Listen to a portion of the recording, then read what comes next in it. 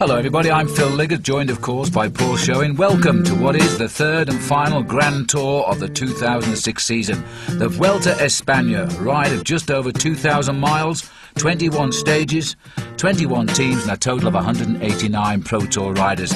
We're down in the far south for the start. It's a team time trial. This is Malaga, waiting to welcome the Tour as it starts on its journey far north, right up to the northern coast of Spain, and then gradually working back south before returning to the centre and the grand finish. Well, an unusual way to start a Tour, perhaps a team time trial, something we're missing from the Tour de France these past years, and it won't even be in the route for next year's race either.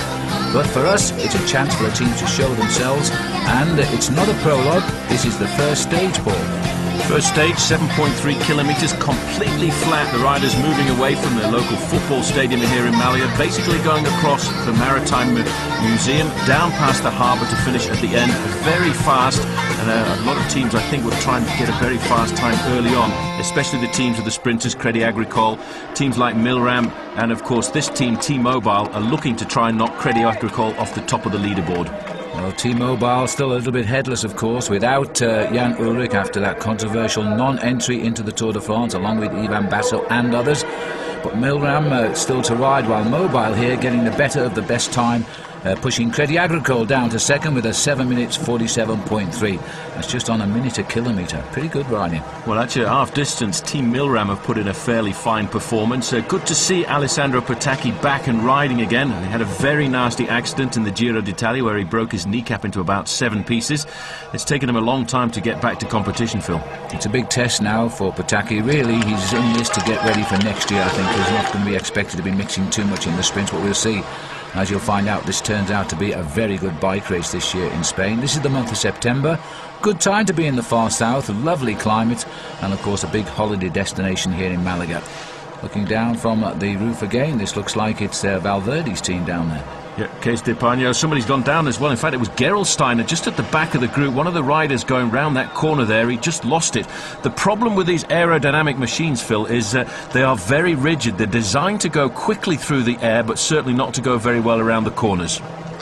Well, it's one of the tall riders. I'm not too sure who it is, to be absolutely honest. Oh, indeed, this is Rebellin. Yes, Rebellin himself who went down. Yeah, it's David Rebellin. Just look at the back here. You can see as he goes around the corner, he just seems to lose it, and that's because of the fact I think his wheel was just a little bit too rigid, a little bit too close to the rider in front of him. He's down, and that is going to cost him time. And he's a man who, in the first week of this race, was probably thinking about a crack at the jersey.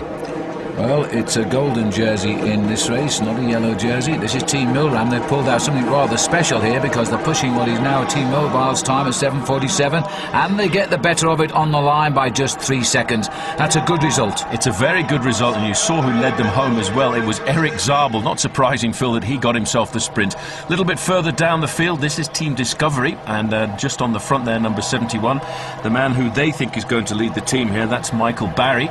And it's the first rider across the line from the team who has the fastest time, who will wear the first golden jersey.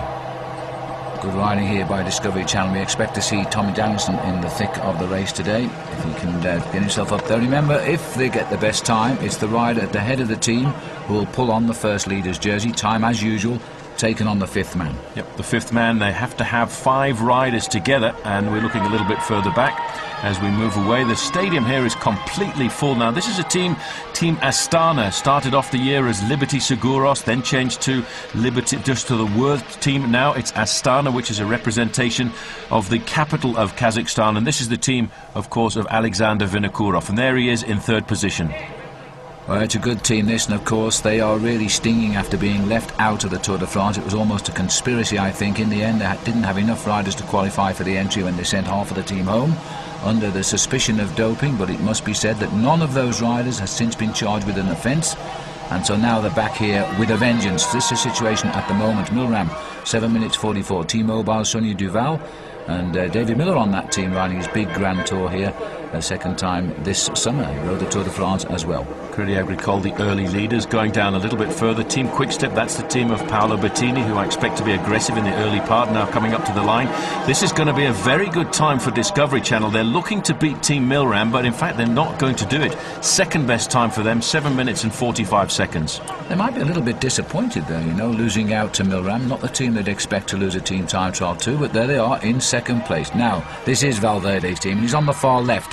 Leader, don't forget, of the Pro Tour in the white. In the white jersey, there he is. This man, I think, is going to be a major favourite for the Vuelta a España this year. He was very sad to crash out of the Tour de France. I think it was on the 3rd stage on the road up to Valkenburg in Holland. He went down and broke his collarbone. He's wearing, Phil, your favourite number there, number 51. Indeed, indeed. Yeah, it was in Verviers where he went down, I think it was, Paul, wasn't it? He was just in Belgium racing into Holland, and that took really knocked the stuffing out of him, broken collarbone, as you say. He's back and looking for a good ride in his home country. Here's the ride of Astana, and they're coming up to the line now because they're using their strong men here. Kashikin trying to bring them up towards the line as well. Now, whoever crosses the line first, if it's best time, could be the first lead. Look at the face on Alexander Vinokourov. Boy, has that man arrived with a vengeance here now as he tries to pull this team to the line. Well, he's a class act, Alexander Vinokourov. He's going to lead the team up, and look at the time. Actually, not all that good, Phil. 4th time for them, 7 minutes and 48 seconds as we wait for this team. Now, this is a team that should put in a good performance. There you can just see Team CSC. This has been a great Tour team that was built up to support Ivan Basso at the Tour de France, and unfortunately for them, they ended up being a headless team because he was pulled out within 24 hours of the start. Yes, and that, of course, still very much in the waiting to know what's going to happen situation. But here is Valverde's Illes Baleares, or the Castapan team, as we call it these days. And this is going to be a great ride. I think this might be the team to take Milram off the top of the board here. 7:44, still the best time, but they're going to make mincemeat of that as they swing, and it looks as though they're bringing home the whole team. And in there, counting the white jersey of the Pro Tour leader Valverde, just making sure, a little look over the shoulder, see everybody's still together. They know it's good now because they can see the clock. This is a big sprint to the line now. 7:44, they'll be inside that. This will be a new best time. 1 or 2 riders just losing the gap, but it's the 5th man, and they're holding 5 together, and just about holding 5 together on the line. Best time, 7:43.2. It's not over yet. CSC still to come. Well, this is an amazing team over the years. It's the team that's taken Pedro Delgado and Miguel Indurain to victory in Tours of France and Spain. And here is Team CSC. They are looking like a good, well-drilled squad. And look at that time, 7:10. The time to beat is 7:43. Phil, I think they're going to go inside of that. Well, this might be a little bit of a surprise. Now, if it is to be the best time, it's the first man over the line who will pull on the leader's jersey here. Now, Stuart O'Grady, after his injuries all season, is coming good, and that's O'Grady puffing and blowing dead centre now. He knows they're pushing the best time here as they look at each other again, packing well. 5th man to finish, but that's where the clock stops. Looks like Sastra's got it first over the line. They've pushed Carlos Sastre to the front, and if I'm not mistaken, Phil, I think it's not far away from Carlos Sastre's birthday, so that is the best time for Team CSC, and that is a pretty impressive performance by then. 7 seconds faster than Case d'Espagne Lille Baleares. Team Milram not too far off the mark, 8 seconds adrift, and Team Discovery Channel, as you say, probably a little bit disappointed, losing 9 seconds.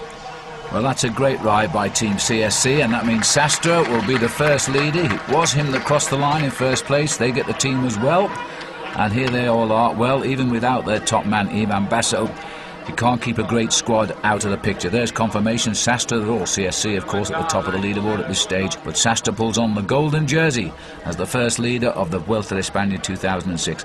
The second best team, changing colours, is Jose Vicente Garcia Acosta, our lone break expert, who was best of them.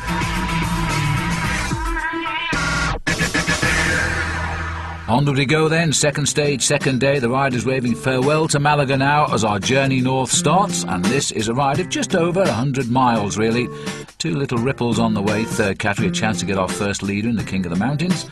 And then, Paul, it's all down to what we expect will be a bunch sprint. Well, it should be a little bit difficult to start off, the riders moving away from the coast of the Mediterranean at Malaga, but then once they get inland, Phil, it's a fairly flat plateau. Well, as expected, we're now in Cordoba here, and the field has been together for much of the day, and 189 riders here. Now, can Alessandro Patacchi show us he is back, or will Eric Zabel show us he's a little bit more than still just a lead-out man as we race for the line here? Well, I think over the first few days, Alessandro Patacchi feels going to try and help out Eric Zabel, because let's not forget, Patacchi's trying to get himself back into form. Maybe we'll see him starting to sprint in the second week here of the Vuelta. We're in high speeds here, almost 55 kilometres an hour coming into town. All of the sprinters want to be right up at the front end of the main field. I'm trying to see which team is getting themselves organised, and it looks to me as if somebody has got themselves in a big long line on the front, so you can see the main sprinters starting to form that little gaggle of riders behind. That's the place you really want to be at 2 kilometres to go, waiting for somebody to open up the gap. This is a problem here for Sastre. I think he's got a flat tyre. He's trying to get to the right of the road. Well, Phil, he's inside the 3 kilometre to go point, so he's not going to lose any time. He has got himself a flat tyre. He will be given the same time as the main field, but that's a bit of bad luck for the golden jersey. Well, he'll sweat now, because it really is all down to the order of finish on the line, and the small time bonuses could still rob him of that leader's jersey, even though he will get the same time as the peloton. The new rule now is if you have a problem in the last 3 kilometres of a stage race, you do get the time in the group you are with, and he was with the leaders, of course, and he's away, and he doesn't have to race home now because he'll be given that time. And it's Milram, Paul, who's making the pace here. Well, Milram have got themselves lined up on the front here in the pale blue jerseys. Little flick of the wrists, you can see there, communication between these riders. That is Eric Zabel in 4th position. Queuing up behind him is Thor Hushovd. Stuart O'Grady's not far back either there for Team CSC. O'Grady with the ride of Team CSC yesterday, Phil, if he can get himself a time bonus, if we go inside the 1 kilometre to go banner, O'Grady could be looking at the golden jersey of leadership, and he's a very canny bike rider. He's having a great finish to the season, that's for sure, Stuart O'Grady for CSC. A little bit of luck is all he needs to land a big win. He'll be looking for this now. Robbie McEwen's riding as well, by the way, and as usual at this stage of the sprint, I can't see him down there. You never see Robbie McEwen until the final moment when he really needs to come up to the front, but he will be in there. He'll be looking to try and find a way through the absolute chaos. There's Paolo Bettini just over to the right-hand side as well. And here's the final lead out now to see if Patacchi can launch himself too. Bettini's in the mix. He's wearing the champion of Italy's jersey too, and McEwen is there.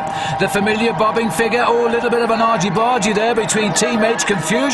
McEwen's got round a little bit late now as they race towards the line, but Hushovd is looking extremely strong here, who took McEwen in the race for the green jersey in the Tour de France, and Bettini has taken it on the line. Hushovd right up behind him, and I think McEwen 4th or 5th. Well, you know, Bettini is an unbelievable bike rider, Phil. He's not really a bunch sprinter, but he's a clever rider, never gives up, always looking for the win. He's got the champion of Italy's jersey on there, the man who is reigning Olympic champion, and that was a great win for him. Look at this, at about 500 metres to go, you can't even see Paolo Bettini. That's Thor Hushovd in the middle in the green shorts. Robbie McEwen starts but seems to fade. Then all of a sudden, where is Paolo Bettini? Nowhere to be seen. And he comes up through the middle of the bunch. Then all of a sudden, there's the explosion. And a 2-arm salute, and you know, Hushovd's second place there because of the small time bonus out on the course as well. He might have shaved the golden jersey here. What a season he's having. Well, he's having a great season, Thor Hushovd. He's a big battler. We saw him in the Tour de France have a dramatic crash in the early stages when in fact he ripped his arm on one of the publicity banners at the side of the road. He lunges there, and I think, Phil, you could be right, because looking at the time bonus situation, I think Thor Hushovd will be the new leader tonight, but Paolo Bettini is the winner of the stage. Yes, he's got a win in the Vuelta at last, and Luca Paolini was the 3rd place sprinter there for Leaky Gas. Uras Mern also in the sprint, looking right down. All these boys are pretty cool sprinters. Jean-Patrick Nazon, a former stage winner of the Tour de France, in Paris as well. Zabel in 10th as he was dropping out a little bit. There's the man they call the Cricket. And Jiminy Cricket has scored again. Want me to put the hat on? He says, certainly, why not? Por favor, Paolo Bettini. What a great bike rider this man is. And he can win from any situation, from a breakaway, from a bunch sprint. And in fact, I almost discounted him, Phil, because he's up into second place overall, just 2 seconds adrift from Thor Hushovd. Well, Paolo Bettini is in the mix, but Thor Hushovd, the Norwegian, has got the race lead in the Tour of Spain. I think that's a first for Norway as well. He's going to be amongst the top award winners of Cyclist of the Year in Norway for sure. All smiles. Credit Agricole has got a good one here in Big Tour. The God of Thunder, who is a very nice guy and full of smiles. Onwards we go.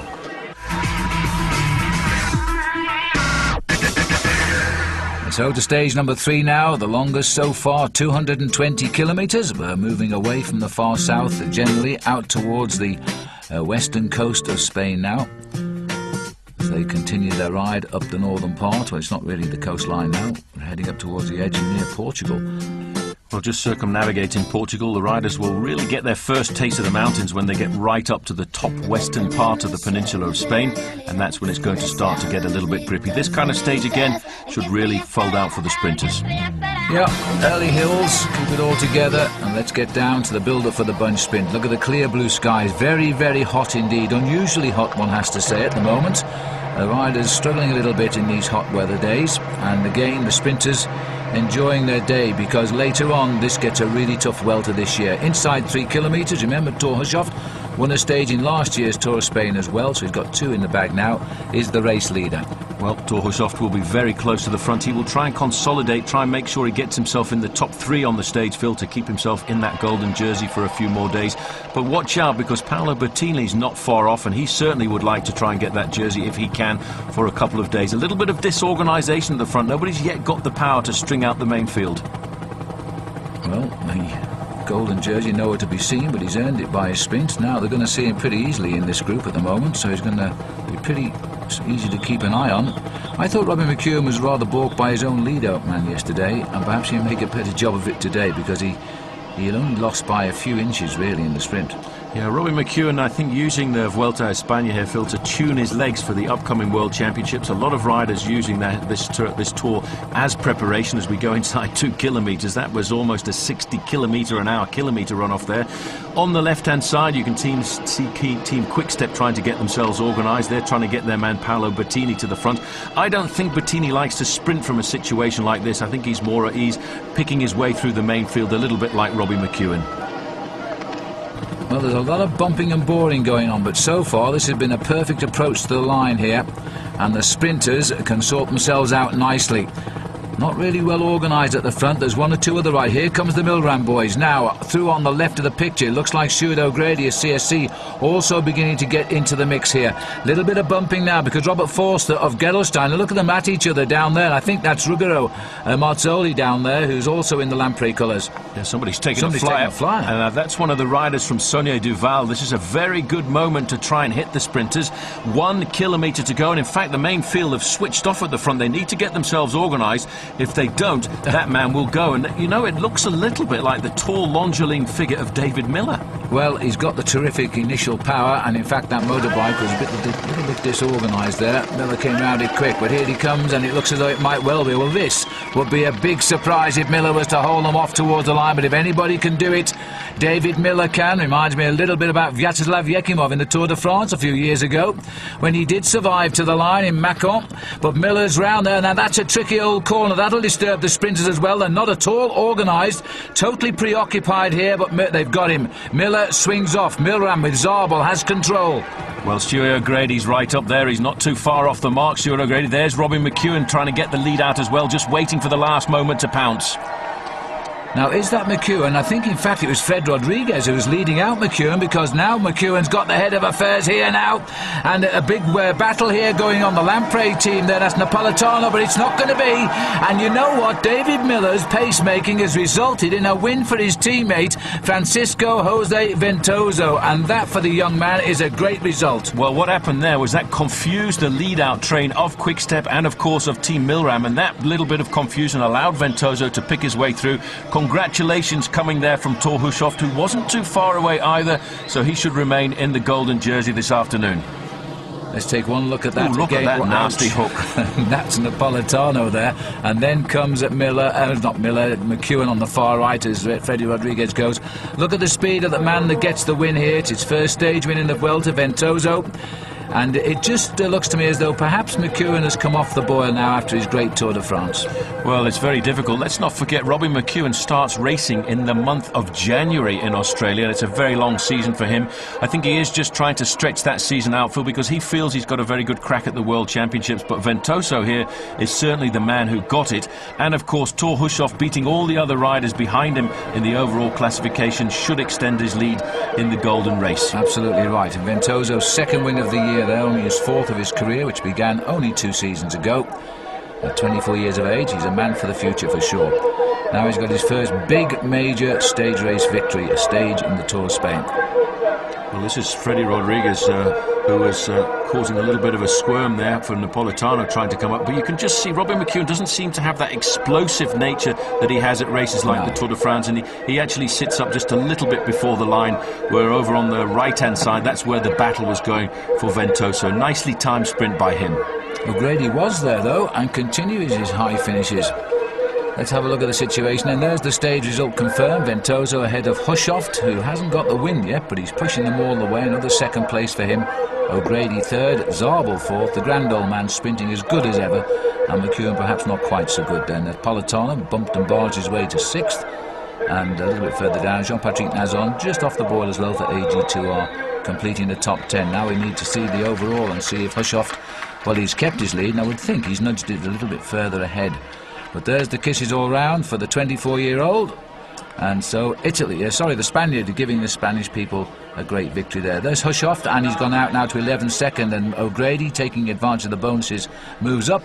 Ventoso moves up, and Bettini goes down into 4th place.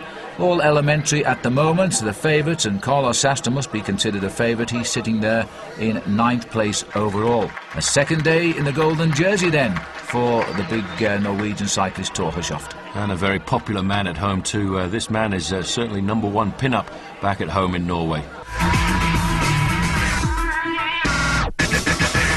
And the key on day 4, keep Portugal on your left and keep heading north as the riders again enjoying hot sunshine here. And once more, the peloton is going to have to hand over control to the sprinters. Absolutely ideal racing conditions here in the southern part of Spain as the riders head up towards the north, and the riders looking to use the Vuelta as training for the upcoming World Championships will be very happy with this. On the crest of the wave here now, Sonia Duval, I think, trying to get themselves another stage victory, and again this looks like David Miller doing a good job of work for the team. Well, Miller's enjoying himself. Remember, he's been suspended for 2 years. He came back for the Tour de France. He rode particularly well, finished in the mid-50s in the Tour, but he got to the end, and now he's profiting by his second Grand Tour of the year. Really powerful the way he's led out there. He'll be looking for Ventoso again. Now we know that Ventoso is sprinting well. Yes, David Miller, I think, will use this Vuelta a España to tune himself up for the time trial at the World Championships, which is what he said is his major goal for the end of the season. There's the organisation at the front end of the main field. There in the middle of it all is the golden jersey of Thor Hushovd, and this is what it looks like life at the back. This is where you hang on and just wait to get to the finish, and you never know what the organisers have in store. These lovely wide boulevards, sometimes a nasty switchback, and they're all in trouble. You have to ride at the front, you have to have nerves of steel to be a sprinter, and it looks to me, I'm trying to see the colour in these little long shadows of the end of the afternoon here. It's hard to see whether it's Milram or whether it's Quickstep, but I think it's actually a combination of the two here. I think you're right, but it's Milram certainly on the front at the moment. They're trying to get a line going there. Now, we haven't seen too much of Pataki at all. He starts in the sprinting line, but he just hasn't got that final kick at the moment. It's a long fight back for Alessandro. That was a really bad crash he had mid-term. Well, talking about Alessandro Pataki, this is him on the front, in fact, leading out Eric Zabel. Get that motorbike out of there, please. These men are taking incredible risks to keep upright, and that could cause a nasty crash. 1,000 metres to go now, and it looks, Phil, as if Alessandro Pataki is going to try and lead out Eric Zabel. A reversal of form, but maybe he feels Zabel is the man to be led out today, and because he's not sprinting well himself. And there's a terrific rush on the inside, and I think that might be Gerolsteiner who's come through on the inside. They've got a good sprinter in Robert Forster this year. Yeah, but not far off that Gerolsteiner train was Paolo Bettini, always in the thick of the action. Let's get themselves organised once more, as you say. These sweepers are very dangerous here. If you're a sprinter and you touch the brakes, you can slip back through the main field 15 or 20 positions, and you certainly don't want that. Well, this is good lead out here. I think it's Marcel Strauss here who's trying to bring them up to the line, because, as I say, Forster and also Henrik Hausler can sprint. And there's the line-up for the finish now, and Gerolsteiner might be getting the win here as the holding position at the front.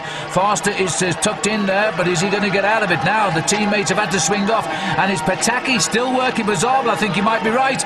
Eric Zabel is locked into Pataki's wheel at this time, as the others are trying to hang on to the big sprinters, and the Lamprey boys are having a go as well. And there's Thor Hushovd in the golden jersey, looking for the elusive win to increase his overall lead. But Eric Zabel, I think, got it on the line, and if he did, that will be his 6th win of the year. And if memory serves me right, Paul, it'll be his first stage race victory since, I think, 2003. Well, I tell you what, if you add up this man's second places, it's a certainly huge tally, about 15 second places this year. But it's great to see this man. We call him the old man of cycling, but he is one of my favourite sprinters. He's on form from the first race of the year right through to the end. That's an easy win for Eric Zabel. Looks across, and first hand of congratulations coming from Thor Hushovd. Look at this, the lunge for the line. What a great win, Phil, for Eric Zabel. Eric Zabel, the man who holds the record for German stage wins in the Tour de France. It sits at 12, now adds another one in the Vuelta España. And another second place there for Thor Hushovd. I think that's 3 in a row he's had now. Yep, he's battling, but it's important for him, Phil, to keep placing in the top 3, because he'll still keep extending his advantage in the overall classification. But look at the face on Zabel here. Look at the arms buffed up as he really fights for that last few metres. He knows there's always the possibility somebody will come round. That lunge for the bike gives him an extra half a metre advantage over Thor Hushovd. And I have to say, too, that Jean-Patrick Nazon, who's now got a 3rd place finish, is sprinting about as well. I've seen him since he won his stages of the Tour de France. Zabel gets the win, though, ahead again of Hushovd. And Stuart O'Grady, another top 4 finish for him, so he's going to stay right up in the overall classification, just missing out on the small time bonus. McEwen again showing us his legs aren't firing yet. He had a good chance and he's lost that one. Only 9th for him. But there's Eric. I make that his 201st victory in his career. He's 36 years of age. We're never quite sure, because there are some races which don't count and some which do, but 201 I make it. He gets 2nd overall now behind Hushovd. Closed the gap because of bonuses. Bettini is up another place to 3rd. O'Grady is 4th, and Lars are back for CSC in 5th. Well, the gap's starting to appear. 19 seconds back to Kurt Atle Arvidsson. Nicky Sorensen still up there as well. Team CSC pretty much up in the top 10 because of that early first stage team time trial. But Thor Hushovd, Phil, he's enjoying his days in the golden jersey. Well, that's his 3rd day in gold now, but the road's beginning to tilt upwards a little bit.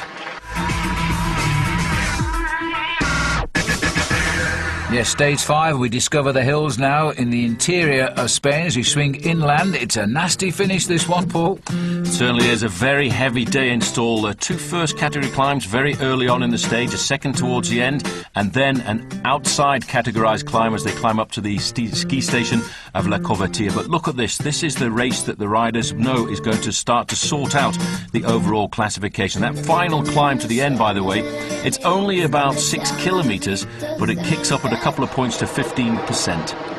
Now we're picking up the action here now. We're actually on the climb of the Alto de Lagunilla. It's a 2nd category climb. It's the 3rd climb of the day. 16 riders are clear of the race, and they're splitting up a little bit. That was Jose Miguel Elias for the relaxed team going over the top.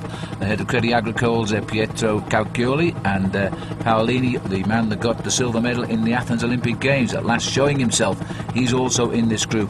Now we'll get a time check when the chase comes up behind. This is the main field now. Well, the pressure's been on. It's not surprising, really, to see Team CSC all over the front end of the main field, because they are looking after that man in 2nd position. Their 3rd position a little bit further back, Carlos Sastre. He's their man they'd like to move up today. But also this man in the white jersey, leader of the Pro Tour, Alejandro Valverde. The short climb towards the end, Phil, could give him the advantage and a possible crack at leadership. Well, the thing is now, this is the first test after all these very hot days of flat riding, apart from those 3rd category ripples early on the stages.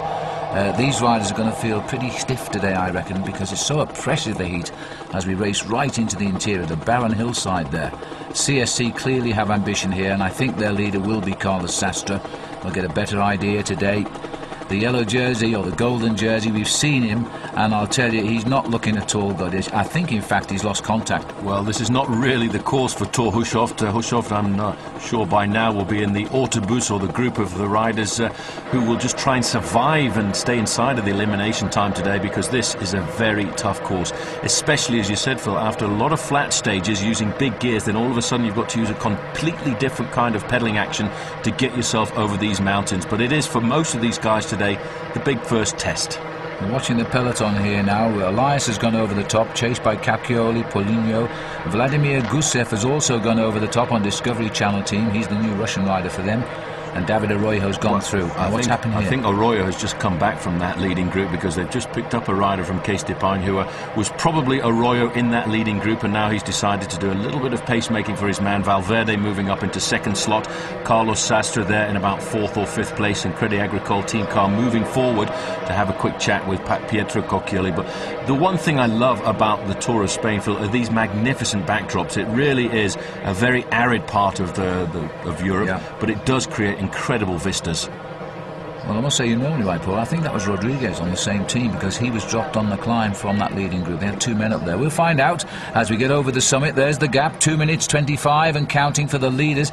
Still a reasonable gap, but I would say now that the favourites for this year's Vuelta will feel they've got that breakaway under control, because the last climb is an absolute brute, and 2.5 minutes I don't think will keep them ahead. Well, now they can lose a couple of minutes in the first 3 or 4 kilometres of the final climb of the day, and I think they'll start to get themselves organised, because I know a lot of the big leaders, the men who are hoping to win this race overall today, would really like to test their legs and set out their foundations for victory. There you can see the group of the leader, Thor Hushovd, is around about, well, he's not too far back, he's 2:42 behind the peloton. Which the leading group has now split, and I think we've seen already some riders come back into the peloton. So they'll wait now. This is the calm before the storm, before we head up to that final climb. And you can see already that bunch has thinned down pretty dramatically. There it is, and that should put a chill through some of the non-climbers. It certainly does. You can see we're climbing up to 2,130 metres. The first 6 kilometres is fairly flat, but from kilometre 12 to kilometre 17, ouch. And we're starting the climb now. There's the leaders to the left of our picture here as we're closing in, and in fact Arroyo and Poligno are the 2 survivors of that 16-man breakaway, so they're going desperate now, trying to see if they can hold them off. I don't think they can. Well, 35, 34 seconds is certainly not very much, and in fact they can see around these hairpin bends where the 2 leaders are, and their times here in the Vuelta a España brought to us by a GPS system, and that's the motorbikes of the front riders and the motorbike of the back riders. Both has a GPS on it, and it's the distance between the 2 which gives us a fairly good indication of the time gap between the riders. But looking down there, Phil, just around the corner, you can see the main field. Yes, and so can the 2 leaders here now. And here's CSC, and Sastre is off to the right of our picture here. Now, this is the first big test for Sastre. He's carrying the weight of favourite for CSC. CSC, ever since winning that opening time trial... This is Vinokourov. Yeah, and this, I'm a little bit surprised, because this man is tipped as a possible winner of this race overall, and his first taste of the mountains is not a very good one at all. Let's not forget, his season this year was wiped away at the start of the year, because he spent his early months actually just preparing for one event, the Tour de France, and I think there was a little bit of a combination of the International Cycling Union to pull his team out, because strangely enough, although they didn't have enough riders to start because of that Operación Puerto thing, in fact afterwards 2 of the riders were completely admonished of any association with that, and it makes you wonder if the organisation just didn't want to kick them out because it was Manolo Sainz's team. Well, all this is being done, all the damage by Team CSC. If they get the message in their little earphones that they've got Vinokourov in trouble, they'll continue to lift the pace. Valverde looks pretty cool back there, not under any pressure at all, 3rd wheel in the line. What I was saying before Vinokourov chose to get dropped was that CSC have been the team leaders of this race since winning the team time trial, and it looks as though they're trying to get control of this race.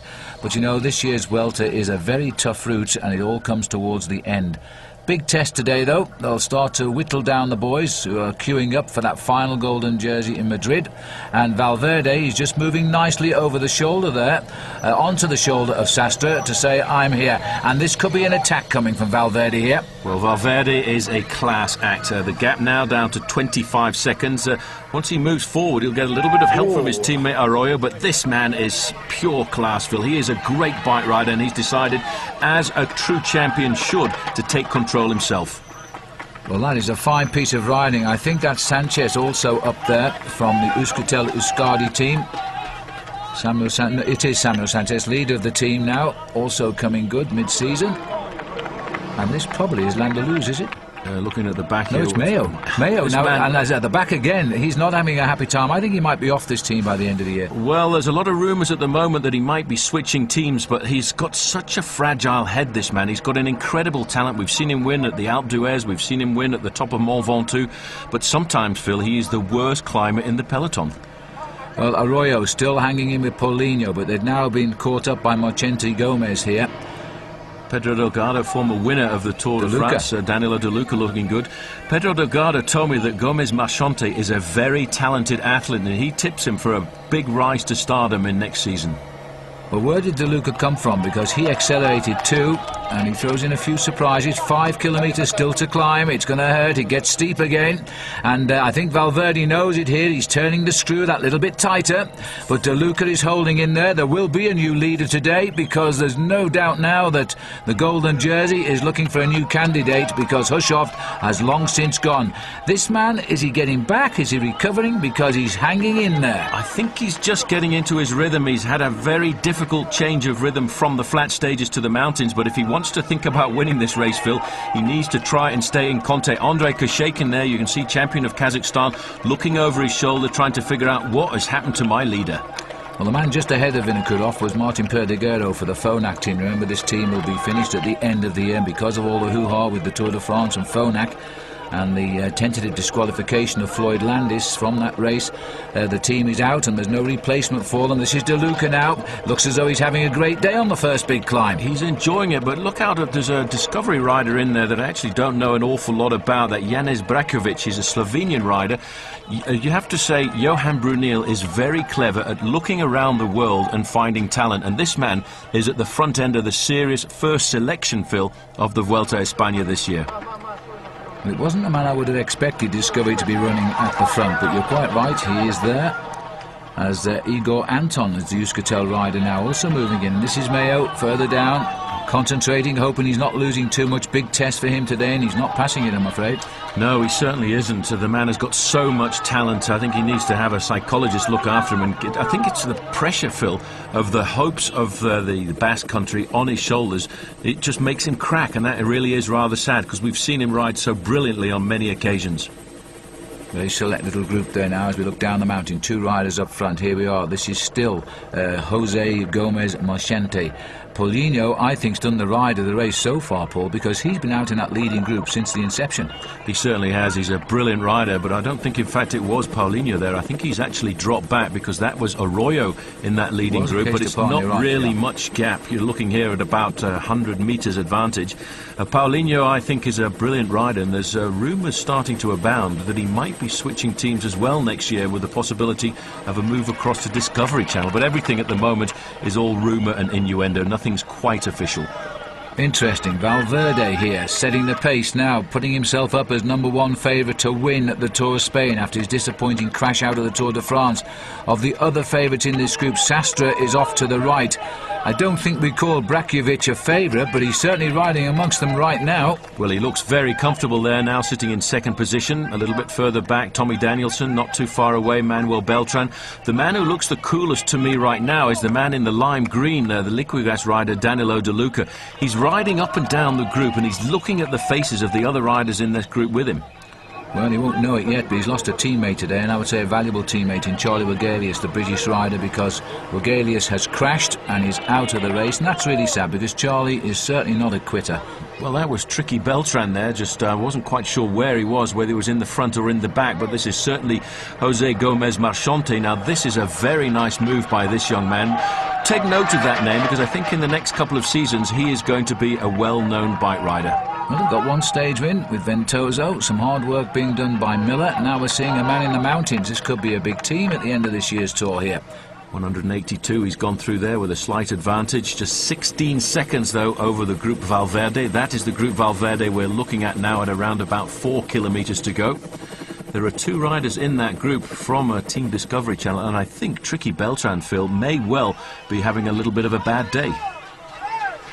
Still Sanchez just linking onto the back of the race here. The pace being set by Gomez Moixante, who won his only 2 victories this year, came in the same event. It was the overall and the 5th stage time trial of the Tour of the Pays Basque, which is also a Spanish race. 2:07, that's Paulinho at the back, so he has been picked up, but he is a talented rider, silver medalist from Athens. A little bit further up you can see Andrei Kushekin, and just having a look there. Any sign there's an acceleration coming here, and this looks as if this might be the move by... It isn't Carlos Sastre, because there he is, number 11, but it's certainly Team CSC trying to make it a little bit difficult for everybody. Well, that'll be interesting. Sastre doesn't look to me... I don't think he's going that well. Yes, he's doing enough to hang on here. It looks as though Sanchez might be in a bit of trouble there, as the elastic starting to stretch just that little bit. This is the leader, Gomez Moixante. 26 years of age now, and a couple of wins under his belt. He's always ridden well in the Vuelta, by the way. He finished 8th overall in 2004, so he's a good man for his home stage race. Well, he had a good start to the season as well, because he won the Tour of the Basque Country, and that was because of his performance in the individual time trial, because he won the final stage time trial. He's a very talented athlete, not scared at all. This is the face of Carlos Sastre. That's Danilo De Luca in the lime green. And just in front of him, 2 riders from Team Discovery, 21 seconds the advantage. And the man I think who is going to look for the victory here is the man in second place there in the white jersey, because Alejandro Valverde has got the acceleration at the top of a climb like this.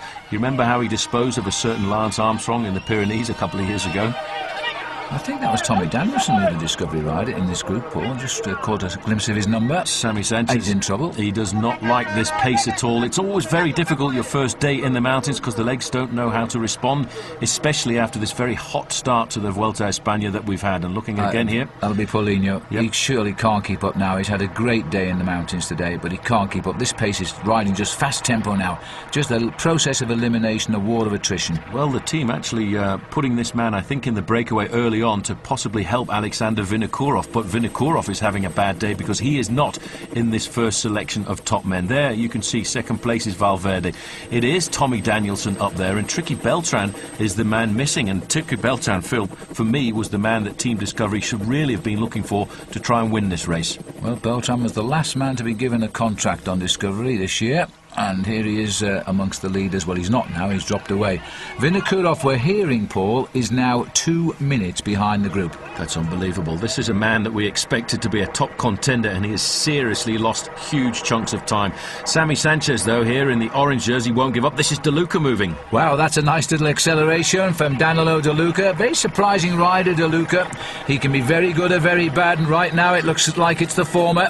As the mountain tilts up, he's trying to crack everybody, and I think he might have done it. Oh, look at that acceleration. This is a man a couple of years ago we saw riding all over, of course, the Giro d'Italia. He was the winner of the inaugural Pro Tour, and now he's trying to get himself a stage victory. And somebody's coming across to him there, and it's in fact Carlos Sastre who has... No, it isn't. Sastre is still suffering here to stay with Kushekin, but somebody has gone across the gap there to join the man at the front there, Danilo De Luca. It looks like a Discovery ride. It can only be Danielson or Brejkovic. This is Valverde, who's come up alongside. It looks as though they've got nothing left in the legs to lift the pace. Sastre's really grimacing. It's hurting now.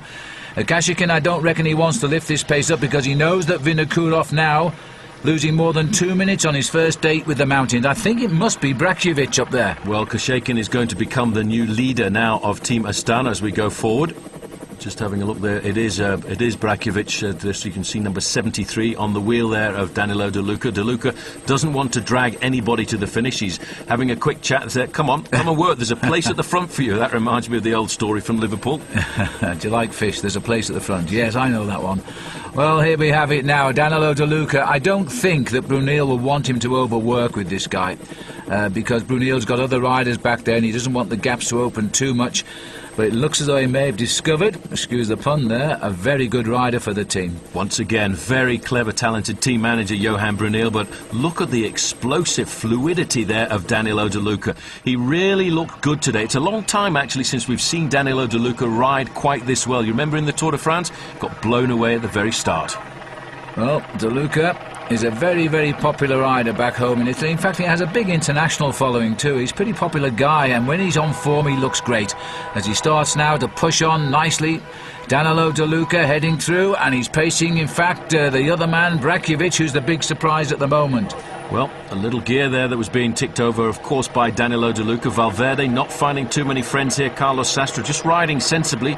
He knows today is not the day that you're going to win the Vuelta a España, but you've got to make sure you consolidate. There is Gomez Marchante. He's been brought back into the fold. 3 leaders at the front as they're starting to pull the neutral service vehicle out, Phil. So that indicates to me that maybe Valverde is coming back. You have to say, Paul, this is a horrible climb, because it is still, look at that road ahead now. Danilo De Luca, did he know this climb, or did he make that move too soon? Because that was a powerful... And here goes Gomez Marchante again. And then, where's he getting the legs from today? Well, he's got guts. This is his race. This is the Tour of Spain. The Spanish all want to excel here. And Danilo De Luca, not happy, I think, by having this limpet mine stuck onto his back wheel called Brakovic. He will try, I think, and jump Brakovic if he can and get across to Gomez Marchante. But if he doesn't do it soon, this man is going to steal his thunder. Well, he's on fire today.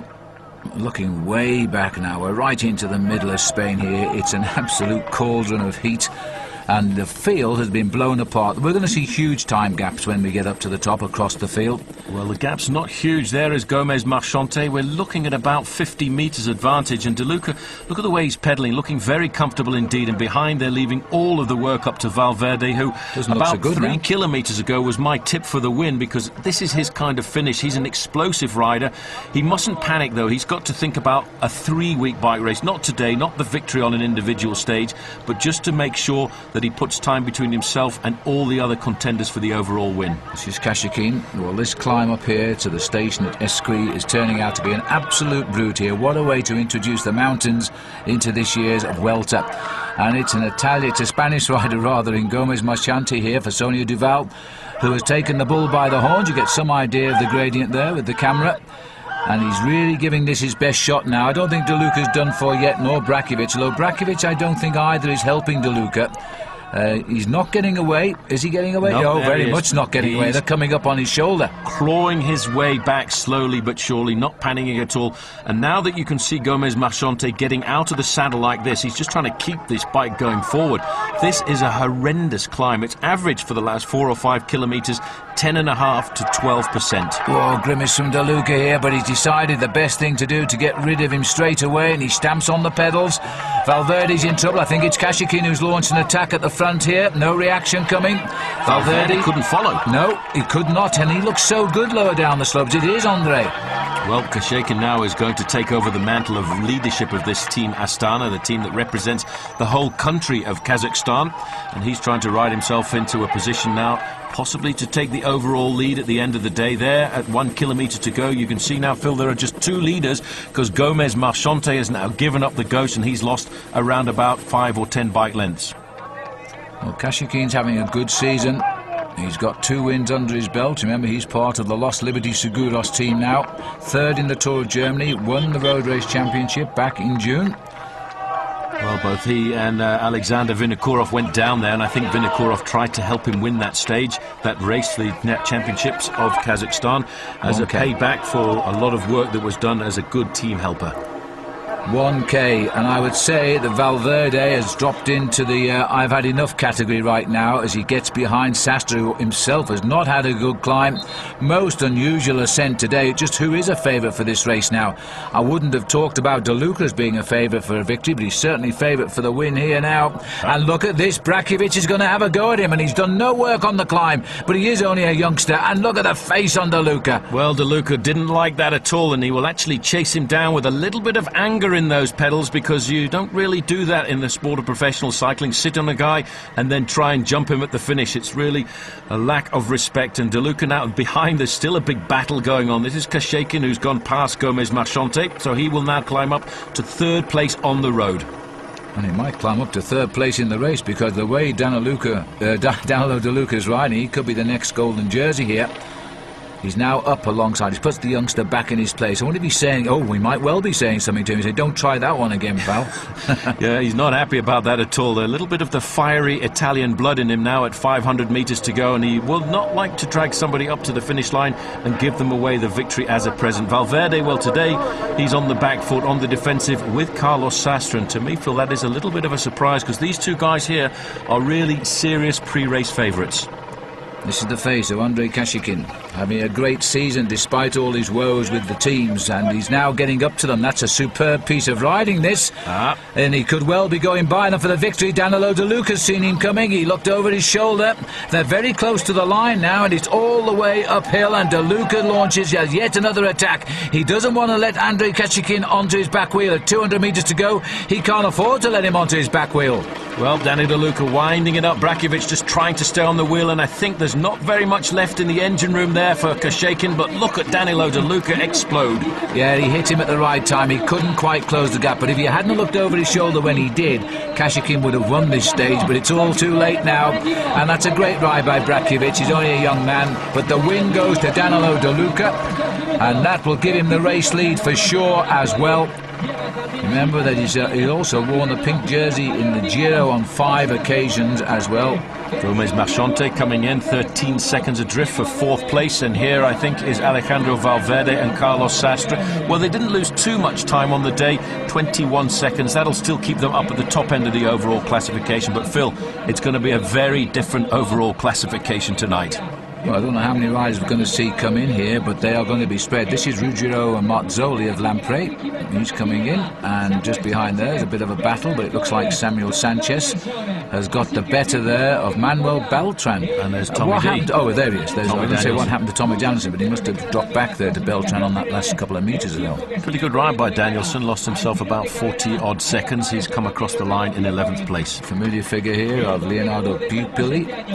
Great bike rider, very good climber. Weighs in, by the way, at around about 48 kilos, and that's when he's wet. Nothing of him. 12th place for him, and a clock just over a minute has passed by. Just over a minute to the 12th man, and of course there's no sign of the race favourites as we see them. What's happened to Vinokourov? What happened to the man who won by default last year, Denny Menchov? Never saw him. Well, Denny Menchov, a bit of a surprise actually. I hadn't seen him anywhere. We've not even talked about Denny Menchov, and I have a funny feeling that he's not going to win this year. Nope. And he didn't win last year, of course. It was only on the disqualification of Roberto Heras that gave him the victory. Rather a sad way to win any race. But there's the face of Danilo De Luca. Well, he may look tired, he has a right to be, but deep down he'll be very, very pleased with that performance today. Iban Mayo coming in, he's lost himself again. Any chance of winning this race overall? 1 minute and 43 seconds in the bag. Yeah, that's a long way. We're heading towards the 2-minute marker now. That was David Arroyo. Great ride by him today. Here's a look at the finish again. Danilo De Luca wasn't going to allow Kashikin up here. He made his run perhaps a little bit earlier than he wanted to, but it worked. And Brakovic, any chance of stealing the glory, that was put in the can for another day. Yeah, but he didn't put a gap between himself and Brakovic. Danilo De Luca, really, that man is a serious danger for the future, and we don't really know very much about him. But he was quite well up, of course, with Discovery in the opening time trial. He's not lost much time since, so he's going to have to watch out here. I think the lead will go to De Luca, but we'll wait and see. Here's the result anyway. De Luca getting in, same time as you say, with Brakovic. I think there should have been a second difference myself. Kashikin third, Gomez Marchante fourth, and Sastre fifth. Sastre, I would say, best of the pre-race favourites, just ahead of Valverde, another pre-race favourite. I think we can talk about Sammy Sanchez as being a likely winner as well, because he rides pretty well in this race. And Tricky Beltran is a man not to discount as we go into the harder climbs down towards the end, but the man of the moment here, certainly from Italy, Danilo De Luca, getting a well-earned victory, and of course he's got enough time to get himself the overall win by a mere 4 seconds from Brakovic, so Brakovic is a man we need to look out over the next couple of days for. There's the overall confirmed, 4 seconds only ahead of Brakovic. De Luca gets the next golden jersey, takes it off Hushoft after the wearing it for 3 days. And Valverde, by the way, did finish, but he lost over 2 minutes. And they're saying that Robbie McEwen is in a group at the back, all eliminated today. Yeah, I think you meant Vinokourov was losing 2 minutes. Sorry, I did, yes, thank you. Enhorabuena, felicidades. Yes, and poor old Vino's going to have to look for something special. It won't be a chance to improve on the time gaps now, because this, on stage number 6, is very definitely a race for the sprinters. It takes us through to nearly 900 kilometres covered in this opening 6 days of racing. Very flat course, 177 kilometres on the road to Leon, and certainly, as always in the Tour of Spain, Phil, the kind of stage where the race will be dominated by a breakaway, but I'm pretty sure that it'll all come back together at the end. By the way, Thor Hushovd has kept his lead, though, in the points competition, while De Luca has also claimed the lead in the King of the Mountains after that great ride yesterday. 3 kilometres to go, the field virtually all together. It was the subject of a long breakaway by a rider from Bouygues Telecom, Mathieu Claude. He's caught, he got a lead of over 10 minutes, and it's now going to be down to the sprinters again. Well, Liquigas pulling off there. They're trying to keep their man Paolini up to the front end of the main field. There is Eric Zabel. This is a good move forward here. That's Stuart O'Grady. O'Grady has been very consistent since the start of the Vuelta, and he's a man I would have to say, Phil, could be a serious challenger at the World Championships, especially after the bad start he had to the year with that crash in the Tirreno Adriatico. Well, one sprinter who won't win today, he was eliminated. Robbie McEwen on his way home, never had his heart in it, I don't think, as he's returned home to Belgium, and it looks now as though Eric Zabel is being lined up once again for a crack at the stage win. He's got the bait now because he's got one under his belt. Well, pale blue jerseys of Team Milram all over the front end of the main field, and how about that for a bit of speed? We're looking at probably 40 miles an hour, 60 kilometres an hour as they come around these corners. Don't worry about it. These riders are well strapped in for the ride right now as they course into town here. You can see the main field starting to stretch out. Somebody took a little bit of a bend round there, but he's safely around that obstacle. You've got to be very attentive. Now look at this. This is a big organised chase. The Milram lead out. They seem to have got it right at last here. Pataki not at the front. He's just in front of Zabel at the moment. No sign of the golden jersey. He's not a sprinter, De Luca. He's also not in danger of losing that jersey today either. Here comes the charge with David Miller now, and guess who's on his wheel there? That's Ventoso, being brought up for another crack at a stage win. Well, Miller's doing a lot of work for the team here, certainly playing the team player. He'll have a crack himself in one of the individual time trials in the latter part of the Vuelta a España. There you can see Quickstep over on the right-hand side in the darker blue jersey with the white bands over it. They are trying to get their man Paolo Bettini up one more time, but it's David Miller all over the front end of the main field, and good job that policeman. I tell you what, that's not a job I would like. No, Miller's riding simply superbly here. He's gifted with his terrific turn of speed. Remember, he was the winner of the World Time Trial Championship, but later on confessed to using drugs. It cost him 2 years of his career. Now he's under 1 kilometre to go, trying to get Ventoso out for the lead out. But they've got to watch out. Team Milram are firing here now, as they've got their man in the right position, Eric Zabel, or will it be Alessandro Pataki? Look at the gaps in that peloton. It's really been caused by the high-speed riding of David Miller. Well, Miller's still on the front there in the yellow jersey. All he's thinking about now is keeping this line stretched out. But where's Ventoso? His team man's got. He's just realised it. Yep. He thought Ventoso was still on his wheel and he'd lost it. Miller's now freewheeling. He's out of it on the far side of the road. Milram now are looking for the move here, and it is Pataki and Zabel lining up. Zabel's right in the wheel there now. Pataki goes. Pataki launching Zabel. Watch out for the charge here by the Lampre team, because Danilo Napolitano, he's a little bit of a rock and roll sprinter, but he's trying to break in, and the Telecom rider, in fact, is Andrei Gripel, who's trying to come through on the right here, and Hushovd has got into the mix as well. He's on the far right in the leader's jersey of points, and is this the win for Hushovd? On the far left was Zabel, on the right I think it's Hushovd. He's got it at last. And you know who was right up there as well was Alessandro Pataki. He was about third or fourth. He was over on the left hand side there. That is the best performance he's had on his comeback trail. It was, because that was a very rapid approach to the line. Miller went too quick for Ventoso, blew him clean away. Well, he's had 3 second places. I think he's actually celebrating a victory here. We'll get another look at that, I'm sure. Strange jersey there as well, the white jersey with blue spots, and that is the points jersey here at the Vuelta a España. Look at the acceleration, turbos kicking in there. Zabel trying to come around the outside, and over on the right-hand side there is Alessandro Pataki. Good to see him back at the front in the sprints. Well, it was a very, very close finish here, but no doubt in my mind the rider on the far right has got the better. A really good result there for Andrei Gripel of T-Mobile. Most unusual man for us for the sprints, and Pataki, you're right, far left is in the mix. Good win for him. Well, maximum points in the points competition. The golden jersey may be gone for keeps, but this is the one he's aiming for now to hold all the way to Madrid, and that's the victory today for the Norwegian. Well, it's that lunge for the line that gives it the victory by about half a wheel, but that's good enough for Thor Hushovd, and he'll be very happy with that. It's confirmed, Gripal, Zarbel, Pataki, the 2 Milram boys, having a good result today. Napolitano sprinting very well for Lampre. He's their sprinter in 5th place.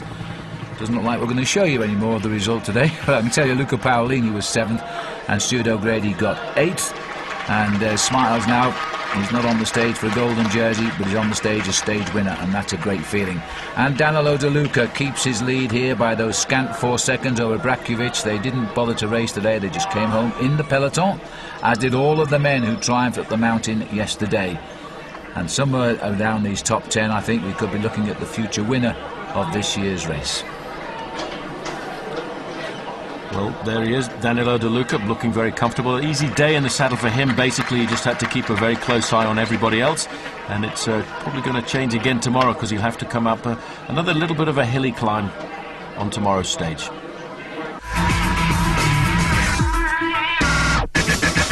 Yeah, that's about right, Paul. Stage 7, in fact, it's up to the Alto here at the finishing line. It's a mountain we don't know a lot about. It's only been climbed once before, but it could give us a new race leader here.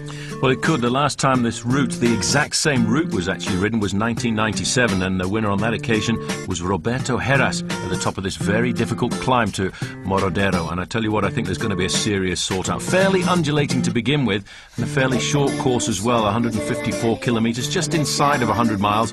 So I would think we'll see a very aggressive race. Always a woody short stages, because they tend to be fast and furious even when there is a mountain top finish. There's the stats of the final climb up to El Merodero. It's nearly 17 kilometres to the summit. It's 18 kilometres if we start it right down from the bottom there. It takes us up to over 1,800 metres. But look at the start of the climb. 12% in the first kilometre, 15% in the second kilometre, and then a mere average of 10% for the rest. Ouch. Well, we're looking at David Loosely here, and I think he's the lone survivor now. It was a 3-man breakaway. It did get quite a lead. It went very early on, and Loosely, riding for Lampre these days, is the only man left at the front, and the peloton are closing in. We're on the lower foothills of the finishing climb.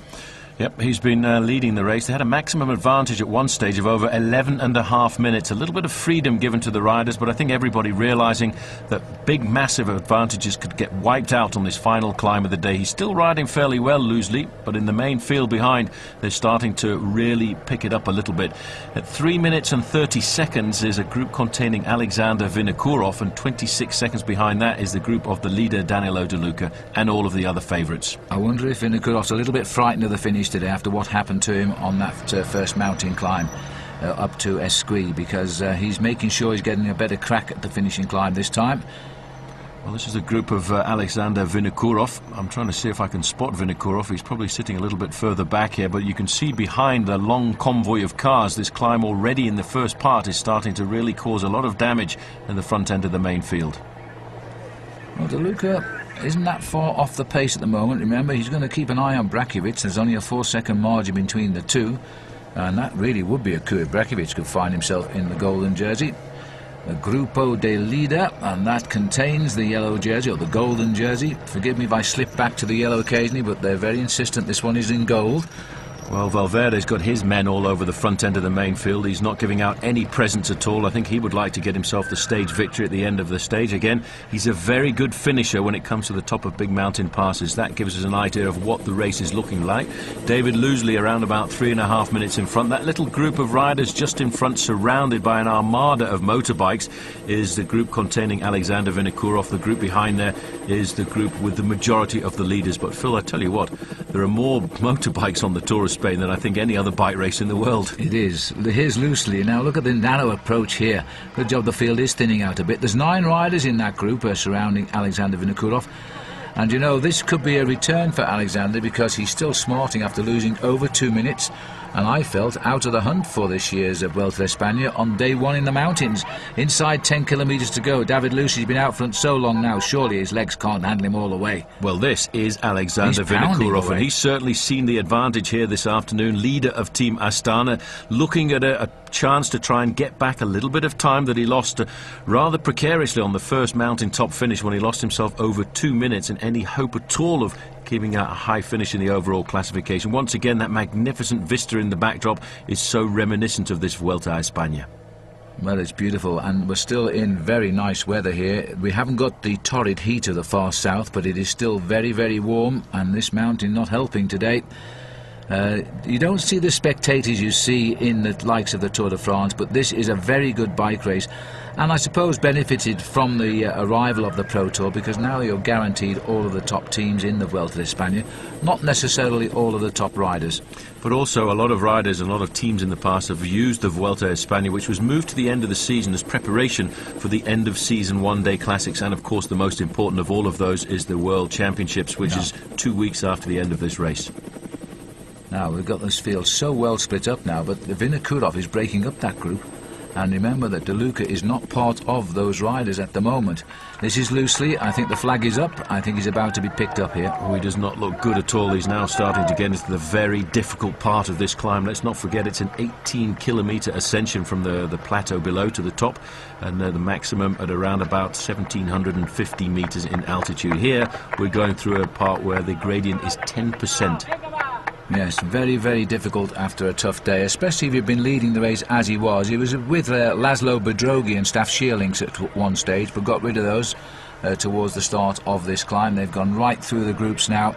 A little bit of word of help there from the Lampre team management. There's the lonely journey, and way in the distance is the finishing line. There's still a long way to climb. This goes to show how you can lose so much energy and so much time in the final few kilometres of a race, a mountaintop finish like this. He's still holding on to around about 3 minutes advantage over Alexander Vinokourov, and Valverde I think has got Vinokourov's group pegged because they're at around about 17 seconds. It's a big test of course for De Luca, and he's closing up on that Valverde group. We haven't seen too much of him, but he has closed the gap a little bit. There's the 9 riders who are under the escort of Valverde and of course Alexander Vinokourov, trying to recuperate some of his lost time. If he can finish in this group today, he will accelerate up the overall classification, but he won't gain time of course on Valverde, who's down there. Well, the thing about Alexander Vinokourov, Phil, is he's the kind of rider who really all of a sudden doesn't care. He doesn't ride sensibly. He will take any opportunity. If he thinks he's lost any chance of winning the Vuelta a España, he will go out and try and win as many individual stages as possible. What a delightful village this is as we approach towards the summit of the climb.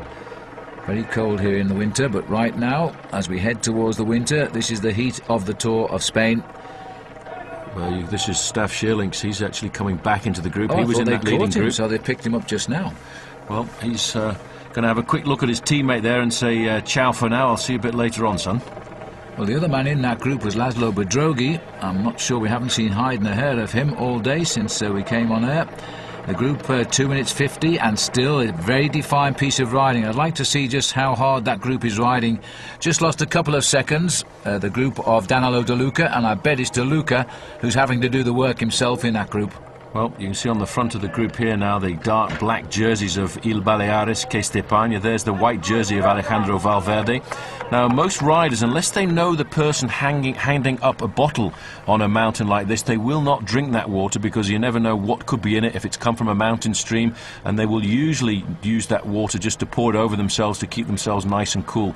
Now, there's been a little bit of a sort out here. There's Danilo De Luca. He's in the group still with Alejandro Valverde and the rest, so it's still just off the front, the group of 8 or 9 riders with Alexander Vinokourov. So Vinokourov actually is gaining that time, a few seconds, so be it.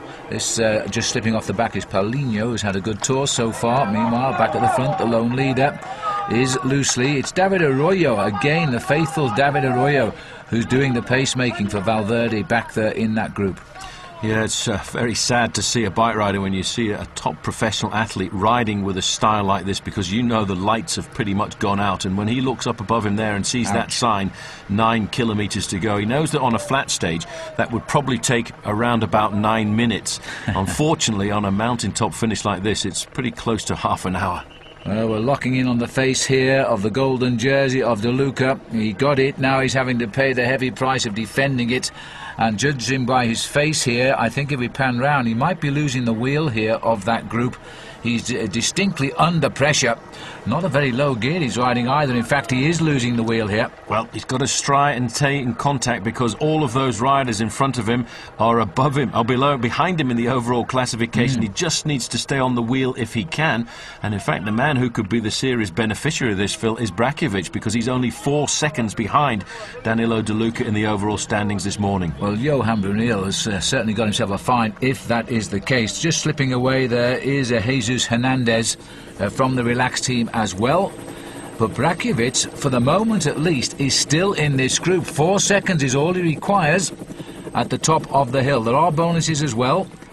Well, there you can see. And there he is. No, that's Beltran. That's Beltran with him and Vinokourov. But Brakovic is here somewhere. Well, this is a nice move, actually, for Tricky Beltran, because he's a man who, long-term, I think, for Team Discovery Channel, is the man that could probably get himself onto the podium. That's the face of Alejandro Valverde, concentrated, just riding himself into this race, having a look up the road to see what the gap is between himself and Alexander Vinokourov, letting his team do the work. The team over the last couple of seasons have really built themselves around here. Still Arroyo setting the pace at the front for Case Dapon, always checking around to make sure that Valverde is not hurting him too much. It looks like they might be going under that 9-kilometre banner just now.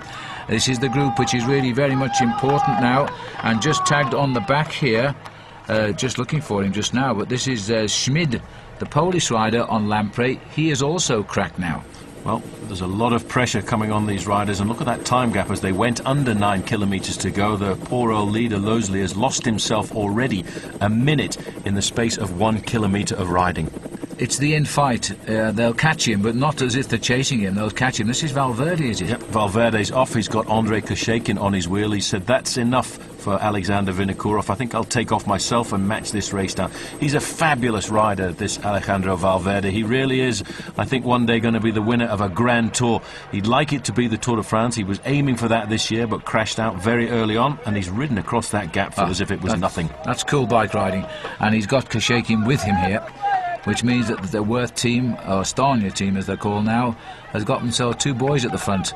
Look at this. This is confidence straight up to the front. That's the way to quash the psychological blow. Sastra's coming. Yep, he's riding across the gap too, just a little bit further Not up. quite as fluidly though. He's still struggling, I think. Well, he's had a hard season. Let's not forget he was boosted to the position of team leader during the Tour de France, and right now what he's got to do is try and assume the mantle as leader here of Team CSC. And number 93 there, that's the Rise Muscatel Euskadi, is Mayo. Now, isn't that interesting? Both Mayo and Vinokourov having much better rides on this mountain today. Well, there's Alejandro Valverde. Tricky Beltran coming up alongside him, and the rider who's moved in there for Team Cofidis is Luis Perez, a man who's always ridden well in the Vuelta a España. Looking over his shoulder, Valverde wants a bit of help from Beltran, and Beltran says, nah, sorry mate, it's up to you. Well, I haven't seen Brakovic, but we're looking for him. I think he's in this group somewhere. I have a feeling he might be in this group. I am absolutely certain that I saw the dark blue jersey of Team Discovery Channel just a little while ago. There you can see Sastre. This is Schmidt coming up, the Polish rider on Team Lamprey. Well, Brakovic's number, if you spot it before we do, is 73. And this is a very compact group now, which is strengthened with the arrival of the chase group. And just behind them, remember, is the golden jersey of De Luca. He hasn't given up all hope yet. We've gone back up to the leader here, David Loosely. 8 kilometres to go. The clock starts now. I think we're going to see a dramatic reduction. He doesn't look to be climbing that quickly at all. But you know, he's been out so far ahead. I think 12:23 was the biggest gap they gave him on the road. And now he's just a couple of minutes ahead. Drinks required, I think. Certainly looking for some water to keep himself cooled down. Those water-cooled engines are certainly some of the best engines we've got out here, and especially with these temperatures soaring to 30 degrees Celsius. It's a little bit warm for the guys. Valverde looking calm, but the pace has actually gone off a fraction here, Phil, because 1 or 2 riders are managing to recover and come back from the rear.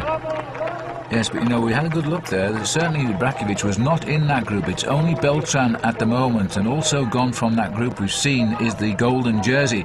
There could be a few new candidates for the win and the golden jersey by the end of today. Well, that's Luis Perez now. Team Cofidis, red, white and blue on the front of the group. He's setting the pace, trying to keep this group together, thinking about the possibility of moving up a little bit higher in the overall classification. Mayo, amazingly, a couple of days ago was almost off the back of the race by 3 minutes. Today he's riding at the front with all the heads of state.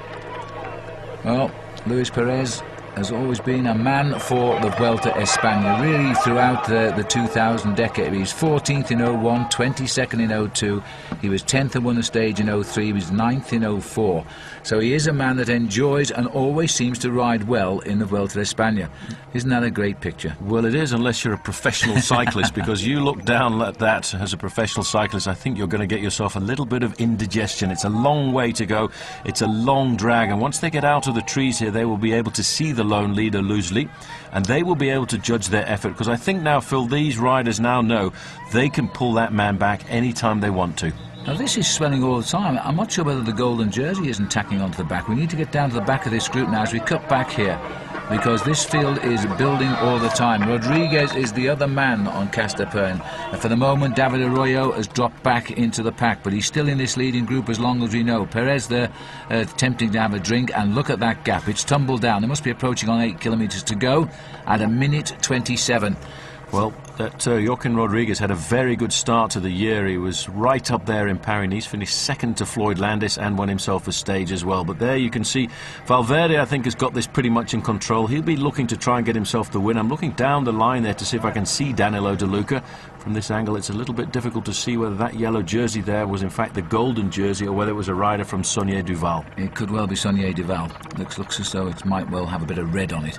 But this is the breakaway group now from where surely we're going to see the future winner of the Vuelta España come from. Saunier Duval it is. We've got a better shot of it there. But the man setting the pace is Rodriguez, followed by Valverde. Then it's Mayo, very surprisingly now sitting there in third wheel. Well, Mayo could create the bit of a surprise if he's having a good day and takes off towards the summit of this climb. He's the kind of rider who could spoil the party for the men who've got the rapid acceleration like Alejandro Valverde, who looks pretty comfortable to me, Phil, in second place there. There is Tricky Beltran.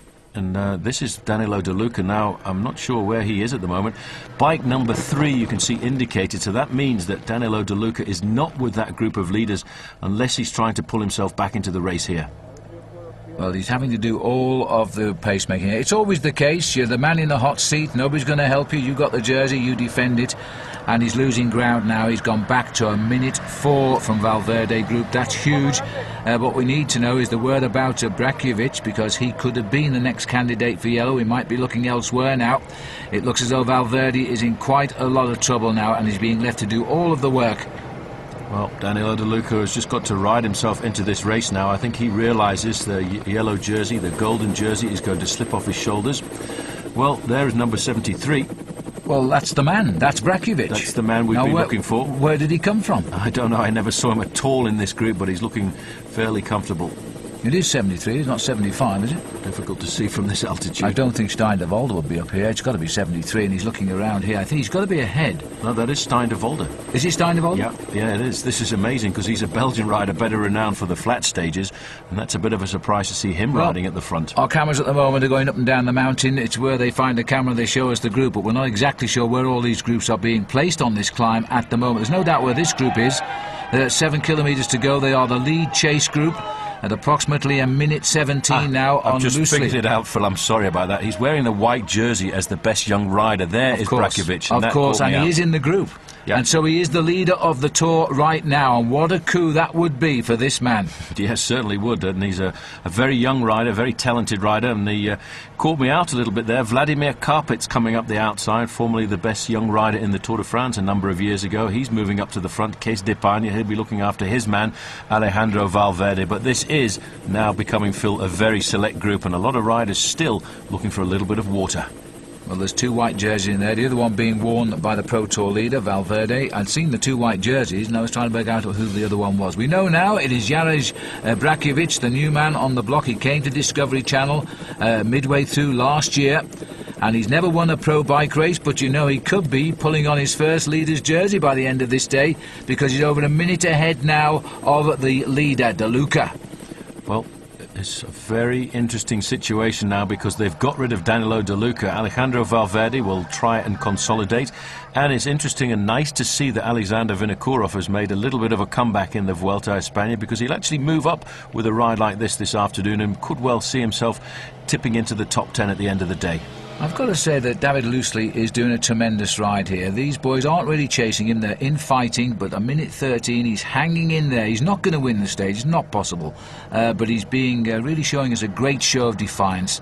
These are the chasers. Arroyo and Rodriguez are the chosen pacemakers for Alejandro Valverde. And interestingly enough, none of the other team's participating at all in the chase here, which I suppose if you've got 3 from Cees de Paan, you're not going to. Well, I think also everybody realises somebody else is going up. Everybody's looking as if they're having a little bit of a hard time here, but I think everybody realises, Phil, that Alejandro Valverde is now starting to look like the contender for the Vuelta a España, so they're going to say, you guys carry on, you do the work. If you want to win this race, you have to take the responsibility of the chase. Danilo De Luca not having a good day. No, Paulinho is not going to give him any help either. He's going to sit there because he's very happy with the situation with Vinokourov rather up front. Here's another look at Loosely. Doing one of the rides of his life as a pro, this young man. He's not a big hitter at all, but he's been out front all day today and he's snatching all the publicity. Well, that's what these riders are facing up to. There is the front end of the race. Just coming around the corner there, the lone leader, David Loosely, just supported by the neutral service car. But as we speak, they're actually moving cars out of that gap, and that's always a bad sign when you're a professional bike rider. At 6 kilometres to go. And he's never won a pro bike race. It ain't going to change today, I'm afraid. But he's still got a little bit of air between him and that chase group, which is coming up, picking up the tempo all the time. Much different climb this to the Esquí the other week, or the other day rather, because it's got its flat patches. He's through the steep parts now. 5.5 kilometres left to go. Desperate. He was 3 minutes at 10. He's now just over 1 minute at 5. Just has to try and concentrate, try and find a rhythm that's comfortable for himself, but he knows behind the Armada are starting to pick up the pace. This is now Vladimir Karpets on the front. They're at 1 minute now, Phil, just going inside of the 1 minute margin. That man now knows it's going to be almost impossible for him to win the stage. This is Vinokourov. He's riding a lot better today, a lot more confidently, and I think he'd be happy to see that he's now riding with the heads of state of this race, and he'll look to try and move up into the top 10 at the end of the day. Not what he was looking for at the start of the Vuelta, but it's better than nothing. Well, like with Mayo, this hill with its little bit of plateaus has suited him a lot better. And Vinokourov has come back here, but he's not gaining any of that lost 2 minutes on his main rivals because they're all alongside him. He is pulling back, of course, heavily on Danilo De Luca. And we could even see Vinokourov in the top 5 or 6 position by the end of the day, even though the time gaps will still be large. 3rd place, still Valverde. 4th place, notably, was Brakovic, and he knows the next golden jersey awaits. Well, takes a few risks going around this corner. The lone leader now at just 5 kilometres to go. He's taking advantage of the slightly downhill part of this hill. Looks across there. He's looking across to try and judge what the gap is between himself and that leading group. He will have the information. The team manager will have pumped it through to him on the race radio that he has in his ear to give him an idea just exactly whether or not he's going to survive. This will be good for him. This will give him a brief respite. But sadly for him, the final 4.5 kilometres, Phil, are straight up to the top. Well, by the end of this day, 1/3 of the Vuelta will be underneath the bike wheels, and believe me, the hardest sections still lie ahead of the race. And of course the crucial races against the watch too. The gaps are there, but in fact it looks to me as though De Luca's group is coming back to the leaders. Yeah, he's recovering. He's pulled himself back to around about 51 seconds. It's very important never to give up, especially when you're the overall leader of the race. If you remember last year in the Vuelta a España, in the Giro d'Italia, Paolo Salvadelli was the leader on the penultimate day, and he actually just sat up on the climbs because he knew he couldn't follow the pace of the better climbers. But he took advantage of the descents to pull himself back into the race, and that paid for him on that occasion. Well, just sitting there at the back is Gomez Marchante, again the man for the Vuelta. He was the man we thought was the race leader in the yellow colours of Sonia Duval. And about 16 riders have come into that group now, so they've been coming up from the back and they've been getting rid of Danilo De Luca. They were probably the group that De Luca was originally with and couldn't hang on to. Well, no, this is starting to look like a very large group, and that would indicate that they're not really chasing full on here, and that could give Danilo De Luca the chance to get himself back in, especially in this section of the climb. It's all being left to the team being seen as having the likely winner on it, and that's the team of Cees de Paan. And they've got at least 3 riders up here. You saw Vladimir Karpets, Paul. Well, he wasn't here originally, so he's obviously just come up to the leaders and gone straight to the front. So they've got 3 very good pacemakers now, as well as Valverde up here. There's De Luca. He's down at the back there, always being trailed by Paulinho, I think it is. It could be a Discovery Channel rider on his back wheel just at the moment. and the gaps are holding. 56 to the leader and an additional 55 to the group we're looking at right now. No, it was Paulinho on the front. Well, Danilo De Luca is still keeping himself in with a chance of staying up in the top 10 at the end of the day, but unless he can pull himself back to that group and Brakovic, he's going to lose the golden jersey. And he won't get very much help at all in this group because it's a small group, but actually looking over the road there, Phil, he will get a little bit of a boost to his morale because he can see the team cars, and if he can just get himself to the back of those team cars, he might get himself into this race. This is going to be a difficult one now for the race referees to sort these following cars out, because a very tricky corner that, and now they're going downhill briefly before they climb again. They need to watch out now that these riders don't get lost in amongst those team cars. We're inside a minute. That might well call them out of there shortly, because that's an unfair advantage. Still the steady pacemaking by Kees Dapan. Very confident that Valverde might finish the day off with a stage win as well. I don't think he can do much about the yellow jersey, unless, of course, he can get rid of Brakovic. Then it would all swing round a little bit. Here's our man at the front, still living in hope, looking pretty cool, doesn't look too worn out, but look over your left shoulder, David, you're going to see the chase. Well, there they are, still the black jerseys on the front of Kees Dapan, Lille Baleares. This group has certainly got a lot bigger over the last few kilometres, as we now start to look at the group of Alejandro Valverde. He has got himself about 55 seconds over Danilo De Luca, who I think now feel that it's starting to tip up again. Will have a little bit of difficulty getting himself into a comfortable rhythm. Now this looks like Iban Mayo's decided he's going for it. Well, that's a quick reaction. Valverde was waiting for somebody to lift up the action. Now he's immediately reacted, and Soto, I think it's Rodriguez, has gone with him there to jump onto him. Now that'll cause a reshuffling, and it'll cause a very quick capture of David Loosely. Well, Iban Mayo, he was down and out one day, he looks to be all firing again the next. Incredible. I think he is a man on a mission here, Phil, at the Vuelta to try and look for a new team for next year, because I know the team are definitely not very happy with him at all because of his performances in races like the Tour de France and here the Tour of Spain. He was regarded as a pre-race favourite, but we never know how he's going to come out and ride. But obviously Valverde was attentive. This is the face of Danilo De Luca, and in fact he's gone out a lot further now. If you look at that, 1 minute and 30 seconds. Acceleration. I think he's cracked. That acceleration just opened the gaps. De Luca's on his limit here. There goes Brakovic after the breakaway. That man knows he's got a golden jersey on the line. He's also riding well. Valverde's up there. Brakovic tacks on. Well, Brakovic, you know, is only 22 and a half years of age, this man. His career's barely started, and he's riding into a golden jersey by the end of the day. I don't know what Johan Brunel will think.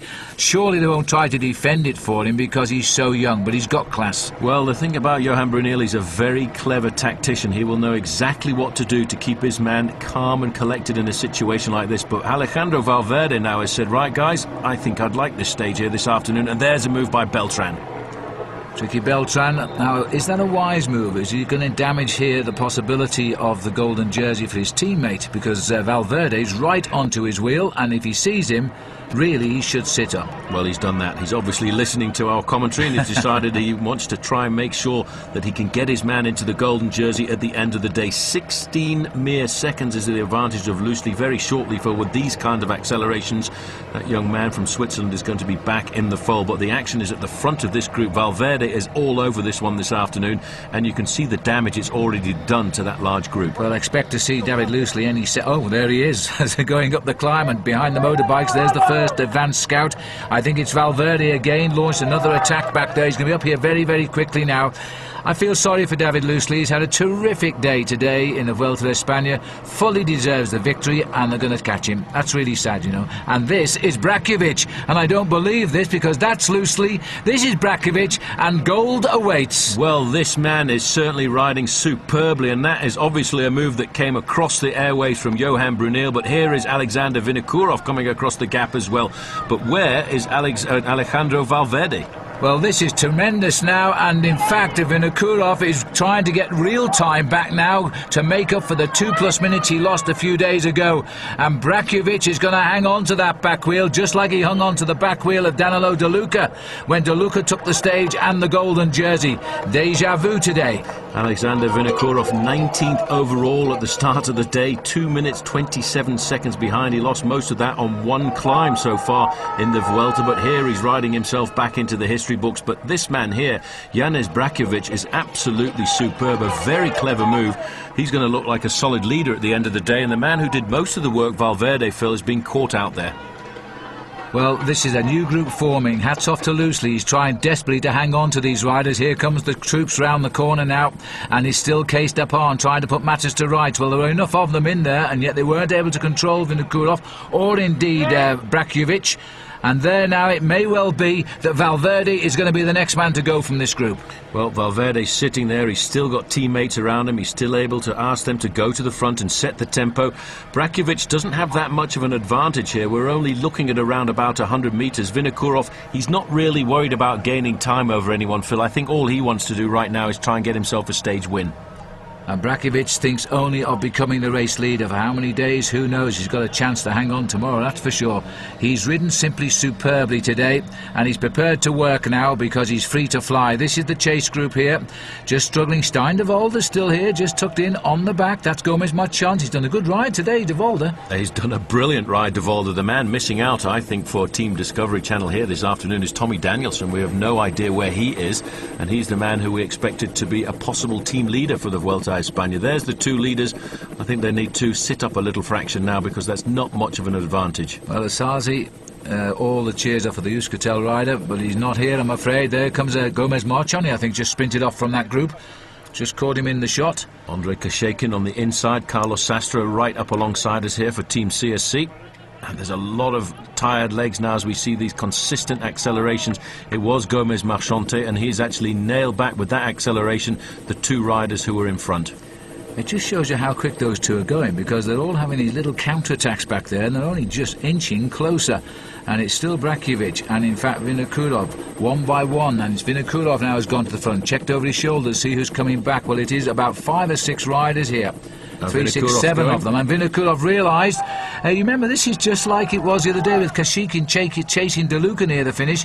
He decided to lift the pace and not let them get on. I wonder if that's the winning move by Alexander. Well, 1 kilometre to go now, and Alexander Vinokourov is ticking away. 201. He's 1,000 metres from the finish and just pulling back. Look at that tailwind. That will be a big advantage to him, but Gomez Marchand really wants this as well.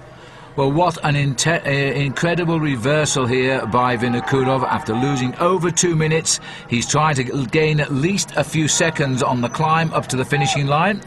Here he is now, he's free as a bird, and this has been a real big morale booster here for Alexander Vinokourov. You know, he's had such a torrid year this year, one way and another, most of it not through his fault, and he's finishing up here now looking at a win in a race for the first time since he won stage 5 of the Tour of Castile-Leon, and that wasn't far away from this area. It certainly wasn't that far away from this area, but you can see, even though we are inside the final kilometre, it's a nasty final kilometre. It's going to take these riders 3 to 4 minutes to get themselves across there. There's Iban Mayo, had a little flurry of attacks just a while ago. Andrei Kashekin, Stein de Volder, number 75, doing a brilliant ride. There's Tricky Beltran in the blue jersey as well. Luis Perez still riding at the front end of this group, though, in the white jersey. Alejandro Valverde now, Phil, has no teammates. Another acceleration coming here for Alexander Vinokourov. He wants this one. Well, he's put Janis Brakovic back in that group, but Brakovic still riding second wheel in that chase group and not looking like a tired man at all. There he is, number 73. He's got Perez on his wheel. Now, this little group here has got 3 riders from Discovery Channel in. They're going to have themselves a nice, healthy overall lead in the team race by the end of this day. But I think it's going to happen for Alexander Vinokourov now. It'll be his first victory since March this year. There's a massive crowd up here making full use of that tailwind as he winds up towards the finish. And this is going to be a huge feeling of relief, because he spent all of his time, really, since the Tour de France debacle, trying to find and put together a new team, and he went to his government in Kazakhstan and they came up with the answers. Here's the present coming back to his government, because he's going to get the win. 200 metres to go now for Alexander Vinokourov as he turns up towards the finishing line. The old traditional grimace, we've seen it many times in the Tour de France at the foot of Watch out, Valverde. There's the reaction. Valverde, you're right, he's going to see if he can run him down inside to the finish, and that's a terrific sprint, and there's no more power left in it. He's gone over the top of him. Alessandro Valverde has gone over the top of Alexander Vinokourov, and he steals it on the line. Wow. Well, that was an unbelievable acceleration. Oh. This man is pure class. Look at that. He never gave up. He never at one time thought he was not going to win this stage. It looks like Sastre comes across the line there, followed by Marchante Gomez. And there you can see the new leader of the race, Vinokourov. A little bit of a broken man there coming up, and I think he crossed the line there, filling about 6th place. But what a move that was by Alejandro Valverde. Sheer class. Absolutely. The man who crossed the line in 4th place, though, as Stein de Volder comes in there, was Janez Brekovic, his teammate. He will be the new leader of the Tour. But wow, what a finish by Valverde. And sorry for building up Alexander Vinokourov there. He was snatched off him in sight of the finish. That was his 6th win of the year, by the way, for Valverde. I tell you what, that really was snatched away by the scruff of the neck, that victory. It was a superbly timed acceleration, but did you see the speed that he went past Alexander Vinokourov? We'll be looking at riders, by the way, coming into the finish line here now for another 30 or 40 minutes. Well, that's for sure, and there's some big time gains. Valverde at the end of the day hasn't gained much time, but he will leapfrog in the overall classification because many riders have lost time today. A bit further down the field now, another minute has slipped by. Well, that's Ryder Hezerdal coming in there. He's better known, really, Phil, as a mountain biker, so he's well up at the top here in the mountains. And there's Danilo De Luca. And he's losing, what, 1 minute 20 at the moment, so he's well out of the race lead now. Brekovic converting his 4 seconds considerably into a very healthy overall lead, the biggest we've had since the start of the Tour, I think. Well, although Danilo De Luca is losing himself the overall lead, he doesn't look too bad there. He's ridden, let's not forget, the last 10 or 12 kilometres at the front of this group on his own with no help at all, and still got a little bit of fluidity left in those legs of his. A brave move to try and keep in the golden jersey, but I think he's going to have to relinquish it on this occasion. No doubt about it, and no doubt who's got it too. We started with Carlos Sastre, then we went to Torhushoff, then Danilo, and now it'll be Brekovic, the 4th different leader. And we're just over the first week completed now of the Vuelta España. Almost 2 minutes, 1 minute and 57 seconds, but look at this. This is a brilliant performance. Rarely do you see an acceleration like that one. As Alejandro Valverde comes up to get himself the victory, it really was, Phil, pulled out of the bag, that one. So the man who won Flèche Wallonne and Liège-Bastogne-Liège this year, now the champion of Spain, at least today, Alessandro Valverde, 4 seconds, there's the figure, over Carlos Sastre. Gomez Marchante Brekovic, 7 seconds back, but he'll convert his 4 seconds overnight into a golden jersey. Vinokourov, 12 seconds back in 6th place, who didn't lose too much time to his arch rivals on this occasion, and maybe he's climbing it back into this race, and there's plenty of mountains on the road ahead. It'd be interesting now to see the overall classification. And here we go. Brekovic is now the leader. Took him nearly 27 hours to get it, but he's only 22 and a half years of age for discovery. 5 seconds only ahead of Valverde, nothing at all. Sastre is 3rd. Now the favourites are firing, Paul. Probably in 2nd and 3rd overall. All starting to move up. You can see Danilo De Luca from 1 down to 9. Iban Mayo is creeping into the top 10 now, but certainly it is the big names. And this is a name we didn't know very much about before the start of the Vuelta, but we'll certainly talk about him next year, I'm sure. Janez Brekovic. Vinokourov, by the way, up to 10th.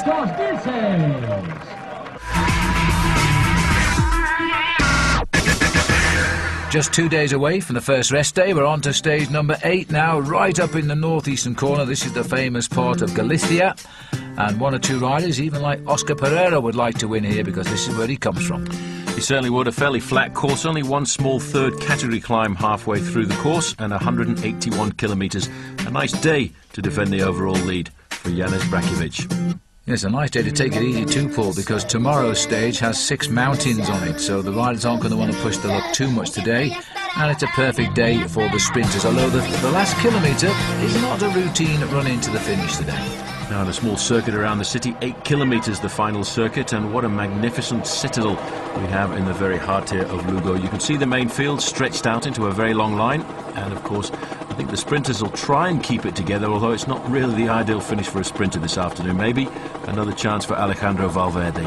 And Brekovic, the leader, both the king of the mountains and the golden jersey, his first big coup as a young professional cyclist under what I think that was 3 kilometres to go, as the peloton now in very angry mood. Well, this is what it looks like at the back end of the main field.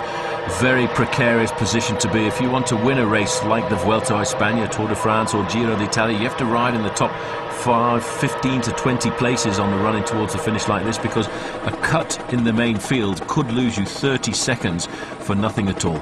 Yes, and even when you're inside the last 3 kilometres, that rule doesn't apply. If the peloton splits out of pure effort, you will lose time. And we've still just got that few seconds separating Valverde, the next likely candidate for the leader's golden jersey, now right in there behind Brakovic. Bonuses on the line, of course. Oh, and it's in fact 4 kilometres to go. Yep, just flicking around the outskirts of the citadel. There's the river in the very heart of Lugo. A very pretty old city, this, right up in the top western part of the peninsula. This is probably the most western part of the race before we start to head east and then back down towards the south. Liquigas out on the attack here. Look at this speed, 66, 60, 75 kilometres an hour. That's Magnus Backstedt for you. Big rushing down towards the finish line. And big Magnus there setting the pace, but he's had enough of that one. He's blown himself away now, and no doubt looking for Luca Paolini to try and win this stage. Could be tailor-made for him. As they race up, they've lost already one of their riders with a crash in poor old Charlie Wigelius. The split is there too. Just talking about that split in the main field, there is a slight split there. These guys at the back, if they don't nail that back, they're going to lose themselves 15 or 20 seconds by the end of the day. Quick step on the front here, really ripping it up. It looks as if Gerolsteiner are also thinking about trying to get themselves. This is the sort of finish that would suit a man like David Rabelin. Well, we haven't seen much of Paolo Bettini since his opening flurry on the first few days of the race, but he's on the quick-step squad. Of course, he wears his Italian national jersey, and the same for Gerolsteiner too. They're still looking for some reward for all of the hard work. They do have sprinters. Robert Foster probably the best one on the squad here. Look at how long that main field is. They're absolutely hammering along here, but when they turn back into the town, the last kilometre actually, Phil, is rather difficult, slightly uphill, and may well give the advantage to somebody like Paolo Bettini, not necessarily a pure sprinter. I don't think it's a pure sprinter's finish this afternoon. Well, the riders may not know the finish either, although the Spanish riders certainly will. This is a hotbed of cycling up here in Galicia. There's the peloton. As Paul says, I'll soon swing away from this fabulous highway and head up back into the town. They're now just a couple of kilometres. They've been on, it's an 8-kilometre circuit. They've done 6, they've 2 left to go. They'll just do that last kilometre as they approach the line. It's not a very good finish, actually, for a big peloton like this, but that's the way we're coming into town today. So you can see the movement at the front end of the main field there, everybody trying to control it there. The riders have done their turns at the front for the team, are slipping back. It's always a continuous motion at the front end of the main field. There's a Saunier Duval rider on the front. It actually doesn't look like David Miller's style on this occasion. It's a much punchier rider. You can see the team of Milram. Eric Zabel probably thinks he's got a chance this afternoon because they've got all the pale blue jerseys at the front as well. Well, again, a lot of riders here already out of contention. They're just trying to hang on. At least they've healed the wound on the main highway as they now start to line up for the finish. No gaps in the peloton. There's the chaos down below with the roads closed, waiting for the arrival of the stage 8 of the Vuelta a España. 2 days away now from the first rest day. Well, only one after this one's over from the first rest day, but tomorrow the mountains take us into that first rest day. There's the kilometre kite, and still a lot of riders trying to break this field up and break the spirit of the sprinters. Well, Crédit Agricole now at the front trying to get their man to the front, Thor Hushovd. I don't think it's really a Thor Hushovd finish, but you never know how it's going to run out. There's a gap in the field now as we can see 2 riders moving off the front. Milram looking over their shoulder, looks a little bit like Alessandro Patacchi. Well, Hushovd, of course, needs points. Any will do to keep him in the lead here. It could have been Patacchi, but he's swung across now because he made the effort. It's all over. This is the little rise up that we've been talking about in this last kilometre. This is Luca Paolini who's gone here, and that's a typical finish for him, and that was why Magnus was trying to race down on the bottom road. Big effort there by Paolini. Well, that's a good move. He's really hit them, and this may well be the surprise. He's got the explosive effort to stay off the front of a main field like this. The slight uphill part of the course as well will suit him a fraction. Look how powerful he is. Looks over his shoulders. He knows he's got the gap now, but it's a solo effort now. Don't look over your shoulder. Just keep going. Just think about concentrating. Paolo Bettini in the middle there in the Italian national champions jersey. He'll like this kind of finish, and there's a move that looks like Alexander Vinokourov. It is Alexander Vinokourov who swung off the front of the race. He's not a sprinter, but he's taken full advantage here. He's doing a Valverde here because this is Vinokourov gone after Luca Paolini, and he's opened up the gap. He's got a Lamprey rider trying to home at the back of the Napolitano probably, but I wonder if the failure yesterday on a day we would not expect a victory from him is going to make it good today. Paolini trying to get onto him. That'd be Marzoli who's trying to run him down. It's all too late. Well, if at first you don't succeed, try the next day, and that's a victory for Vinokourov. We'll get him right one day. Too many Alejandros and Alexanders in this race, that's all I can think. But you know, Phil, that really is the mettle of a man and a champion like Alexander Vinokourov. He got beaten dramatically yesterday, comes back out fighting again today, and gets the win on probably a kind of course that didn't really suit him. And congratulations all round there for him there. That was from his teammate Andy Kashakin, and that was a terrific piece of riding. And it was all because of the uphill. Paolini might have thought he'd won that, but yesterday Vinokourov knew how it felt to be caught by a flyer on the line. That's quite strange actually, because it's almost a similar operation, but in reverse this time for Alexander Vinokourov. At this point he looks over his shoulders and he knew he'd got it. Good win. So everything I told you yesterday about the stats of Vinokourov, replace and put it over the tape for today, because he's just got his first victory since March, and now he feels he's back in the big time. Yes, you, Alexander. Yep, and just behind him, Paolo Bettini, consistently at the front end of the main field all the time. That was Uros Moon, by the way, coming across there for Team Phonak. I think he came across the line in about third place. And Hushoff should have finished fourth there, and he did, which means a valuable point for him. He'll keep quite a good lead he's got in that points competition. A good day to get some more points. Bettini slipping away at the end. He was in fifth place. The man who won, and he got a second time gap. He's nudging closer to the leaderboard. Eric Zabel was there. Pataki blew himself away too early on the climb. David Rebellin for Gerolsteiner completing the top 10. But Alexander Vinokourov back in the big time.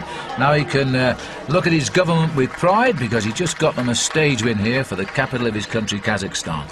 And shouldn't do anything at all in the overall classification, because still Janez Brakovic at the top with a 5-second advantage over Alejandro Valverde. He lost a couple of seconds out on the highway today of his lead to Valverde with a bonus time, but 5's good enough to keep him in the golden jersey. All smiles for the second day.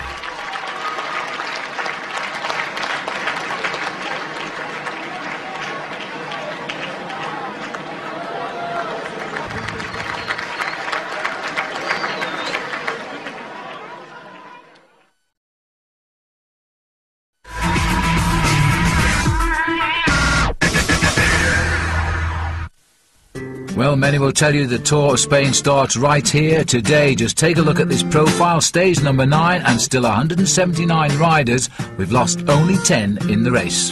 Very difficult stage, 207 kilometres, that's about 125 miles of racing. 2 first category climbs along the way, but before the finish at around about 40 kilometres to go, that extraordinary climb is a very difficult one, which I think should see a jumbling up of the overall classification, and to top it all, a mountain-top finish to the end. Well, third day, potentially, in the golden jersey, if he succeeds by the end of it. There's the contour of this outside category climb of San Lorenzo. Takes you up to 10 kilometres. Inside the car here with Johan Brunel. Not too sure who was sat with him there, Paul, be honest. Me neither, actually. Oh, good, I feel better then. But this is definitely Egoy Martinez at the front, and he's a man who we saw being very aggressive in the Tour de France. He's joined here by David Arroyo from Caisse d'Epargne Lille Baleares. I think this is maybe a strategic move by this team to try and put a rider in front to possibly try and help their man Alejandro Valverde a little bit later on. But there you can see Martinez. A good buy, I think, last year by Johan Brunel. Well, these are survivors, really, because there's been a good breakaway on today, and Pietro Cauchioli, the Crédit Agricole rider, cleaned up on the first climb of the day, and he did the same on the Corredo. So he's moving himself nicely. But I think we can safely say that Brakovic has lost his lead in the King of the Mountain. He's going to pass over to Cauchioli if things work out for him on the rest of the ride. Get an idea to see just how difficult this climb is. We're looking at inside of 10 or 15 kilometres to go. Team manager, well, it's not, it's the neutral service car coming up alongside Egoy Martinez here. Well, there's not a lot of gap now, because this is the charge of the Light Brigade here. The big climbers are now beginning to make their way through here, and CSC, not surprisingly, are trying to move Carlos Sastre right up into the action. And Valverde, of course, if Brakovic is to put himself into a spot of bother today, Valverde could be the next leader of this Tour. Well, Valverde could easily snatch the overall lead, Phil, with the bonus points out on the course as well, because Valverde is a very fast finisher. This is Iban Mayo. Now let's have a look what he's doing today. The fact that it says Moto 3 is not a good indication. No, let's take a look who's in this group as well, because I think we're going to find that Brakovic is already in trouble here in the race today. A lot of riders now struggling. This is the first real big mounting test of the Tour of Spain this year, and it doesn't get much easier now as we make our way towards Madrid. There is the white jersey there. Is this Valverde? Yes, it was a little snatch of Valverde. These are the two survivors of the breakaway, still plodding along. Lucky man, that is. He got between the two motorbikes and back onto the side of the road. Well, everybody's trying to get in and find out exactly how the story of the event is unfolding. This is a very difficult climb here, and to cap it all, the riders have got a mountaintop finish as well. Looking down here, we get a chance to see the steepness of this climb. The average gradient is around about 10%. Most of the climbs in Spain and the Vuelta a España are usually fairly steady climbs, no major gradients as you see in the climbs of the Pyrenees in the Tour de France. There you can see the front of the main field starting to form, and just at the back again, Iban Mayo, Phil, I just cannot, for the life of me, understand this guy. One day up, one day down. There's a group of about 25 riders forming there, and Mayo is about to lose his contact with them. They're riding away from him. There they are. Yep, he's having a hard time once again. If he's not up, he's down. This man really is enigmatic in his performances, and he's just looking back there to see what is the position of the autobus, because I think that's what he's looking for here this afternoon. The group now down to around about 25 riders in strength, and I was having a look there. I couldn't see the golden jersey of the overall leader, Brakovic, but I'm sure he should still be in contact. Well, Discovery Channel on a bit of a runaway with the team race too at the moment, so they've got to defend that as well. They took over from CSC on stage 5, and they've held it ever since. Here we are, back with the leaders now, and they've got themselves in a good position with Igor Martinez here, their Spanish member, keeping them getting maximum time as far as the team is concerned. David Arroyo's had a great race, riding unselfishly really for his team leader Valverde, and this could be part of a plan today, maybe a Valverde springboard when he gets caught. Well, let's have a look down the line of riders here to see whether or not we can see the golden jersey. There's Bernhard Kohl, the Austrian national champion, riding for T-Mobile. There is the golden jersey on the far side. He looks okay, actually. He's a young rider. A lot of pressure to have the yellow jersey, golden jersey on your shoulders when you're just 22 years of age, but he's got some very solid men around him, men like Manuel Beltran, who's shouldered Lance Armstrong to many victories in the Tour de France, and so he'll have a lot of experience to call on. Yes, you're right, and there he is. He's exactly right in front of Brakovic here, number 72, Beltran. And I know Johan Brunel thinks an awful lot of this rider. He fought to keep him in the team last year and succeeded this year, rather. Tom Danielson also seems to be riding better. A little bit of a move coming here now. This could be an attack by Perez, or no, a little bit of a false move. He's just moved himself up into the better positions. I think just trying to take the pain away from his back. There you can see this man here, Alejandro Valverde. He's looking good as Carlos Sastre in the white jersey. Too many white jerseys in this race. Well, they've switched the white jersey, you see, now, because Brakovic can't wear it, so they've asked Carlos to wear it. But I think the white jersey is not the young rider combination, it's the combination jersey, actually. Yeah. Well, these complicated jerseys, the reason they stopped them all in the Tour de France was because the public really didn't understand them. And the same applies here, I think, in the Tour of Spain, to a degree. There's Valverde in his white jersey too, but that's the leader of the Pro Tour, sitting at the back wearing number 51 with a teammate alongside him. Yes, Valverde looking pretty solid in the Pro Tour leader's jersey, although quite frankly it's a competition which very often the leader doesn't even ride the Pro Tour event, and so it's pretty meaningless, I think. Nonetheless, he's the leader of it, and Danilo De Luca was the winner of it last year, and Danilo already made his mark on this year's Tour of Spain. But I don't think he'll be picking up any more race leads today. In fact, he's already in trouble. Well, Valverde looks pretty calm and collected. There's Leonardo Pipoli in the yellow jersey there of Saunier Duval. And Valverde riding sensibly here. He knows this race, if you want to win a 3-week race, you've got to really dose your efforts over the 3 weeks, and he's obviously picked out a number of stages that he wants to look at, where he wants to lay down his foundations, but he is sitting a little bit too far to the back of the group for my liking. He'd be a lot better off riding in the first probably 10 places. Number 42 there was the Crédit Agricole Cauchioli. Now, he was in the breakaway all day. He scored first over all of the mountains so far. He's obviously not going to win this one, which carries, in fact, 30 points in the competition. But he is still in that group. These are the riders who should now go over the top of the San Lorenzo Pass in first place. It'll take us through 167 kilometres. Igor Martinez distinguished himself today, along with David Arroyo. Well, Igor Martinez almost got himself a stage victory in the Tour de France, and that was on the stage on the road into Saint-Quentin. Very aggressive rider, always looking for the move. David Arroyo, I think, just happy to be on the wheel of Martinez. He'll sit there and I wouldn't be surprised to see him sprinting at the top of the climb to try and get himself some points. But I think, Phil, as you say, this is probably a strategic, tactical move by Cees d'Epargne, because almost certainly these riders will get pulled in before we come to the top of the final climb of the day. And if David Arroyo is in front, he could be a serious help to the man who wants to win this race, Alejandro Valverde. There you can see the position of the race. The Escapados are the breakaway, and they're at 43.8 kilometres to the meta, which is the finish, and the main field is at 44 kilometres to go to the finish, or around about 45 seconds. They're pretty technical in their graphics here in the Vuelta a España, always trying out new things. Quite an interesting graphic, really. A ladder, we're going uphill, rather clever. And it was pretty easy to understand for a change as well. Well, Igor Martinez, remember, this is his first season on the Discovery Channel squad, and a chance now to distinguish himself. He's already 28 years of age, and Discovery playing a big part in this year's Vuelta a España. I really don't think they're going to try and defend the leader, Brakovic, all of the way to the finish, but right now things are going very well for him.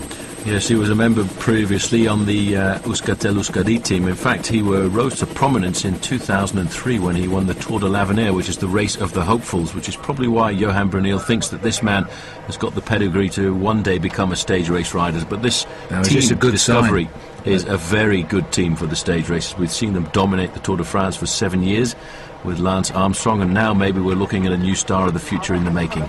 Oh, a bit worried here. I think we're looking at a rather tired star in the making here right now, pouring water over his head like that, and he's a bit near the back of this peloton as they start the climb. The relaxed rider here is Jose Miguel Elias, who has had a good stretch. He was up there throughout the racing. He was in the early breakaway the other day, but he's still in the front half of this split. It looks as though Discovery have designated a number of riders here. Tommy Danielson's here, Beltran's here, Stein de Volder is here, and they're all pinning themselves around the yellow jersey. I've got a feeling that Brakovic is beginning to struggle. Well, Grupo de Líder, this is the group of all of the leaders in this group. You can also see Danilo De Luca. He's wearing the orange jersey as leader of the King of the Mountains classification. Everything completely different here in the Vuelta a España to most of the other races around the globe. But he's wearing that because, in fact, the leader of that event should really be Brakovic, but it's a little bit hot to wear two jerseys. Indeed it is, and Cauchioli scored enough points today to probably be the leader by the end of it anyway. Good tempo riding this, and good demonstration by a very strong team here, even without the likes of Ivan Basso, not allowed to start the Tour de France, not in the team now. He's sort of voluntarily suspended at the moment, and of course he was the runaway winner of the Giro d'Italia. Inigo Cuesta setting the pace now. Again, it doesn't look to me as though Carlos Sastre is actually settled in on this race. He looks to be struggling. These are the two leaders. They've only got the neutral service car, so the gap cannot be that far. Oh, well, there's one rider who's been stuck in the middle for a little while, not sure who it is, trying to reach them in third place. That's a rider from Euskaltel-Euskadi, and there you can see the gap. It's not really filled very much more than around about 30 seconds now, but CSC are trying to shake things up a fraction. As we can see at the back there, number 58, Joaquim Rodriguez. This is Jose Miguel Elias. Pretty aggressive rider. That's a very aggressive team as well, Relaxed Fuenlabrada. They've always been a team in the Vuelta a España to go out on the attacks. Well, I think that must be Igor Anton of Euskaltel-Euskadi, because he was in the breakaway. He hasn't been swept up. I think he's the only one that hasn't been, apart from the two at the front. And this group now crumbling down to around about 15 to 20 riders here. Brakovic, his jersey totally unzipped, look, he's got the Discovery boys around him, and plenty of them, and I think they've probably been told by Johan Bruneel, stay with him, help him through the mountains, and keep giving him some encouragement, because he's only 22 years of age. There's Danilo De Luca on the front with his orange jersey zipped open. And this is at the back, Carlos Sastre looking for a little bit of water. Very hot today, you know, on these mountains. And if you look at those flags there just above us, there's not that much of a breeze in the air. So it's with the reflected heat off the road, you're looking at 35 degrees Celsius, quite possibly. Yes, this has been a very hot tour so far. Sastre, I don't think, is good. Look, he's come from the front to the back, and he looks as though he's beginning to dangle just a little bit. Well, that will be a sad sign for Team CSC, because they're looking at Carlos Sastre to try and win this race. There's Bernard Cole. This is Tommy Danielson moving up. He's looking pretty good. In fact, he seems to be riding a little bit better than he did over the first week of the Vuelta. There's 40 kilometres to go once they top the climb, and that's the line right at the top of La Cobertoria. There's their overall positions. Arroyo, despite working in the services. And what's happened here? Oh, it's a bike change. I saw him just a few moments ago indicate a problem at the back of his machine, and then all of a sudden the team car came up and they've changed bikes quickly. It could well have been a derailleur problem because he had the time to wait for the team car to come up alongside him and swap bikes. So Carlos Sastre, I think it is, Carlos Sastre is back in there, so that was why he came to the back of the race. Premeditated as he slipped away down there. This is Sylvester Schmid, the Polish rider. Chance for him to get back up to the group, actually, as he pedals quickly. And a word with Johan Bruneel for the moment, because this is Tom Danielson here, and he's loading up like a super domestique, because he's going to get up there and get back alongside Brakovic. Well, Tommy D, the Durango kid, he's learning how to be a super domestique. He knows that he's got the team leader, the race leader, in his midst, and he's gone to the back to get drinks for the team and to support everyone. DeLuca going back. I think this is all just drinks, Phil, before we start to really turn up the screws nearer the summit. So the orange jersey DeLuca was wearing, King of the Mountains, in fact second in that competition just now, behind Brakovic, but I think Cauchioli's jumped over them both after his escapades earlier today. Lamprey riders, and Sastre's not happy with the change by the look of it. Well, he's not taken on board a bottle. You see, that's a very amateurish mistake to make. When you change your bike out on the road, the first thing you always must do is take your water bottle off the bike that you're changing from and take it with you to the new steed. DeLuca back on for the moment. Sastre wants a drink, at least maybe something more than that. And this is Carlos Barredo from the Astana team. Another ex-Liberty Seguros man on the team, of course, now of Vinokourov. Meanwhile, back at the front, good steady pacemaking. These two are still clear, still being chased by Igor. I thought that was a bicycle with Anton on, just coming up behind him then. But still being chased by Anton, who's just ahead of that group. Sastre looks a little bit more relaxed now. Yeah, I think he looks fine there. That's Kim Anderson, by the way, then the team car there. Himself a former wearer of the yellow jersey at the Tour de France. Used to ride for the Co-op Mercia team back in the 1970s and 80s. Long time ago. His long, thin legs used to carry him to some great wins, yeah. Little chat. The man at the front here for Team CSC is trying to find out just exactly what is happening to his man, Carlos Sastre. You can see a lot of blue jerseys in this group for Team Discovery. They're very happy, I think, with their performance this afternoon. And again, Phil, having so many riders in the group, they're going to once again extend their lead in the team classification. There's the spectators' waters, but they use these for showers. And this group is still just riding a good steady tempo. I think CSC there just trying to hold the pace steady while Sastre sorts himself out at the back. Brakovic still there, look, riding fourth or fifth. Yeah, but riding third is Stein de Volder there, who's, I think, riding superbly in the mountains. He's a much better suited rider to the flatter one-day classics in the north of Belgium and north of France in the early part of the season. But here, he certainly is riding a sterling job. Just having a look at the CSC rider there, who's been doing all of this pacemaking. In fact, it's I think it's Cuesta. That's why he's always been doing so well. I couldn't put him down. It's a new team for Cuesta, and it's Inigo Cuesta who's been doing the pacemaking for CSC, the rider at the front. This is Igor Martinez now, good tempo. I think he might make the top here with Arroyo. Well, they've got around about a 35-second advantage, and now the main field has absolutely no reason to chase them down here, Phil, because neither of these two riders are at all dangerous in the overall classification, and as far as they're concerned, then the main field, the showdown, I think, now is going to be on the final climb of the day. A nice interesting view through the legs of Igor Martinez. There's the helicopter up ahead as they climb up steadily. They're not far away from the summit of the climb. Once we go over the top, 167 done, 207 the total distance. That's 40 kilometres or 25 miles to race. Mostly downhill, but of course we climb up the Alto de la Toria, which is Category 1. I was just thinking about Igor Martinez before. I mentioned that he was a former winner of the Tour de l'Avenir. Well, I think that's the only race he's ever won in his career. He's never actually crossed the finish line in first place. That was the overall win on time, so he's never had the chance. He was so close in the Tour, if you remember, they got caught that breakaway on the road into Saint-Quentin with around about 2 kilometres to go. Well, Martinez has never actually crossed the line as a winner of a stage or a single-day race, but he won it outright, as you say. There's the TV boys getting right in here, and these two riders not looking at all under pressure right now. Now looking very comfortable. Very comfortable. Yeah. Martinez is the man tapping out the pace at the front. He's not worried at all. He knows he's not going to ask David Arroyo to come forward and assist because he knows Arroyo will not. Arroyo is a member of Caisse d'Epargne, and I think their tactics today are going to be try and do something with Alejandro Valverde. You know, he's only 5 seconds off the overall classification. If he can get himself the win at the top of the final climb of the day, he can get enough time bonuses to get himself the overall lead, and I'm sure, being a Spaniard, Phil, he wants to lead this race.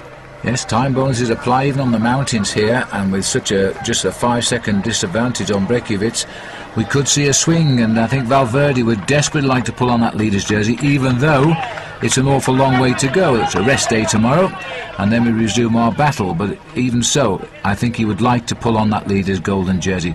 Big, tall, lanky figure there in the Phonak colours is rider Hazerdal, a very good mountain biker. And in fact, turning out to be a pretty good climber. It is quite amazing now, Phil, how many of the top mountain bikers can switch over and ride well on the road. It's just a reflection of the level of preparation that the mountain bikers have nowadays, that they can come and ride an event like the Vuelta a España.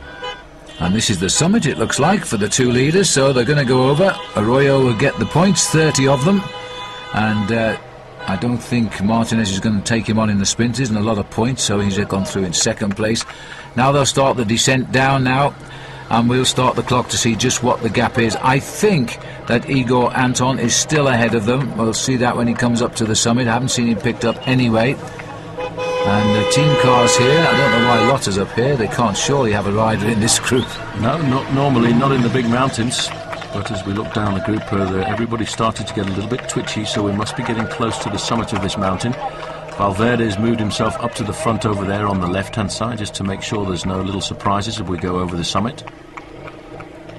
The red relaxed rider who's there, I think it's Elias still, and Elias is going for gold here. He's just sprinting clear. And chased after him there was the coffeeless rider Luis Perez, and taking a little drink at the same time. I'm not sure that's a completely legal move, but I'm sure the referees might not have spotted it. 59. In fact, Elias going over in fourth place. We didn't see Igor Anton go over, but he did go over in third place. Elias in fourth, Perez, Sastre, Davolda, these guys all together now. And still in that group, but not crossing in the top 10. Is this significant, I ask, or was the golden jersey of Brekiewicz? Well, this is a very nice descent here, not too technical, very fast descent. Most of the corners are sweepers, you don't really have to touch the brakes. You'll see riders on a descent like this touching speeds of approaching 100 kilometers an hour. Egoy Martinez quite happy to let Arroyo come to the front. Oh, and there's your man. Wow, he came on pretty well downhill, didn't he?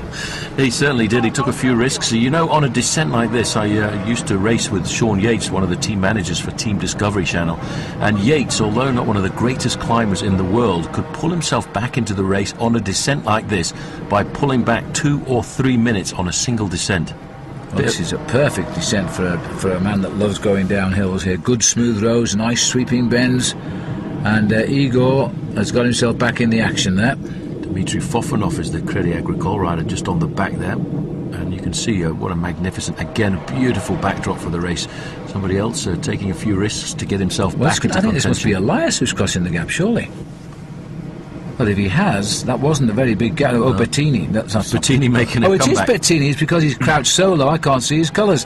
Thought it was a rider relaxed coming up. No, Bettini's his golden helmet. Just dropped off a fraction towards the top of the climb, and like many of these top guys, he's taken a few risks in the first corners to get himself back into the group. But I have to say that Anton came back very rapidly there.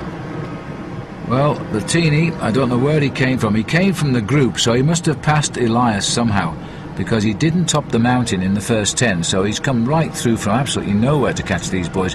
He must have flown down this mountain. Well, look at this now. We're tipping 70 kilometres an hour going around some of these corners.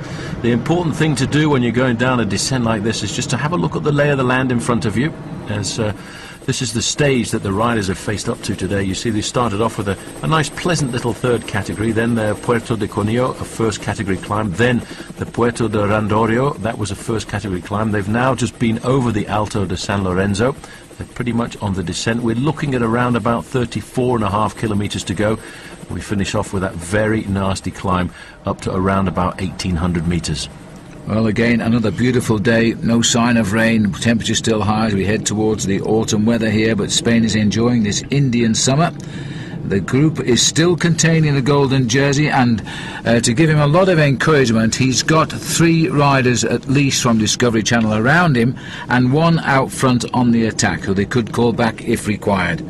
Yep, this group is swelling in numbers on the descent. A number of riders who probably sat up in the last 1 or 2 kilometres of the previous climb are now managing to reintegrate the lead. 33.7 kilometres to the meta, or the finish, and this is the small town of Villanueva, Newtown.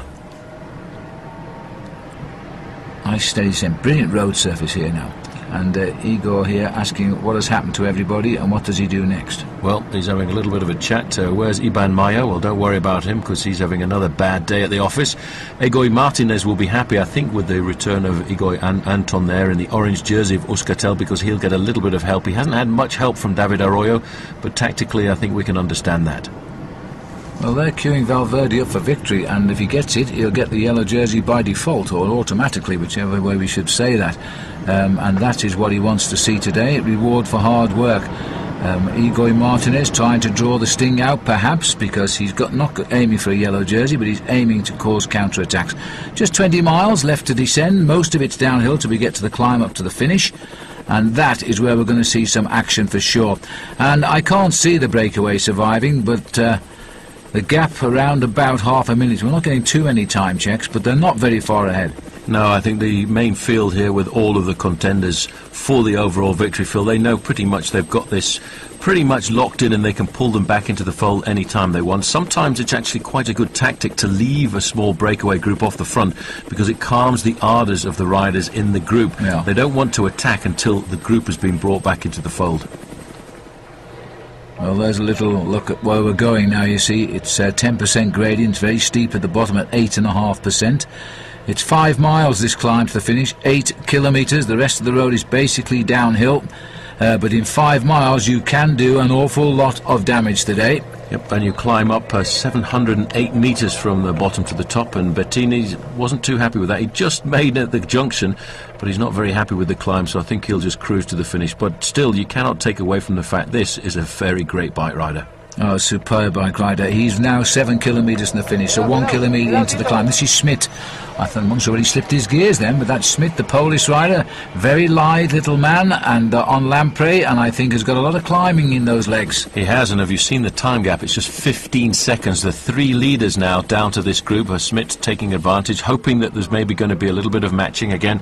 Another rider from Astana having a spot of bother. Yeah, Carlos Barrido has been doing a bit of work up there, just passing the 7 kilometres to go marker. He's gone off the top. This here is Theo Eltink, who's a Dutchman. Well, the Dutchmen don't always climb very well, and he's also slipping away. Bettini dropping backwards as well, looking over his shoulders to see what's going on. Yes, they're bringing... This is Schmidt coming up first to him now, doesn't even look at him. And there's no reaction there from Paolo. I think he's had enough. He's seen that there's still plenty of people behind. Having a good racer, Sylvester Schmidt, 13th overall, 3.25 minutes behind. Could gain a little bit of time. It's obviously a premeditated attack, this, and he looks very good. He looks to be about 42, 43 kilos, this boy. Yep, very slightly built rider from Poland, very good climber. This is at the back end of the group now. There's a lot of riders trying to reintegrate. Anton. Oh, that's Anton, so he must have been dropped then. Yeah, this is the race situation now. In fact, Anton is going backwards. Egoy Martinez, I'm not sure what has happened, of course, to David Arroyo, but Elias did come across on the descent and make the junction. I think Arroyo has slipped back here, Phil, because this now is the tactics of the team Case d'Epargne Lille Baleares. They want to shake up this race. And this, unfortunately, is Bettini. I think he's slipping right through. Moto 3 is not a good place to be on television because he's dropped to the back of that chasing group. Nice plan, though, of his golden helmet to denote that he's the Olympic gold medalist from Athens. A brilliant performance, jumping away with 2 laps to go. Everybody expected an attack on that occasion to come from Paolo Bettini with a lap to go, and he surprised them all. Schmidt's being brought back here by good tempo riding, and there's a counter-attack. Is that No. Well, there's a little bit. Vinokourov again, the man who won yesterday and was placed the day before, and he was beaten by Valverde, but he's gone, and it's Kashikin. Kashikin's after him. It's a 1-2 by Kazakhstan. Where's the reaction from Valverde? That is a very brave move by these two guys. You see Kashikin, he knew this must have been a preordained plan because Vinokourov immediately accelerated. They haven't got very much advantage yet. In fact, Andrei Kashikin hasn't yet gone to the back wheel of his teammate Alexander Vinokourov, but that was a very crafty move. Vinokourov looks over to see what sort of gap they've got. 5th overall for Kashekin, 10th overall for Alexander Vinokourov. They need to be very careful of allowing these two men a bit of freedom. Alexander still looking for that 2 minutes he lost on the first hilltop finish of this race, way back on stage 5.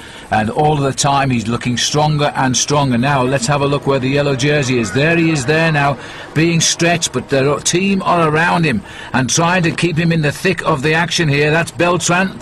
We've got Danielson, we've got Steindevolder, there's Danielson, and they're making sure they're virtually shouting at him here to try and keep him in touch with the action, because this is now pressure time. This is now really starting to hurt. It really is getting a little bit grippy here as these riders start to get stretched out in this very long line. This is Stéphane Goubert.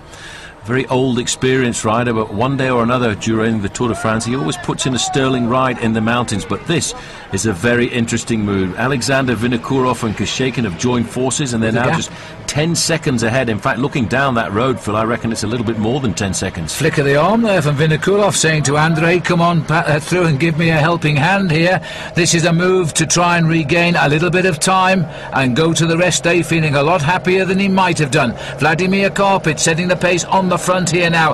They've suddenly been put on the defensive. Well, from a team that seemed to have it all under control, now, as you say, Case d'Epargne are on the defensive. They've got to try and pull back those two riders from Kazakhstan. And let's not forget, 5th overall Andrei Kashekin could see himself looking at a yellow jersey at the end of the day, because he hasn't actually lost too much time. Now this is the race leader here, and I think he's under pressure here, because I'm not sure he's going forward with that group of the Case d'Epargne rider here. And it looks as though they're still staying with him. Steindevolder just in front of him. Also here is Tom Danielson and Manuel Beltran. Coming back into the fray with a little bit of effort now. 126 there is Ruggero Marzoli. And Schmidt back in the fold as well, just on the back of the group there. It's up to now 15 seconds almost for these two men. Alexander Vinokourov has got his own teammate with him. This is a very good move. Looking back, that gap is opening all of the time. You can see that Case d'Epargne, Phil, are riding like the leaders of this race. They really believe in their man Alejandro Valverde. And looking a little bit further back, you can see the golden jersey of the race leader, Phil, is starting to slip backwards. Well, Gomez Marchante and Leonardo Pipoli are the two riders in there in the yellow jerseys at the moment. This is Kashekin. He's only looking for 23 seconds to be the race leader, and so that's the first man to put under pressure.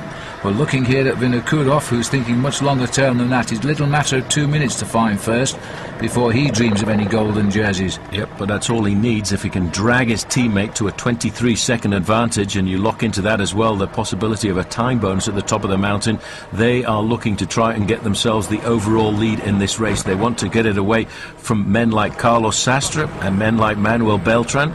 All of the big names are here. This is Steindevolder coming through. There's the yellow jersey. Brakovic still looking good. Tommy Danielson riding well in these mountains. That is the leader of Euskaltel-Euskadi, Sammy Sanchez. Pipoli coming through now.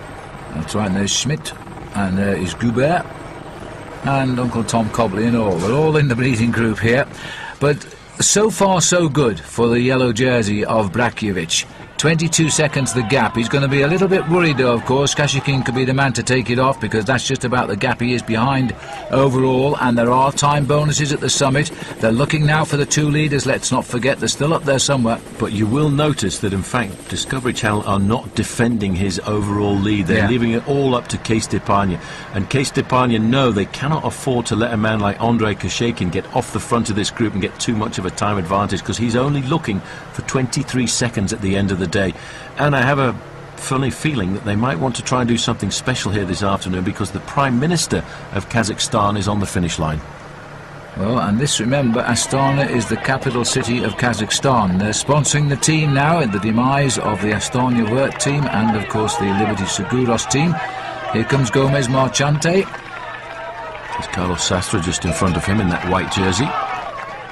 You see his face here reflecting just how difficult this climb is. It's been a very hard day in the saddle for these riders. Two big first category climbs, an outside categorized climb, and looks to me as if there's a little bit of a gap here, because it's 24 seconds now back to the yellow jersey group from the Valverde group. So the golden jersey, Phil, has actually cracked. Well, they're only giving us Vinokourov Kashekin. Did I miss a catch with Igor Martinez? So they're all behind. These are the two leaders on the road now as they continue to climb steadily towards the summit. We are not all that far away here. This is now the Kazakhstan tandem willing to work together. The golden jersey could well be on the shoulders of the Kazakhstan rider Kashikin tonight if he continues like this. And what another great day it is for Alexander Vinokourov, because on stage 5 of this year's race he was in all sorts of trouble, as is Brekovic. He can't hold his team here. This is serious now. Well, it's very serious because the team have got a couple of riders placed up in the top 10, 15 places in the overall classification. What do? Do they hold back and wait for the yellow jersey? You must never abandon the yellow jersey. 74, there's Tommy Danielson. He's sat up to wait for the yellow jersey, his teammate and team leader. And of course, so too is Stein de Volder. But they can't, you see, Brekovic, Phil, he can't even follow the wheel. No, and in fact, Danielson looking back there, and I think he's going to slow down. There's Gomez Marchante, who's also in trouble here. Now, they're all desperate at the moment. Sastre on the wheel of Valverde. I thought he had the most to gain and would be in yellow by the end of the day. There's De Luca having a good day after his bad day. And back in the action, these two riders now fighting out for the race lead, and they are causing all sorts of trouble here for the team for Case Dapon as we're ticking off the kilometres. And Alexander Vinokourov at last is gaining time, and now the reaction has had to come from Alejandro Valverde at 3 kilometres to go. When you're the boss, when you're the man who feels that you can win a race like this, sometimes during the race you have to assume control, and that is what Alejandro Valverde is doing now. It's nice to see that Danilo De Luca has bounced back. Never really looking comfortable, Phil, but always there, Carlos Sastre, and just scraping onto the back there, Gomez Marchante. But this is going to be a massive chase. The ideal situation for the two riders from Astana is they don't have to hold anything back because they're both in the same team, and it doesn't really matter who wins the stage, so you can really bury yourself and not hold anything back in reserve. Now 3 kilometres to go as well for Pipoli, and just one rider there, Beltran, in that group. Danielson and Stein de Volder have gone backwards to try and drag Brekovic up this mountain. He's not going to keep his race lead. That's become quickly apparent now, but they don't want him to lose too much time either. I must say, Tommy D having a great day today after his bad day on stage 5. Now you can see Vinokourov really suffering, just ticking out a very difficult rhythm, and in fact I think he's not getting any help at all from his teammate Andrei Kashekin. And again Alejandro Valverde digs deep. He wants to go it alone.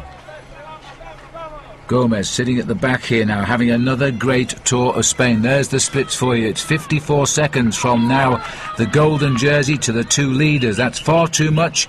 Kashikin is the new man in gold at the moment, but Valverde could be if he can close the gap, and he's driving this gap as best he can. Nobody helping him. Here's the trouble down the back end of the race now. Stein de Volder setting the pace, Tommy Danielson, and poor Brekovic here now just wants the day to end, I think. He certainly does. It's very difficult. You can never understand or underestimate the weight of that golden jersey on your shoulders. It's very difficult being the leader of a bike race. Sometimes it's easier to get the golden jersey as leader than it is to actually keep hold of it. Surrounding the Kazakhstan tandem, all the flotilla of motorbikes, and look at the gap. It's being dragged back in here. Valverde is snatching the race lead away from Kashikin. 18 seconds, that's nothing on a climb, 18 seconds. And Danilo De Luca has decided to help out. Well, De Luca riding well, you know, he's such a talented rider as well. Look at that face. That's not a face of pain and anguish today. That's a face of concentration. Looks down to check the gears are fine, make sure everything's lined up properly as he tries to pull himself back into this race with, of course, Alejandro Valverde. De Luca is a good point, a good chance to try and get himself the win. Carlos Sastre, I think, Phil, is just surviving. Well, nice view through the trees here. This is Gomez, who's just trying to stay in this race with another great performance. Must feel pretty lonely up there. He's the only man on the team left. Pipoli was with him. He's gone a little bit further back. There's the overall situation. Second, third and fourth are in the thick of the fight now. De Luca's only slipped away to 9th at the moment and looks to have found his legs again today, but the race leader is out of it. Well, Alexander Vinokourov just around the corner. This is the group of the race leader now, and you can see Team Discovery Channel are trying to keep their man in, but he's having a really hard time just trying to stay in contact. De Luca looks to have cracked here. Gomez Marchante has to sprint round to stay in contact. Well, we're winding round the edge of the mountain now. We are not far away from the finishing line. Valverde is going to have to keep stepping on the gas here.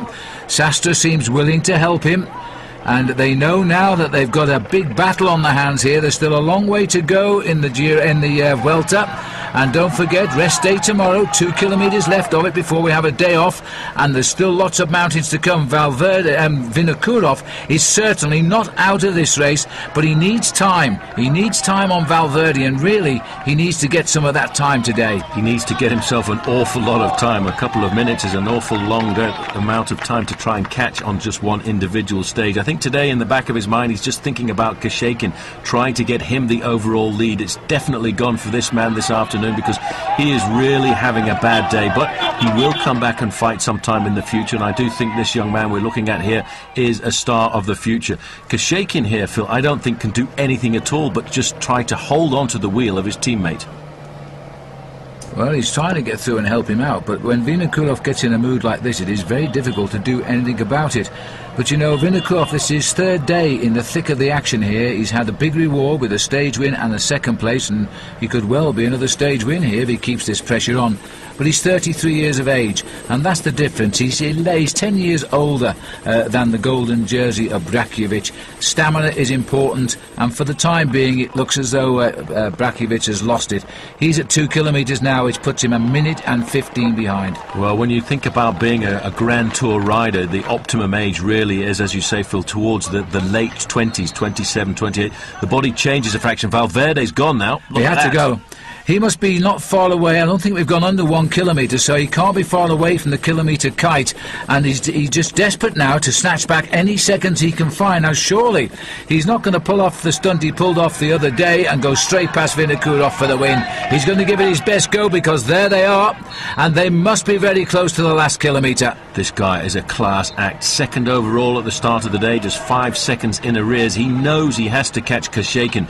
I don't think he's thinking about the stage victory as he was the other day. What he's thinking about now is getting the golden jersey. He's never worn the golden jersey in his career so far, which has already been studied with a whole load of fantastic performances like the Flèche Wallonne and Liège-Bastogne-Liège. But this man, he really has got the guts to go out on a move like this. He's riding with a heart. Well, he shut down the gap just about that he was behind overall, so there's a bonus for third place. It will be touch and go, but again, whatever happens now, this race will still sit as a matter of seconds overall. 11 seconds is what he needs to close down. He gets a third place bonus as well.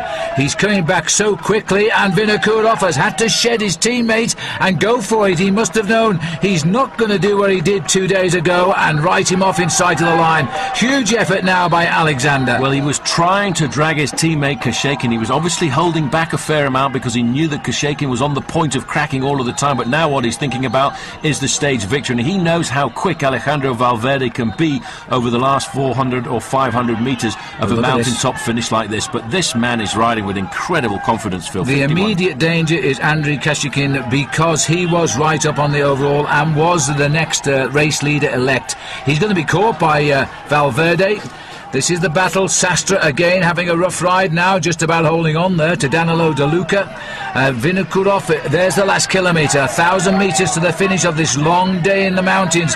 The first real long mountain stage of the Vuelta, and right under that 1 kilometre banner now goes Valverde. For the moment at least, Kashekin is hanging in there, but now the new leader of this tour is going to be the man in white. The man in white will take the overall lead here this afternoon. Do you want a little bit of ham? No thanks. I think I'll try and get to the top of this mountain first.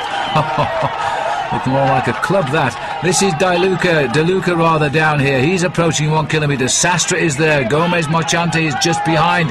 Sastre again doing his best, but he's not riding that well. This man is a fighter, though, Andrei Kashekin. We've seen him win Paris-Nice. We've seen him lose Paris-Nice, but win 3 stages in a single event. He will go out on the attack. He's a warrior of the road, and here he's a warrior of the high mountains of the Vuelta a España, trying to get himself the stage victory. He knows that this man is trying to nail him back, but it looks now as if the firepower is disappearing from Alejandro Valverde, but he's not too worried about that. What he's wanted to do, Phil, is to try and get time on everybody else. Well, Valverde can dream now of the golden jersey, and what a way to come to the first rest day of the Tour. But what about Vinokourov, because we've written him off after stage 5, and what a fantastic 3 days he has just had.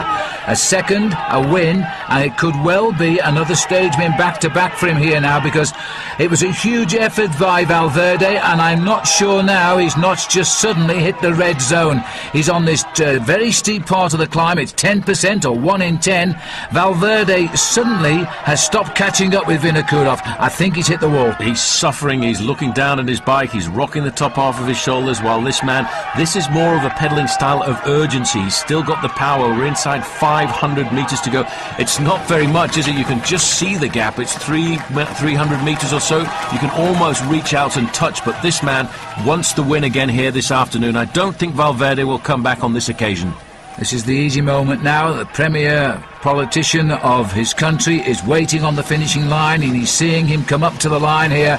Tremendous demonstration. He's taking some real time back now as he goes to the eve of the rest day. He's going to go there looking at the overall classification. He is again a player in the Vuelta. Look at that face from Alexander as he turns towards the finish now. He must be just about to see the line. Alexander Vinokourov from the Astana team, back-to-back wins, puts him right back in the 2006 Vuelta España. And there'll be probably a two-arm salute from him here, because this has been a superb display, and when he hits the line the clock will start counting. There it is, Alexander Vinokourov, 2 wins out of 2 days and a second. He's not going to be far off the points jersey either of Thor Hushovd. No, he's definitely going to climb right up in all of the classifications here this afternoon, but this man we're looking at here, Phil, has not lost all that much time as he crosses the line at 16 seconds adrift. He'll be the new leader of the race. He will be, but it also will mean that Vinokourov now will be inside 2 minutes deficit to Valverde, and Valverde will have felt today that this man obviously has ridden himself in to this year's Vuelta. Well, Kashikin, here's the battle now for 4th place. Carlos Sastre finding his legs, and what's he going to be, about 40 seconds I would think as he comes round the corner. But Sastre gets 4th. Does he? Yes, he does get 4th. Ahead of Marchionte. Yeah, and he's had another good finish. De Luca's had a revival there too.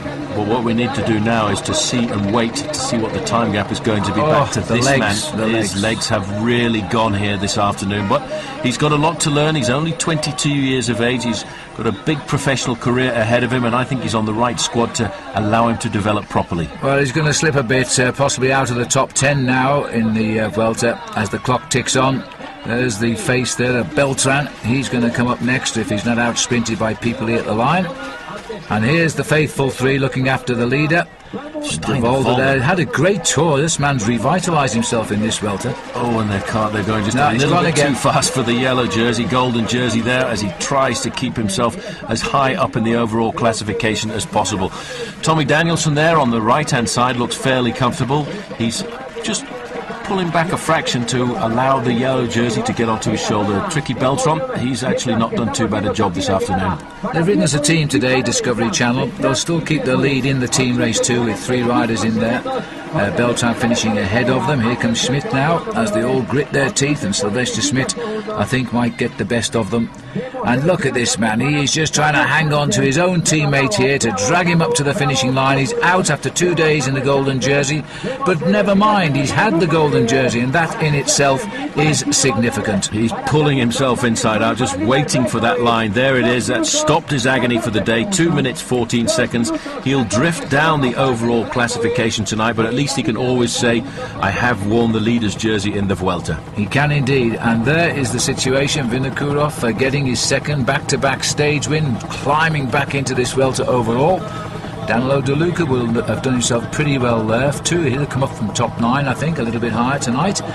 Peopley also riding well. There we are with the local hat on, and of course the president of Kazakhstan in the audience on the finishing line today. So it's been a proud moment for Alex, and sometimes you see things aren't all bad in the season, and look at that now. Valverde now the biggest margin we've had for days, 27 seconds over Kashikin. Sastre is up to 3rd, Marchionte is into 4th, Alexander Vinokourov now in 5th place overall, and Brakovic only falls to 6th. Well, Alexander Vinokourov is only 1 minute and 38 seconds down. We had better not write him off completely from this Vuelta a España, but this man was looking very solid today. He rode and did exactly what he had to do. First golden jersey of his career, Alejandro Valverde.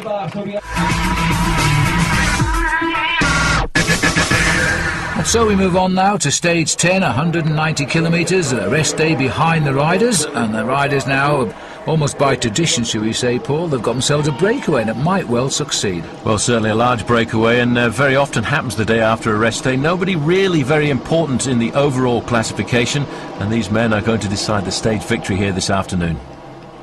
Well, still a large field, although the mountains did lose quite a few riders. 170 riders have taken the start today. One didn't start as Marcel Strauss from the Gerolsteiner team, but everybody else is still in this race. We rejoin the action here at 3 kilometres to go.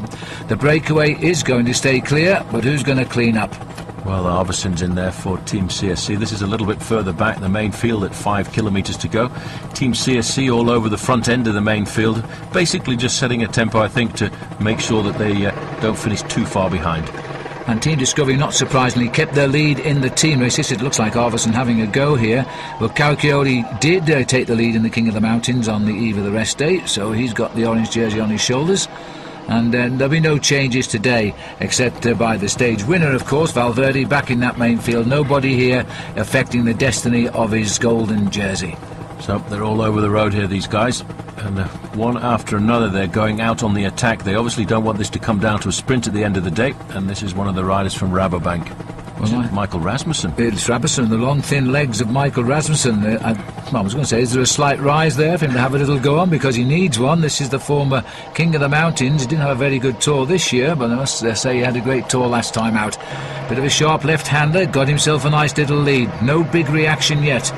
Well, there they round that corner. They're going to try and nail him back as quickly as possible, but certainly there's nobody really fast in this group at all, and this is a nice move by Michael Rasmussen, also trying to find himself a little bit of form towards the end of the season. You see, there is a little rise here. Now, this is the home area of Herminio Diaz de Bala, who is the manager of the Case Dapon team at the moment, which was Liberty Seguros, and I think he'll have told his riders just how to ride the team. What's happened to Rasmussen? He stopped. Just locked completely there. Well, that was very bizarre. This is looking a little bit further back. You can see now on the front there, the Liquigas team are trying to whip up the pace. Well, that'll be Dario Cioni, who's been in the breakaway for Liquigas. Another former mountain biker. Yeah. He'll be trying to get himself clear if he can. And the front stage de jeu, Sébastien Joly, who's got the lead at the moment. All of these riders, part of the successful breakaway, which got away after 40 kilometres today, and they've never looked like being caught. Our old friend Iban Mayo is in here as well. We had a little springboard to finish, but we haven't seen him. Well, that's amazing to see that one day he's off the front of the race, the next day he's off the back. There he is. This is him, and there he goes. He's waiting for the little rise to the finish. And Iban Mayo has now launched an attack for the line. Well, that would swing everybody in his favour if he could do something here. Well, they don't have to worry too much about the main field, because we're getting a time check at around about 3.5 minutes back to the peloton. Iban Mayo really feel attacking on a stage which is not to his suiting. A kilometre to go to the finish, looking over his shoulder. Well, sorry Iban, but everybody's still there. Well, Ventoso has already won one stage in this breakaway, and he's just sat on Mayo and he shut it down. Another move. And that looks like Paulinho, Sergio Paulinho. It is indeed, and Paulinho really hasn't done a lot since he got that silver medal by, and that was a big surprise in Athens. He got away just before the finish, and Paulinho has gone, and are they going to go with him? Well, that's Vladimir Karpets in the black jersey behind, just chasing him. He puts his earpiece in. He's got a gap of around about 10 or 15 bike lengths. That motorbike is certainly in the wrong position there, but Paulinho has launched a very good move. He's got himself maybe a couple of seconds advantage. Karpets is trying to nail it back, but they've gone over the crest of the hill, and it's slightly downhill towards the finish now. Well, for Paulinho, this could be a great victory for him here, and continues the incredible return of this Astana team as he comes up towards the line. Remember, Vinokourov has taken the last 2 days. We've had a rest day. This has been a second rest day for the leaders of the Vuelta for sure. But now they're still providing the men who are lighting this race on fire. And I don't think they can catch him now. Rebellin is in that group of 3 with Karpits and Florencio of the Boyd Telecom. But they're not going to get onto him as he comes off this bend. This is going to be a great win for Sergio Paulinho, and day 3 on the victor's rostrum for a rider from Astana Worth team. This race has changed all face in the last few days. Well, there you can see Paulino gets the victory, salutes the crowd, a superbly timed win. Look at that little ramp to the finish line. Rebellin comes across the line in second place. Florencio is third, and then Carpets was fourth and leading the rest of them home. It looks like Ventoso not getting the win on this occasion, but fifth. Well, that's his first win in a bike race since a stage of the Tour of Portugal in August 2004 for Sergio Paulino, who's completing his second year on the same squad, although the title name has changed now from Liberty to Astana, and that is a very special win for him. Yes, but I think he's a lot more known, Phil, for his silver medal in the Olympic Games road race in Athens, where he went away in the breakaway with Paolo Bettini, but couldn't get by the flying Italian towards the end. Back to the main field, and it's still pretty much the black jerseys on the frontier of Case d'Espagna, Lille Baleares. There's Carlos Sastre over to the right-hand side, and there is the golden jersey of Alejandro Valverde. First day in it for him. Well, we're going to be waiting for these boys to come in for around about 3.5, 4 minutes, I would think. They didn't make any impression on that breakaway.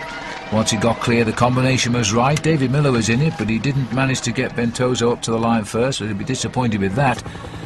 These boys just shutting it down for the team leader, a race leader as well now, in Alejandro Valverde. Valverde riding second wheel and keeping his nose clean and out of trouble. He will know that there is a short rise up to the finish, and he won't want to make any silly mistakes that might see Kashikin take over the race lead on what is really a non-race stage for the leaders so far.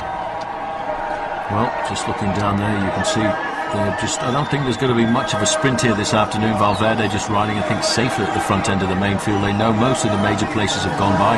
The man leading him to the line there, by the way, is Oscar Pereiro, second overall in the Tour de France, and quite possibly the winner. But that will all depend on the litigation that's going to follow. He was pipped there, though, by Florian Stadler of Phonak. Ironically enough, because Phonak was Floyd Landis' team as well. Let's have a look at the results. We won't see any big names because they've finished, in fact, 3 minutes and 54 seconds back. Rebellin will be kicking himself. He would have liked that win. And all of these riders in the breakaway, which was decided at 40 kilometres out, and nobody chased it down. Yeah, looking further down, some strange names. It was definitely the day for the breakaway. This is not a strange name, Sergio Paulino. And he's a rider, I think, who will improve again over the next couple of seasons, but certainly his best performance, the silver medal, and no real change in the overall classification either. All the leaders stay the same overall. Kashikin looking at 27 seconds, Vinokourov at 1:38 in fifth, Marchante riding great in fourth. Brakovic holds on to his sixth place. De Luca came up from 9th to 7th 2 days ago and has held that, and completing the top 10, and a new man there, Sergio Paulino's come in 10th place.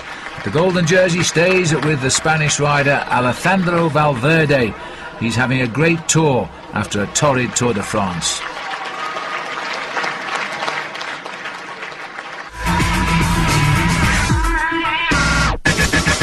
And on stage 11 he shouldn't be under pressure either, because this is another transitional stage here. The breakaway has got away fairly early on, 13 riders making a gap, and there is the man who's getting the most from this gap now.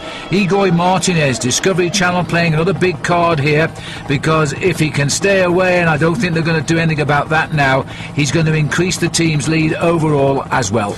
Well, funny, Phil, we were talking about Igor Martinez a couple of days ago. He never really had a big stage victory in his career, although he was the winner of the Tour de l'Avenir. That was the overall classification.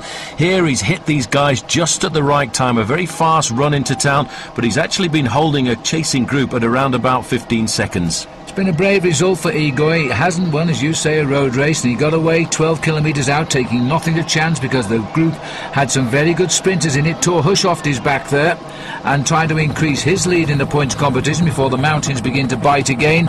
And now on this beautiful wide boulevard designed for a group sprint today, I think they're going to see a Spanish rider come home alone. Igor Martinez getting his first ever road race victory, and Discovery Channel getting a little bit more slice of glory. Absolutely superb move by this man. He hit them just at the right time. The two men chasing him are Inigo Landaluz and Vladimir Gustov, but they're around about now at 55 seconds, even though Phil, as a seasoned professional, he still looks round to just make sure whether or not they're going to come back in the last few minutes. But I have to say, Igor, don't worry, they're a long way behind, and the main field are almost at a quarter of an hour. Exactly that, Paul, and in fact the rest of the breakaway is over 3.5 minutes. In that 7 or 8 miles he's been clear of them. They've split up, and this man has just ridden his heart out for a great victory. These sort of gaps is going to be an enormous bonus for the team race in Madrid as well. Nobody in the straight as Igor Martinez gets a victory for Discovery Channel. Good decision behind him. It certainly was. I think he's a serious talent for the future. These are the next two riders on the road. You can see Inigo Landaluz there in the orange, just sitting on the wheel of Vladimir Gustov, the Ukrainian rider on Team CSC. It's going to be a little bit of a sprint, but it's more for glory than anything else because the big win has been taken away from them.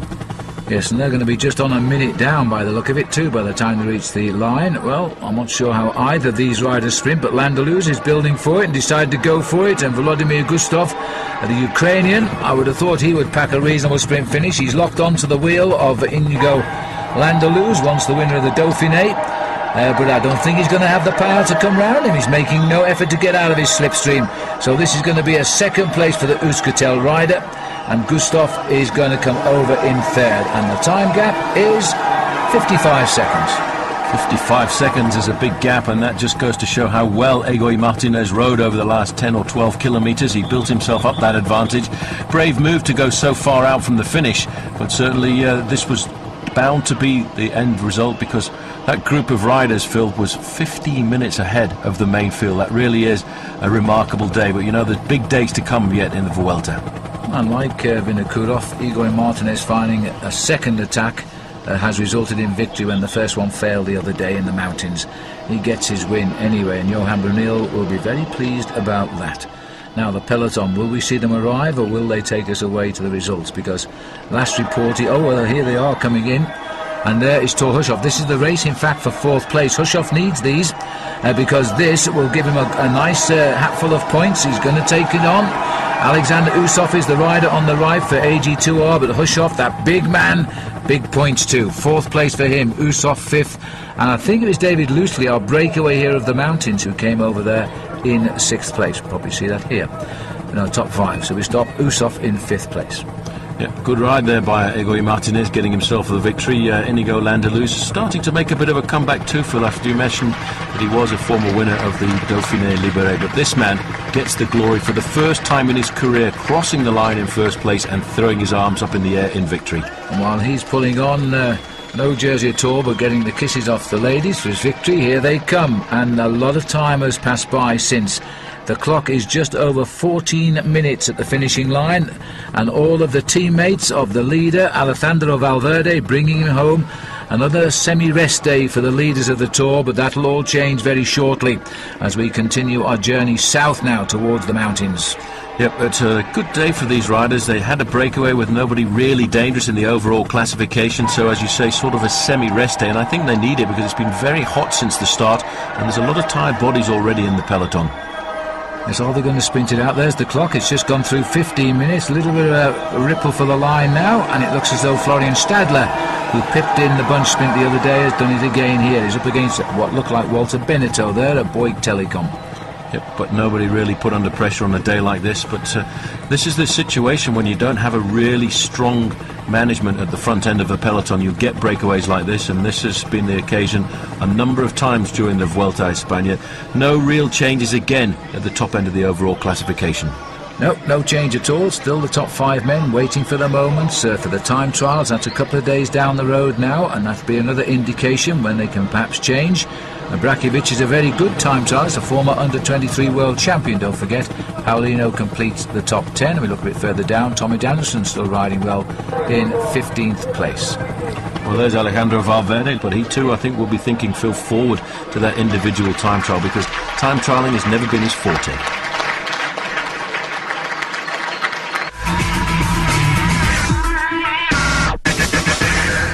Well, we're just 48 hours away from that first time trial now as we head down towards Guadalajara, not too far away from where we'll finish eventually in Madrid, as we now go on to stage number 12.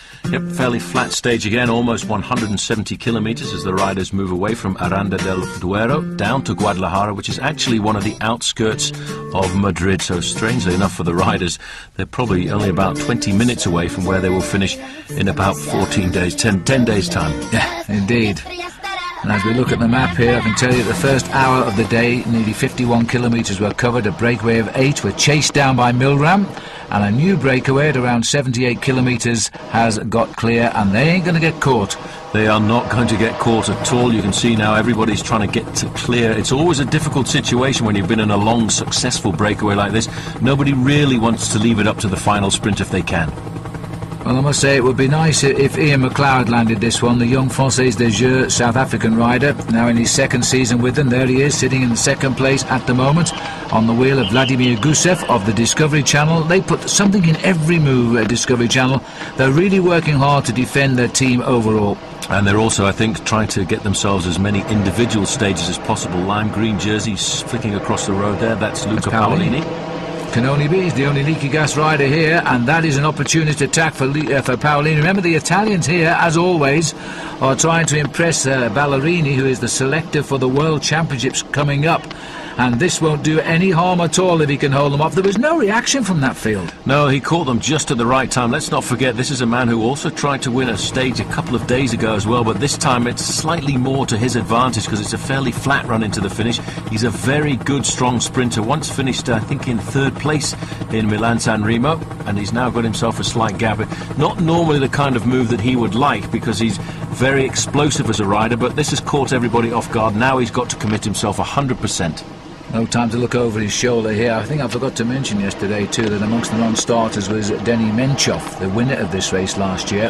He didn't come out after the rest day, and frankly we've never seen him in the race the whole way, so clearly form not good. But Luca Paolini won't be worried about that, as he now looks as though he might have prized open a winning gap here. Yeah, it's very difficult for a lot of riders to be on form for the month of July and the Tour de France and still hold that form right through to be on form for the Vuelta a España as well. 3 kilometres to go.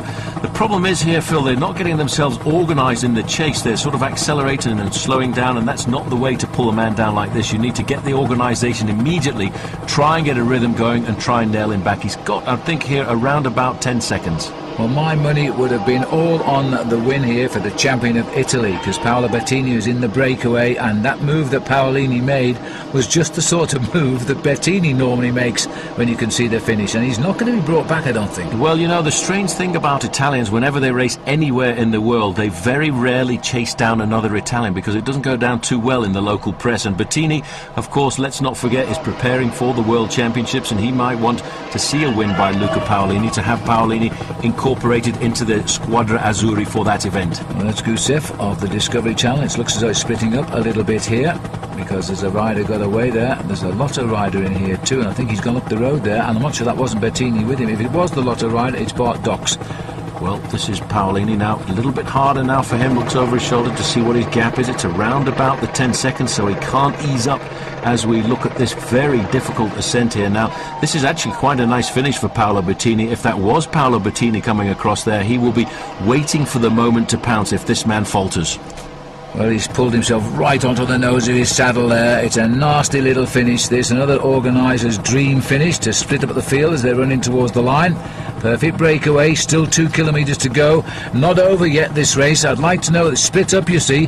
I'm sure that those two riders up there are Bart Dox and Paolo Bettini, but our camera's not allowed to go through. Well, this De Vitamon Lotto rider here is Bjorn Lukemans, wearing number 89, and he won't chase at all if it is Bart Dox who's got clear. A little bit chaotic.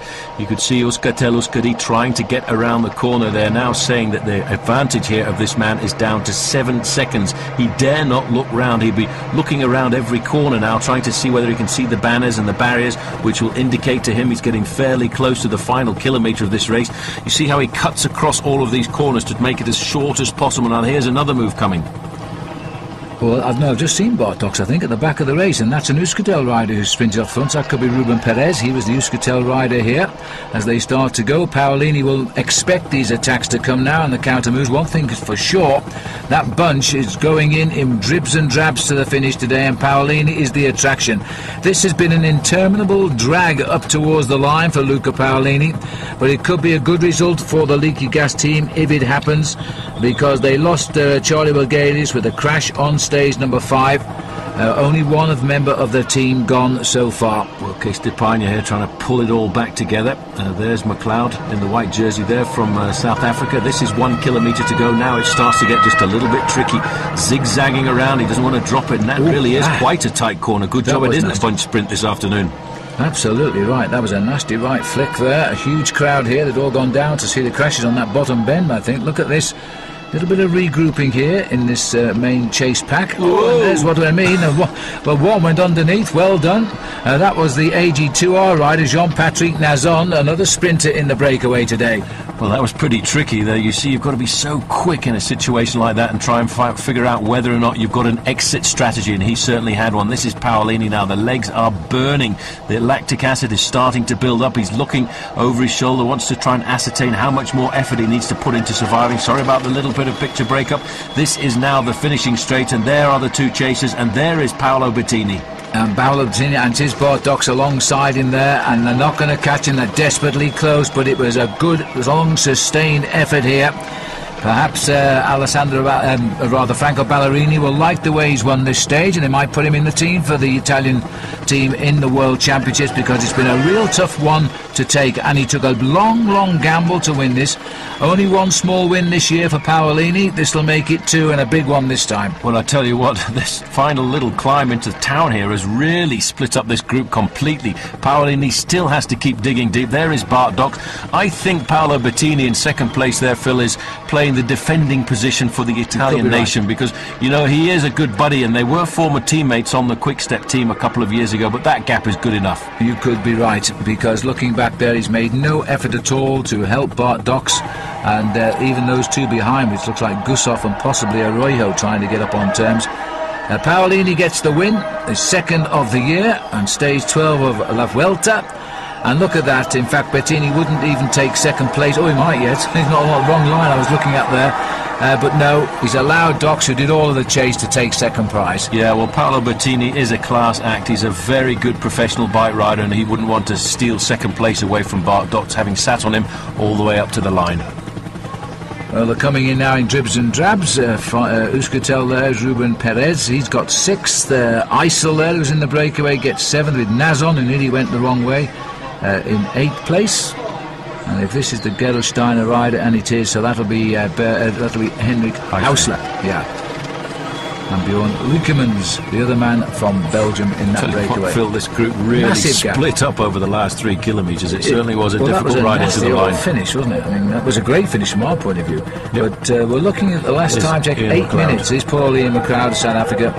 He's having a tough indoctrination into the cycling world, but he's sticking by his guns, and this was a good long breakaway for him today in the Tour of Spain. Yeah, the other South African, Robbie Hunter, was really looking for selection for the Vuelta a España, because he's been left now with the fact that Team Phonak are going to fold at the end of the season, to looking for a team and a new sponsor for next season. He felt that he could have got one with a fine performance here at the Vuelta.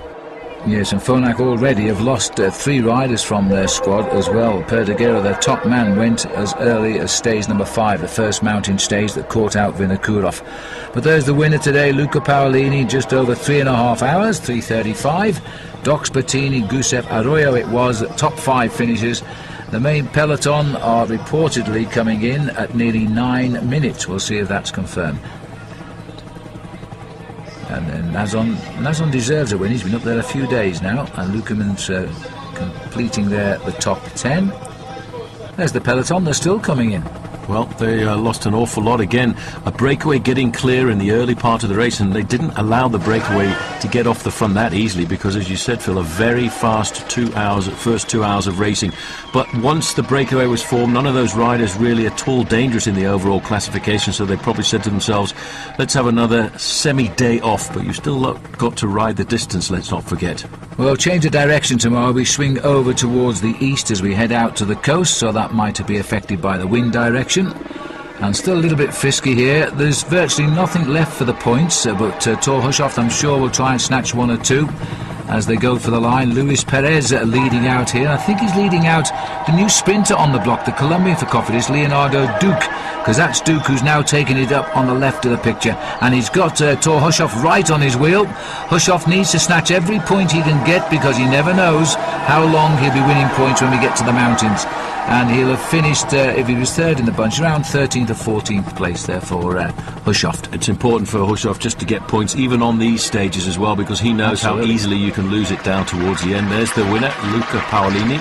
A good win by him, as you said, only the second win of his season, but he is a very good sprinter and a good classics rider. But today I think what he was looking to do was impress the selectors for the World Championships for Italy. Indeed, his 13th win of his career, lucky for some. Valverde keeps it, and again, for the third day running, the time gaps look to be the same here, and the same names occupying the slots. Brakovic only slipped into that 6th place, and Paulino, who got up to 10th a couple of days ago, sits there now, 3:42 off gold. Valverde pulls on yet another golden jersey, and looking a pretty solid leader, but when you look at those time gaps, there's nothing solid about this race at all yet. And here we are now, having completed 1,976 kilometres. And onward now, after the 13th win by Paulino, to stage 13 here, a couple of third categories early on as we race now across to Cuenca. Yeah, the riders moving away from Guadalajara, very flat on the plateau here. Nearly the whole of the stage run off at around about 2,500 feet in altitude. But that little climb down towards the end might cause a little bit of a surprise as we descend into Cuenca, where the individual time trial will take place in 24 hours' time. Yes, and that's the next big challenge for the team leaders, the race leaders rather, overall, and it might be, and our case is proved, they'll allow another breakaway to get clear, and that's exactly what's happened today. Quite a big group has got away over the hill, so there won't be a big bunch sprint down there at the other end, and nobody in the breakaway once again will affect the destiny of the golden jersey. But the one man who's in there and doing himself no harm because he could win this stage is Tor Hushovd.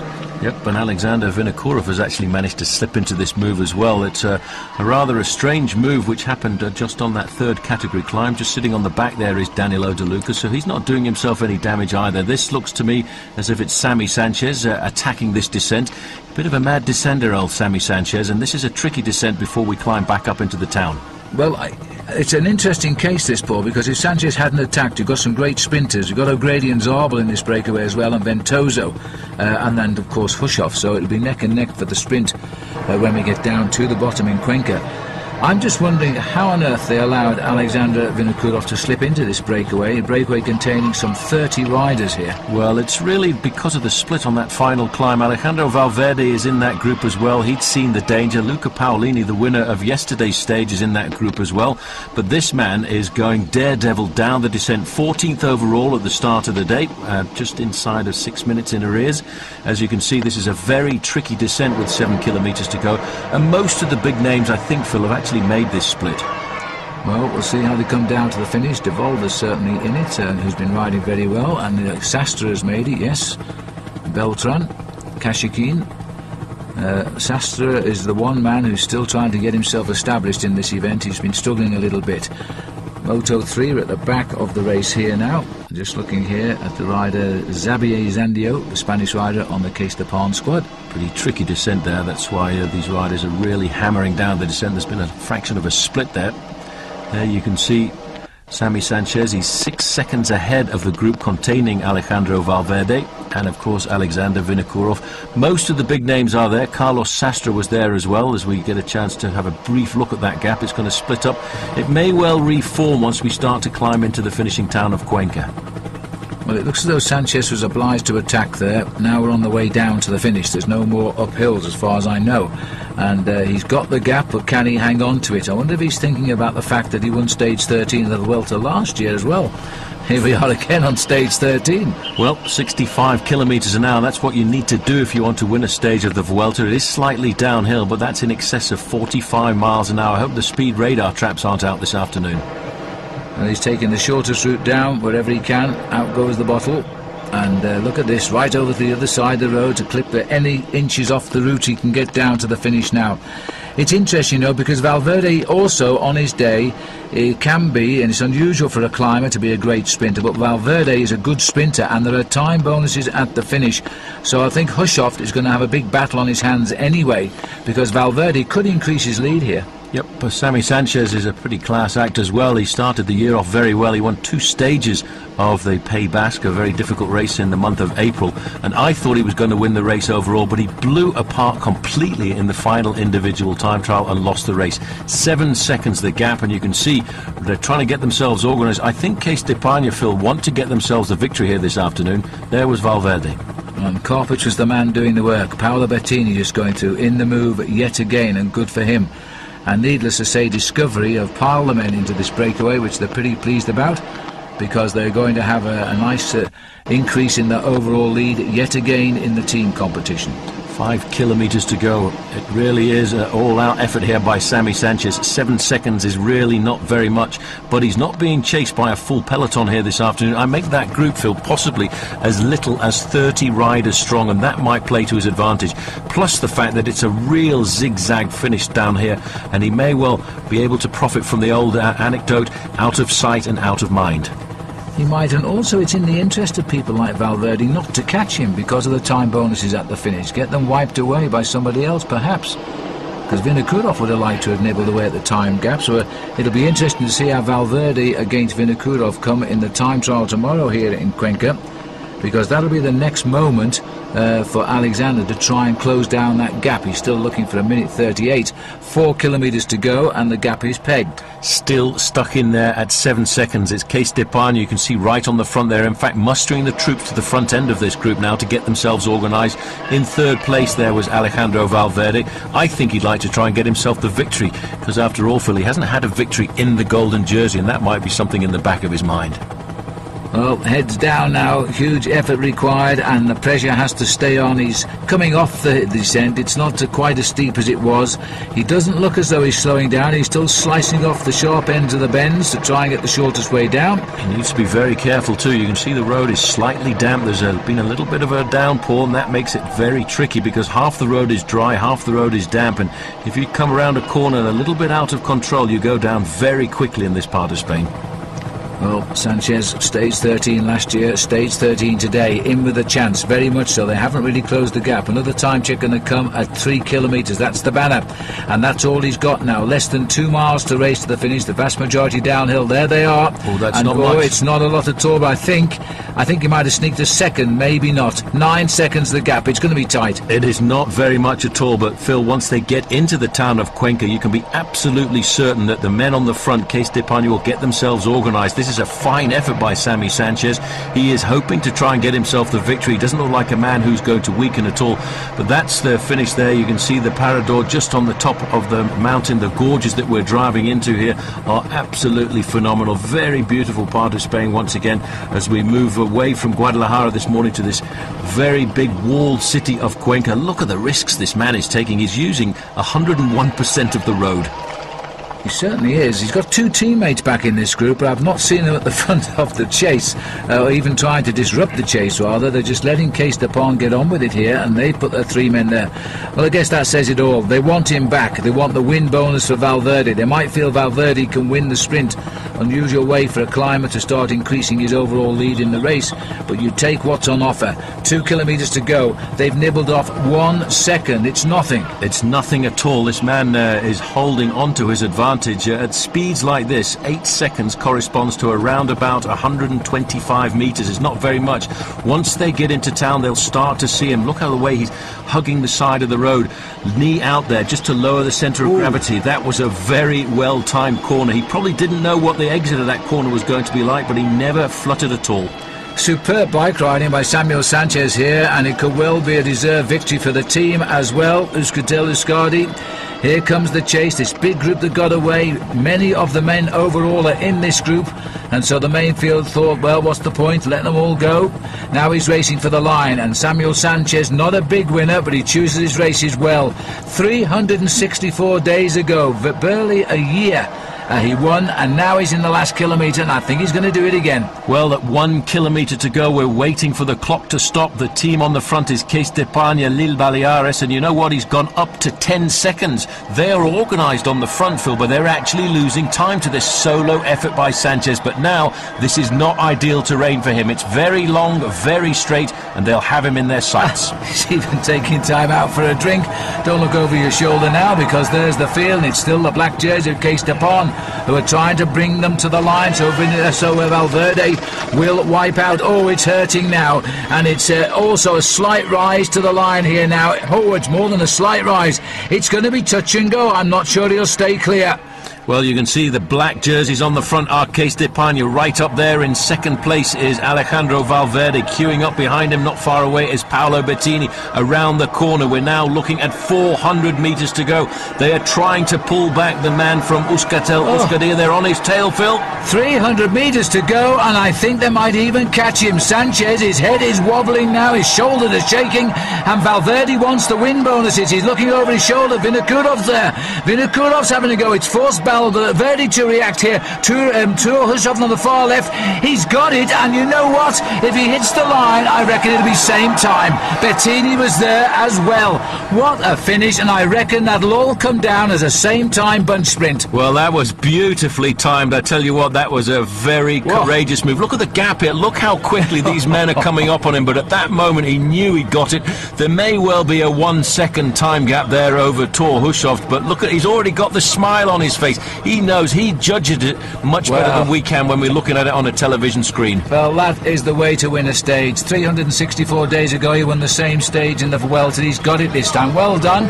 Thor Hushovd has also grabbed major points in the points competition, and Valverde, his face a picture there, wanted a time bonus, and he got one for third place, so he's increased his overall lead. Yeah, but that was a great win though, Phil, by Sammy Sanchez there. They weren't given the same time. Yeah, incredible. Yep, good time move by him, and he really had to hold on. He never had more than 10 seconds advantage, but look how attentive everybody else was. Danilo De Luca was right up there in 6th place. Stuart O'Grady still being very consistent in 9th, and of course Eric Zabel once again getting himself inside the top 10. And they'll all be kicking themselves. This man got away on the only possible piece of road where he could get clear of the sprinters, that little rise, and he held it to the line. He descended so well the way he came off, cut off those corners, took risks, and it's paid off. He got the win. Let's have a look at the overall. There will be slight change.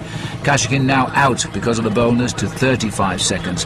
Sastre, they're all in the same position overall, and Vinokourov now loses time. He's out to 1:46 for the time trial tomorrow. That's a big ask to take that out of Valverde, I must say. Will Brejkovic make a comeback, though? Under 23 former world champion. And Vladimir Karpic himself, a former white jersey winner of the Tour de France. But there, still last man to go tomorrow, will be Alejandro Valverde in the time trial.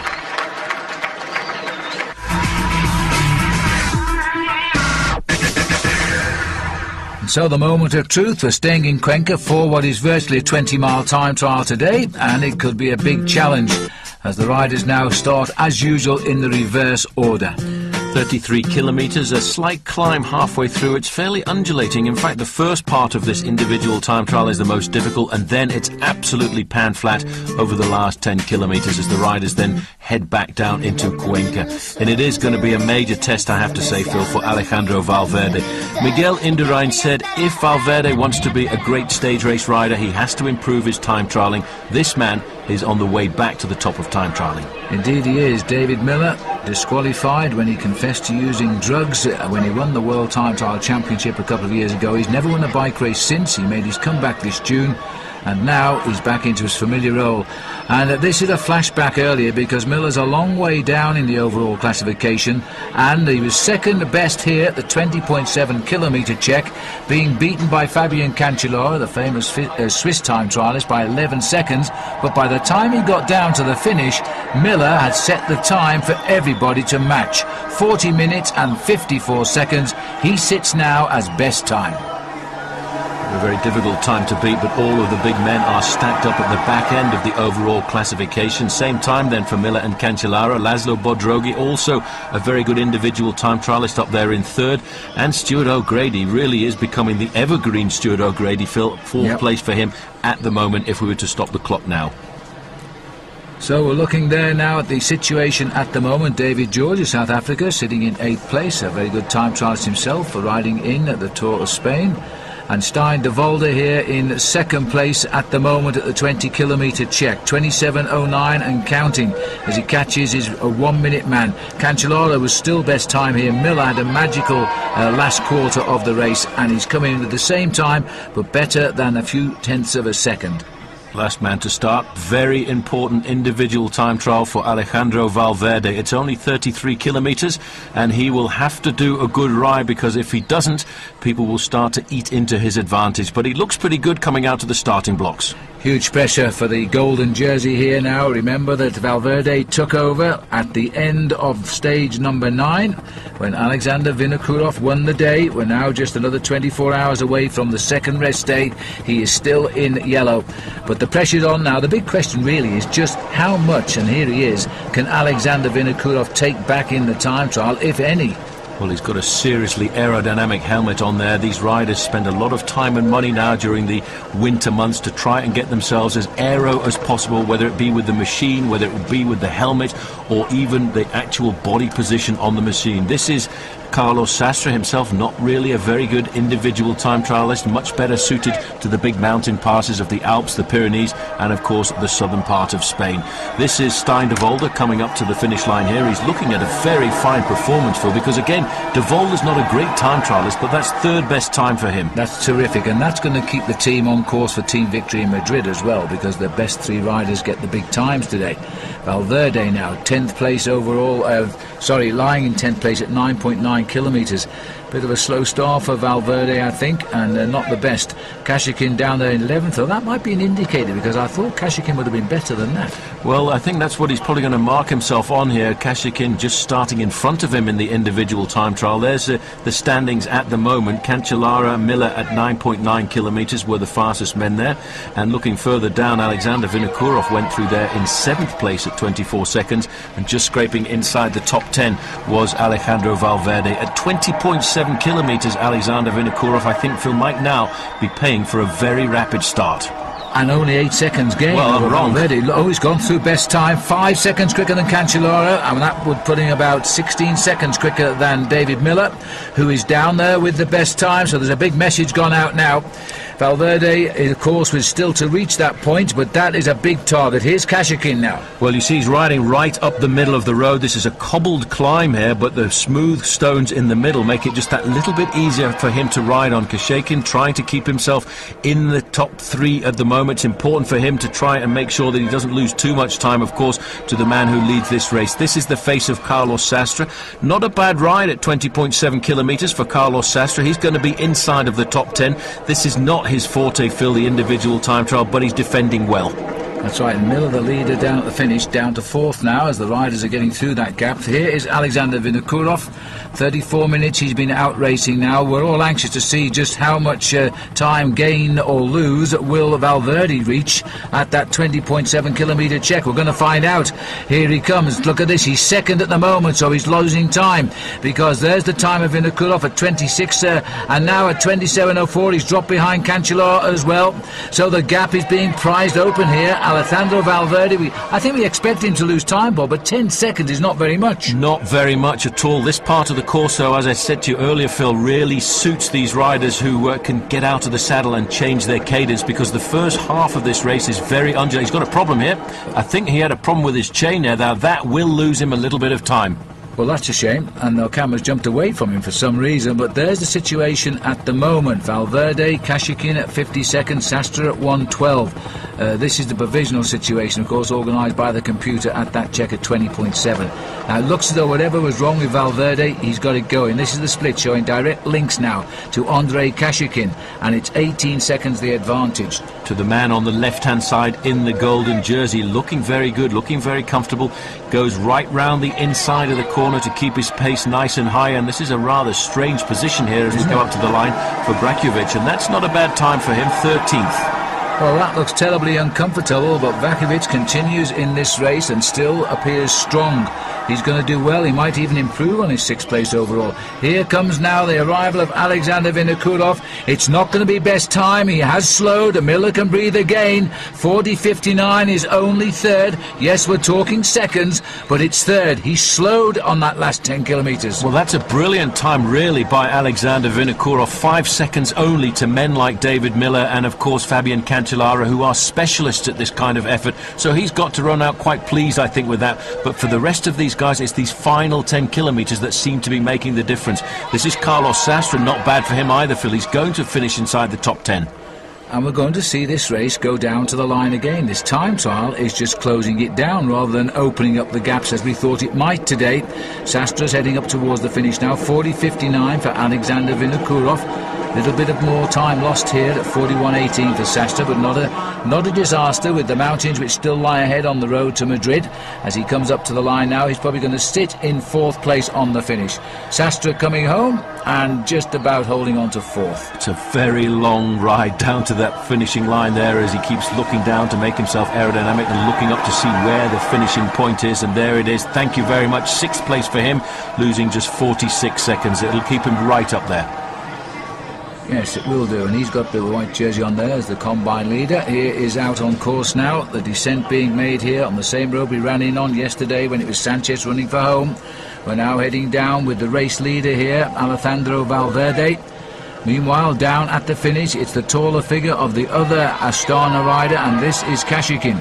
Kashikin, I think, has lost time to Valverde. We won't know that for a little while yet. But Miller's time there is under threat, and I don't think it's, as Paul says, it is a long ride up to the finishing line, and so Miller will see this rider, one of his danger men for the title today, slip away. He's now already in 3rd. Well, he's slipping down very rapidly now. He's now looking at the time of Stein de Volder, 41.38. He should go inside of that, but this is a long, interminable stretch. He's at 150 metres to go. That's going to take him another 12 or 13 seconds. And it's going to mean that he'll slip behind his teammate Vinokourov, and I really fancy Kashikin to probably beat Vinokourov in this time trial, but not to be. He's gone behind him by 21 seconds. Only one man left to come in now, and that will be the golden jersey of Alejandro Valverde. He's out on course, putting in some very good time splits, I think, Phil. He's not going to beat the time of David Miller, which is 40.54, but probably what's more important to him is the time of Alexander Vinokourov and, of course, Andrei Kashekin. And here he comes, the golden jersey of Alejandro Valverde now of David Miller. He's a lot closer to Miller's time than Kashikin was at this very point, but he won't get to 40.54. At the best now, it'll be a 3rd place finish for Alejandro Valverde as he comes up to the line, but has he got the better of Vinokourov, who currently sits in that 3rd place? Valverde riding on. He's done a great time trial. He's going to be in the golden jersey in the next few minutes for tomorrow as well, as he races up towards the line now. 40.54 is just about to go, and at the same time Cancellara's 40.54 will go as well. All of a sudden he's racing for 3rd place. Can he get there? Look at the time of Vinokourov, 40.59, and here comes Valverde. He won't get there either. He's now conceding time to Vinokourov, but we're talking absolutely no losses of any significance as the golden jersey hits town and he finishes the ride in 4th place. That's a great performance. It's a brilliant performance by a man who is reputedly not a great individual time trial, as he's lost himself only 13 seconds to Miller and Cancellara. He's lost himself 8 seconds to Alexander Vinokourov. I think at the end of the day, Phil, when he looks at the race results tonight, he's going to be a pretty happy man. You bet your life. He's gained 13 seconds on Kashikin and everybody else behind him here, including Sastre. Look at the gain on Sastre. Sastra's going to have to work very hard in the mountains now. Not a good result. And there's the happiest man. Well, good move by David Miller. He did admit to doping. He was caught in the possession of empty files in his apartment, but he came clean and came up and explained to the world that he regretted what he'd done. He served his time, and now he's caught himself and dragged himself, Phil, back up to the top of the sport with a win. And his first win for about 3 years as well for David Miller. It won't affect the overall though. Valverde keeps his overall lead, increases it in fact over Kashikin to 48 seconds. Sastre hangs on just to 3rd because Vinokourov is closing in. A podium position perhaps in Madrid is now on the horizon. And Brakovic keeps his 6th place. Karpic has a good ride today. Danuka slips to 8th and Marzoli completes the top 10 overall. And may well he smile, the golden jersey, because I think, Phil, that's probably the best individual time trial performance of his career so far.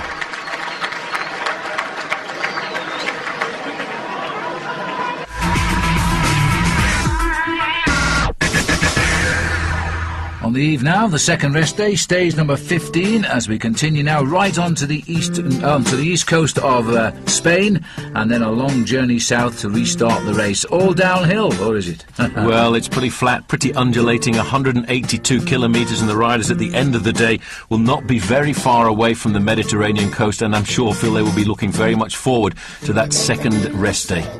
Well, there hasn't been a change in any of the competitions at all since stage number 9, which was the eve of the first rest day, and Valverde has continued to lead, while Cauchioli is still the King of the Mountains leader, Discovery still leading the team race, and Hushoft has never looked like losing the points competition, which he moved into the lead of on stage 3. Here we are now on stage 15, and rolling gently towards the Ford factory here in the finishing town, and really, I think at last we can settle on a bunch sprint. Well, they're trying to get themselves organised at the front end of the main field, stretching out the peloton into one big long line. You can see the riders who've done their turns at the front, swinging to the back of the main field. Quick Step trying to set something up here this afternoon, of course, I think for their man Paolo Bettini. And they've got a big organisation, very strong lead out here, but right behind them you can see the pale blue jerseys, and those are the pale blue jerseys of Team Milram and of course of Eric Zabel. Well, it's a very strange team, really, that Quick Step have in this race. They have only one leader, and the rest are here just to ride for him, because they're not really individual winners themselves. And that is, of course, Paolo Bettini, and so that can be the only reason they're riding today.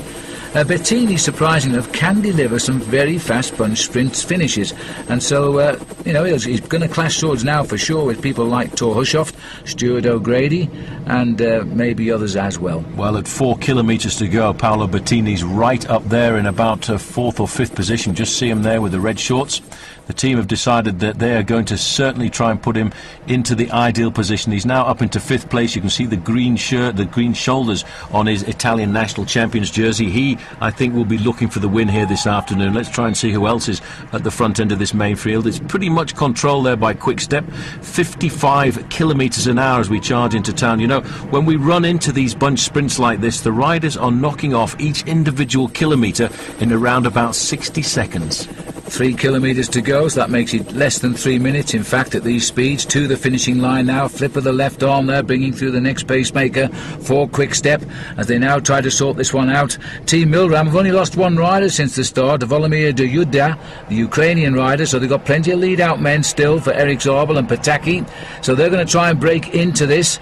It's been a bad day for Gerolsteiner too today, because not starting David Rebellin, they haven't got many riders left in the Gerolsteiner team right now. Look at that long line as they now try to take it down to the line. We're going to see 2 kilometre banner any moment, just on 40 miles an hour as they race towards the line. You can actually see the speed that these riders are hammering into town now. The man on the front there swings over, did a massive turn there, taking the front end of the peloton 260 kilometres an hour, and now at 2 kilometres to go is the time when you really have to have nerves of steel. If you're a sprinter, check out the brain, leave it at the side of the road, because you've got to take an awful lot of risks if you want to get the win this afternoon. And the riders down there have somehow managed to get the wrong side of the barriers.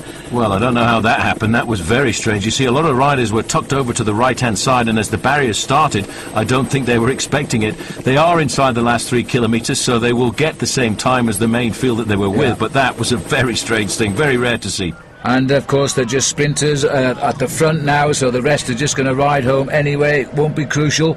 To the final kilometre now, and you know Paolo Bettini's trying to live up to this lead out from the team. He's about 4th wheel at the moment. Zigzagging about, just letting his teammates keep the pace nice and high, but they're all starting to queue up behind him. Not far away is Eric Zabel, not far away is Stuart O'Grady, but there is the long line of riders ready to take over. Now this is the Team Milram organisation moving forward. Well, they're trying to get Zabel and or Pataki up to the line first. I'm just trying to see if I can catch a glimpse of Thor Hushoft here, because it's another day he won't want to miss out here.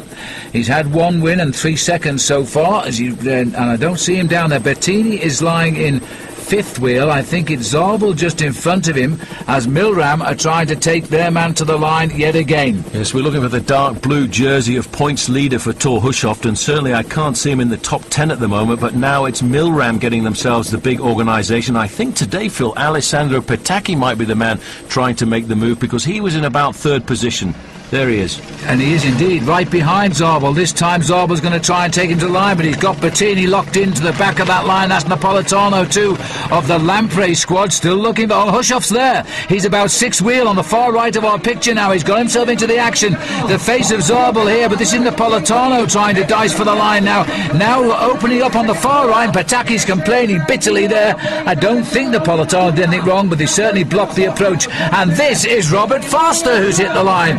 And just as I was telling you about a disaster today with Rebellin of Gerolsteiner retiring, half the team have gone home. They've still found a man to win the stage, and that, for Foster, will match his last day stage win in the Giro d'Italia this year. Well, look at this. This is a little bit of argy-bargy at the front. I think Alessandro Patacchi was going to try and see if he could get the old alley jets burning there.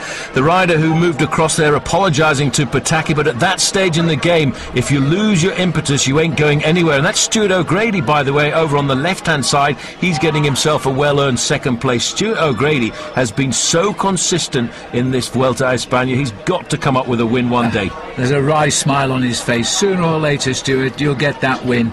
But Robert Foster, he'll put this down as the best win in his career, along with his victory in the Giro d'Italia this year. There's that little incident. They got sliced out the line and put behind the barriers. Unfortunately, nobody injured there, but a little bit embarrassed, I would think. A bit embarrassed and a bit of a shock, I would think, because all of a sudden there the barrier was in front of you. Normally the riders would communicate an incident like that to the riders behind them, but when everyone's on the rivet as they charge into town, sometimes you don't have time to say anything. Foster, O'Grady, Napolitano. The other rider was Corioni of Lamprey, who was getting mixed up there with Patacchi. Hushoft is in fourth, Bettini in the end only getting fifth. Arlen Kemp's riding well for Australia. He's on the Astana team now. He's got seventh place there. Freddie Rodriguez, nobody to lead out for poor old Fred now because McEwen's gone. Well, this was the incident at the end. And you see, when you're a sprinter, you really have to be agile. And poor old Alessandro Patacchi will have been in top gear there, not able to get the gear going again. But that's a smile of a winner, Foster. And he was lucky too, because he was pushed out wide by that same incident, but he came over the top of the Lamprey rider.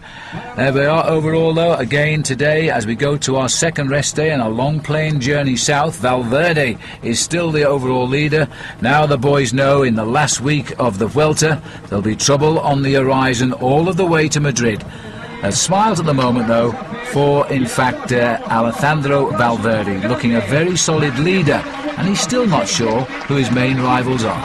Alejandro Valverde. Muchas gracias, señor director de la factoría.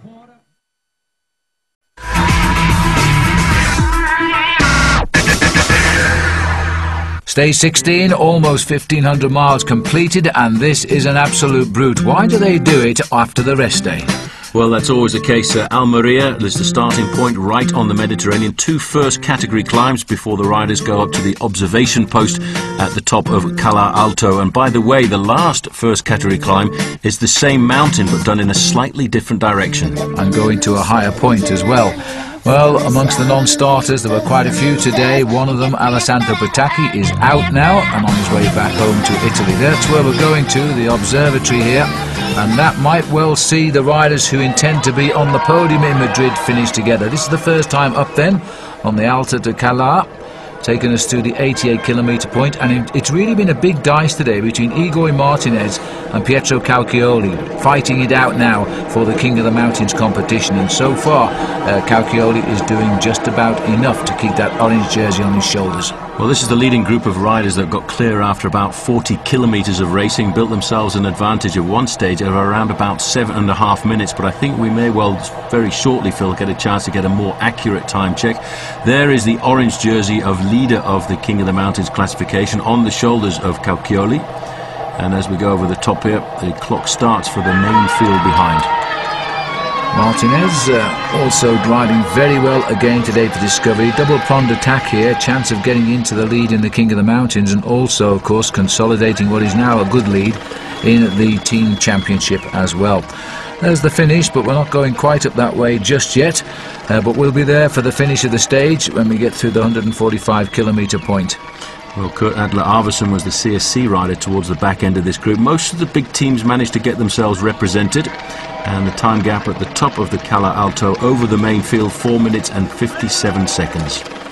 Yes, so this might well be one of those days when the leaders neutralise all the advantages and allow the in-fight to get on for the King of the Mountains. That'll be the plan. There's Valverde there pulling on. Kate for the cold descent down.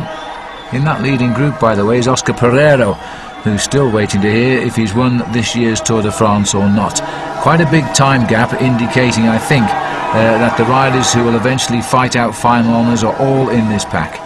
Yeah, nobody too worried, I think, about the presence of any of the riders in that leading group of breakaway riders, because they realise none of them are really very important in the overall classification. Australian national champion just slipping back through there. Well, at least, you know, if you think back over the near two, and there's been a crash here. This was on the way down. This is Hernandez from Relax, Fuenlabrada, and in fact you can see what's happened here, Phil, is his front tyre's actually popped off, and it's actually a clincher type tyre, not a stuck-on tubular tyre, and that must have been because of the heat on the descent, and that does not look very comfortable. I think he rammed into the barrier. I don't know if they'll show us the slow-motion shot, but I think he rammed into the... Oh, here we go, we're going to see it, as he must be midway up the centre of the field here. We may not be able to see it too clearly. But there he is. Yes, he's hit the barrier on the far left of the road, and that's a very painful fall for Hernandez. I don't think he's going to continue here. Oh, he looks in absolute agony, this man. And the doctor very quickly on hand. These doctors do a magnificent job in all of these bike races around the world, getting out of the car as quickly as possible to look after their riders. That's Suarez Cuevas there, by the way, the team manager of Ruax Fuenlabrada, looking a lot larger than he was when he was a professional racing cyclist, about the same time as I was in the 1980s. Well, there's the ascent now, and this is the one that counts up the different way to the team finishing line up on the top, and now the weather has changed here. The cloud has come in and it is quite damp, but it is the sort of weather that riders do like, and again we're being treated here by attack from Astana. Well, they're all over the front of this race at 8 kilometres to go. They really are trying to sort something out, to set something up for their man Alexander Vinokourov and of course Andrei Kashekin, who are well up in the overall classification. I think this is Jose Antonio Rodondo, who was in the leading breakaway. He may well be the final survivor of that leading breakaway, with inside of 8 kilometres to go now, and the weather, Phil, has finally turned nasty. Now, what I was about to say before we saw the crash of Hernandez was what a rain-free tour we'd have, but it's changed as we've returned now to the big climb. And it's also gone quite cold up here as well, and very dark, so this is very ice cold rain. It is indeed Redondo, this Jose Antonio from Astana. They are riding on such a high at the moment with the results they've been getting. 3-stage wins, remember, so far, and a real chance now putting Vinokourov or Kashekin into the podium finishes in Madrid. They've got to get rid of Valverde somehow, and at the moment that is not happening, because there's Alejandro in this group down there, and a lot of Discovery riders with them as well. Tommy Danielson, for example, has been getting better and better every day in the mountains. Well, it looks like it's Team CSC deciding to try and whip up the pace. They want to put a little bit of time, if they can, between Carlos Sastre and Alejandro Valverde. It looks to me now as if Redondo is suffering a fraction here. He's got still a fair advantage over the front end of that group, but you know, they will start to whip it up, because every time you get a mountaintop finish like this, it's a chance to try and put the leaders in difficulty. There's the move now coming from Carlos Sastre, but very easily covered by the golden jersey there, and you can see Valverde straight up to the front. Well, what was a routine day has now turned into quite a nasty finish here, and a big slug up to this all category climb. All the riders except Redondo have been caught and dropped. Their 5-minute advantage has been wiped out, as we're now seeing Sastre do the hard work. Followed there by the overall leader. Then you can see Sammy Sanchez, then Alexander Vinokourov riding a lot better. But what I haven't seen actually is Andrei Kashekin. Now he could see himself losing his high place in the overall classification, because he seems to have missed out. Well, we'll keep an eye out for that, because I haven't seen him either. Vinokourov is having another good day. He's trying to work out how on earth he can handle Valverde, and Valverde possibly the other way around here. But Valverde, the race leader now for so long, and that's Vinokourov again, and no reaction from Valverde. Now he's gambling here, because it's still a long way up to the summit, and Valverde is trying to pick up the tempo. Well, he's lifting up the tempo. He's not responding to that attack. You know, that is the kind of rider that Alexander Vinokourov is. He doesn't take anything out of the handbook of tactics. He just feels good and says, right, mate, I'm going for it now, and he's certainly gone for that one. But you can see the pressure that Alejandro Valverde is putting on, and Carlos Sastre is having a hard time coming up to him. And the weather's having a hard time with our pictures. We'll hang on there, though, because Valverde here is going to have to do something about this. These are desperate moments, and it seems to me, Paul, that it's either Vinokourov or Valverde for the win now. They are riding head-to-head these past few days. Sastra's in for the ride, but I don't think he's got the legs to put forth the attack. He's just holding on to try and keep himself as close as possible to a podium position. That's Sammy Sanchez once again. He's also riding a lot better in this final week of the Vuelta a España now, starting to get himself a little bit of form. Very similar to the form that he had in the early part of the season. The other rider with him is Igor Anton, so Euskaltel have got two cards here, and I think that's Anton who's just put in the attack. Little good move by him, and he may well get a chance to get a fraction of freedom here, Phil. We're going a little bit further up the road. These are riders from that early breakaway who are still surviving. That's Egoy Martinez over on the right-hand side. Once again, he was in the long breakaway here this afternoon, but today it was a slightly different order for him because what he was looking for were points in the King of the Mountains classification. Yes, it is Anton briefly in that front shot, but I have to say the weather now quite atrocious here. We had clear skies around the observatory first time up. Now this different approach, and they're getting up to the cloud line. Anton trying to get clear of the field. There'll be no reaction from Samuel Sanchez at least, and it doesn't look as though Valverde has an awful lot of firepower there either. Well, he has to ride sensibly, Phil, in the final week. It's a very difficult final week of the Vuelta a España, and as far as I'm concerned for him, he's only got to watch a couple of riders, and it seems, as you were saying, the right man for him to watch now is Alexander Vinokourov, who after a very dodgy start to the Vuelta is now getting better. But what about this move by Sastre? You see, commentators don't know everything. I really thought Sastre was along for the ride and was pretty much finished, but there he goes. He's lifted up. He may have sensed, you know, that Valverde doesn't seem quite as sharp here. They've managed to wind back in there, Valverde. You're right, Kashikin has gone and losing time. There's Valverde, and here comes another attack. And again, it is not Sanchez who's left behind. It is this rider, Igor Anton. He's never won a race. Well, that's Egoy Martinez going backwards. That's a good move by the Euskaltel rider, because he's probably banking on the fact that maybe, because I'm not one of the big hitters, these guys are not going to chase me. They can fight it amongst themselves because they're looking for a different game. They're looking for time in the overall classification. But Sammy Sanchez has now gone. Well, Sanchez now, I don't know why he's doing that, to cause a reaction to his own teammate, quite frankly, but he's tried and he's failed. A little bit of tempo picking up there by Vinokourov, looks over on his shoulder, being heavily marked now by Valverde, who I don't think will want him to even gain 2 meters on him because he's not really reacting quick enough. And visibility is collapsing on us right now. There's Valverde. Well, I'll tell you what, our friends at Radio Televisión España are doing an excellent job in just keeping the pictures in these weather conditions this afternoon. Look at that face there on Carlos Sastre. Much more concentrated, the face on Alejandro Valverde. He's probably looking down that long tunnel vision to see if he can see Madrid on the horizon, because that's what he's looking for. That's what he wants. He wants to get there next Sunday. But you know, you look at this situation here, and these riders, to me, appear to be just below the red zone, all of them. Nobody looking very good right now. It's also very cold, and that might favour the Kazakh rider. He likes to go in when it gets rough. There's Martinez hanging in now a little bit with them. Tommy Danielson, number 74, also, as you said, riding a lot better in the latter part of this race. He'd hoped to be the team leader for Team Discovery Channel. Lost a little bit of time in the first week of racing, but now seems to be improving down towards the end of the race. Sanchez looking across to see his teammate making steady progress, Igor Anton. A couple of other riders with him. I'd like to know who they are. Can't remember who's left up the road now. Well, they're all survivors of that early breakaway, coming back slowly but surely. I didn't quite see who that was. It was one of the riders from Euskaltel Euskadi, I think, if I can see through the mist. Well, I haven't seen Redondo come back, so he must be up there somewhere. Here we go, 5 kilometres to go now. 3 riders making steady progress. That is Redondo, actually, on the left of our picture, as they start to come up to this, what a lonely picture that is of these 3 bike riders now. Well, they are surviving, and they do know that there's a battle royale taking place behind them. Look at Danielson now moving up right onto the wheel of Alejandro Valverde. Vinokourov, I think, very happy just to sit there and allow the others to make the pacemaking. It is Anton and Redondo at 21 seconds ahead of the group of the overall leader of the race, Valverde. That's not a bad little move. No, it isn't. And this, as we get round the mountain, visibility getting a little bit clear, and there are only 2 of them now. Redondo's doing pretty well here because he's been out front an awful long time, and he's still managing to hang on here to a man who's never won a bike race since he turned professional back in 2005. And just looking back, there is another rider halfway across the gap, and I wasn't quite sure who that was, but he was with these riders, so he's another rider, I think, from that early breakaway who has been left behind and shortly will get pulled into the group by Valverde. And then things will make sense, because there's two riders out front, and then the men that matter are locked together here with first, second and third overall, and he's gone again, and watch out, because now Vinokourov has put in a very serious attack. Good reaction though from Valverde, and I think he might get onto him. Well, this time Valverde wasn't going to just try and lift the tempo. There's the rider, the Euskaltel rider, going backwards. He was one of the early morning breakaways.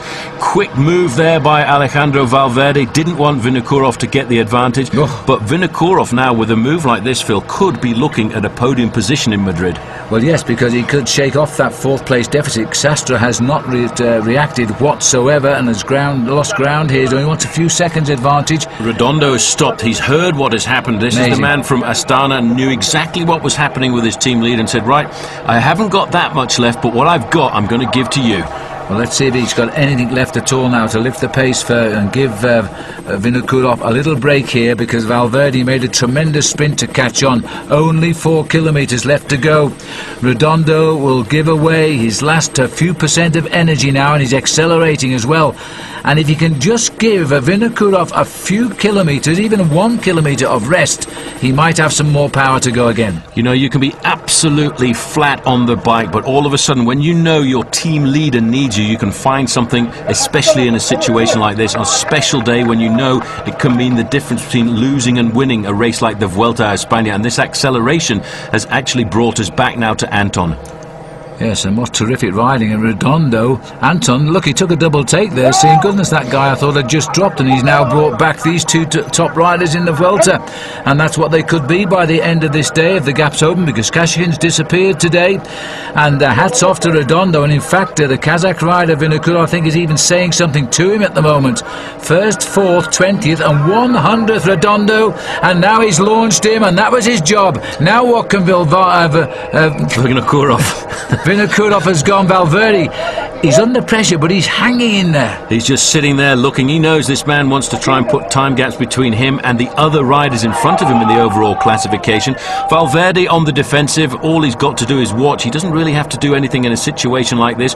Vinokourov is looking at the time of this man, Carlos Sastre. I think he's looking to try and move himself up. He started the day in 4th place overall, Phil. If he can do a fine ride this afternoon, he could see himself move up to 3rd or even 2nd, because we don't know where Kashekin is.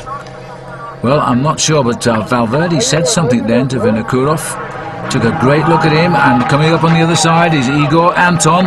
I don't think they'll react for him. No reaction. Why should there be? The guy's not going to threaten them overall. And Vinokourov sitting up there looking straight into the eyes of the golden jersey of the Vuelta. This man could take full advantage of this. Oh, he's seen the gap and he's gritted his teeth. Igor Anton, he's only just 23 years of age in March. Turned pro last year when he was 21 3/4. I don't think this man has ever won a race in his career so far. He's a very young rider. He's taken advantage here of this rivalry between Valverde and Vinokourov.